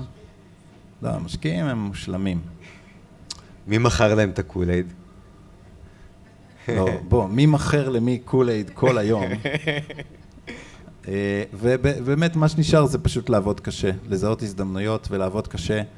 התקופה הקרובה הולכת להתאפיין בזה שחוקי הפיזיקה פועלים עוד פעם, הגרביטציה ב-level הרגיל, כמות החמצן באוויר חזרה למה שהיה בכדור הארץ ברוב שנותיו, והטירוף קצת נעלם, ופשוט צריך לעבוד קשה, מה שהאמריקאים קוראים blocking and tackling, בלי ניסים ובלי קפיצות יותר מדי לא הגיוניות, ופשוט צריך לבנות צוותי הנדסה רציניים שיודעים לבנות מוצרים שעובדים כל הזמן, לא לפעמים, ויש לנו כאן את הכישרון הזה, גם ההנדסי, גם הניהולי, גם העסקי, זה פשוט מלא עבודה קשה. גלעד? אני רק רוצה להוסיף שאני חושב שלאורך זמן היתרון היחסי קצת מתשתש לעומת השווקים הנוספים, לפחות אלו שאני רואה בעולם, אם זה בארצות הברית וגם במקומות מסוימים באירופה, יש גם שם כישרונות. אני לא מזלזל חס וחלילה בכישרון של הישראלים, גם אני ישראלי, אבל זה לאט לאט מתשתש, ולכן כמו שבאמת נאמר, צריך לעבוד הרבה יותר קשה כדי להיות מובילים. נסיים ממש בקצרה, תודה על זה גלעד. יש פה יזמות ויזמים שתוהים אם הסטארט-אפ שלהם או הרעיון שלהם הוא משהו שיעניין אותנו. חלקם מוזרים יותר, חלקם מוזרים פחות. אני רוצה ברשותכם, מה הדבר הכי מוזר, מעניין, משונה, שאתם השקעתם בו, מסתכלים עליו או מתעניינים בו, רק כדי לתת לאנשים פה מושג שאנחנו לא רק משקיעי אנטרפרייז סופטוור וסייבר פרות, זה דוגמה מצוינת. אז ככה קצת מהחיים שלכם עכשיו כמשקיעים, הדבר הכי מוזר, מעניין, או סתם איזושהי אנקדוטה מהעולמות שלכם, של מה מעניין אתכם כרגע. אני אתחיל דווקא בדברים שנחשפתי אליהם לפני בין 5 ל-8 שנים, שהשתמשו במערכות AI, כל הנושא של בעצם לקחת פייק פייס ונויז, ובעצם לעשות טראמפ ולהכניס לו מילים לפה. לפני 5 שנים, כאילו שאנשים הסתכלו על זה, גם במסגרת של כאילו קרנות, חשבו שזה דבר מטורף, כאילו מי בכלל ישתמש בדברים האלו. והיום אתם מסתכלים, הדברים האלה קיימים כמעט בכל אפליקציה שנייה שאפשר להוריד היום לטלפון או באפשרויות אחרות. עוד מישהו? מוזר אין לי, מצטערת. מעניין. מעניין, אני חושבת שיש היום תחומים סופר מעניינים. אנחנו מסתכלים המון על כל מה שקשור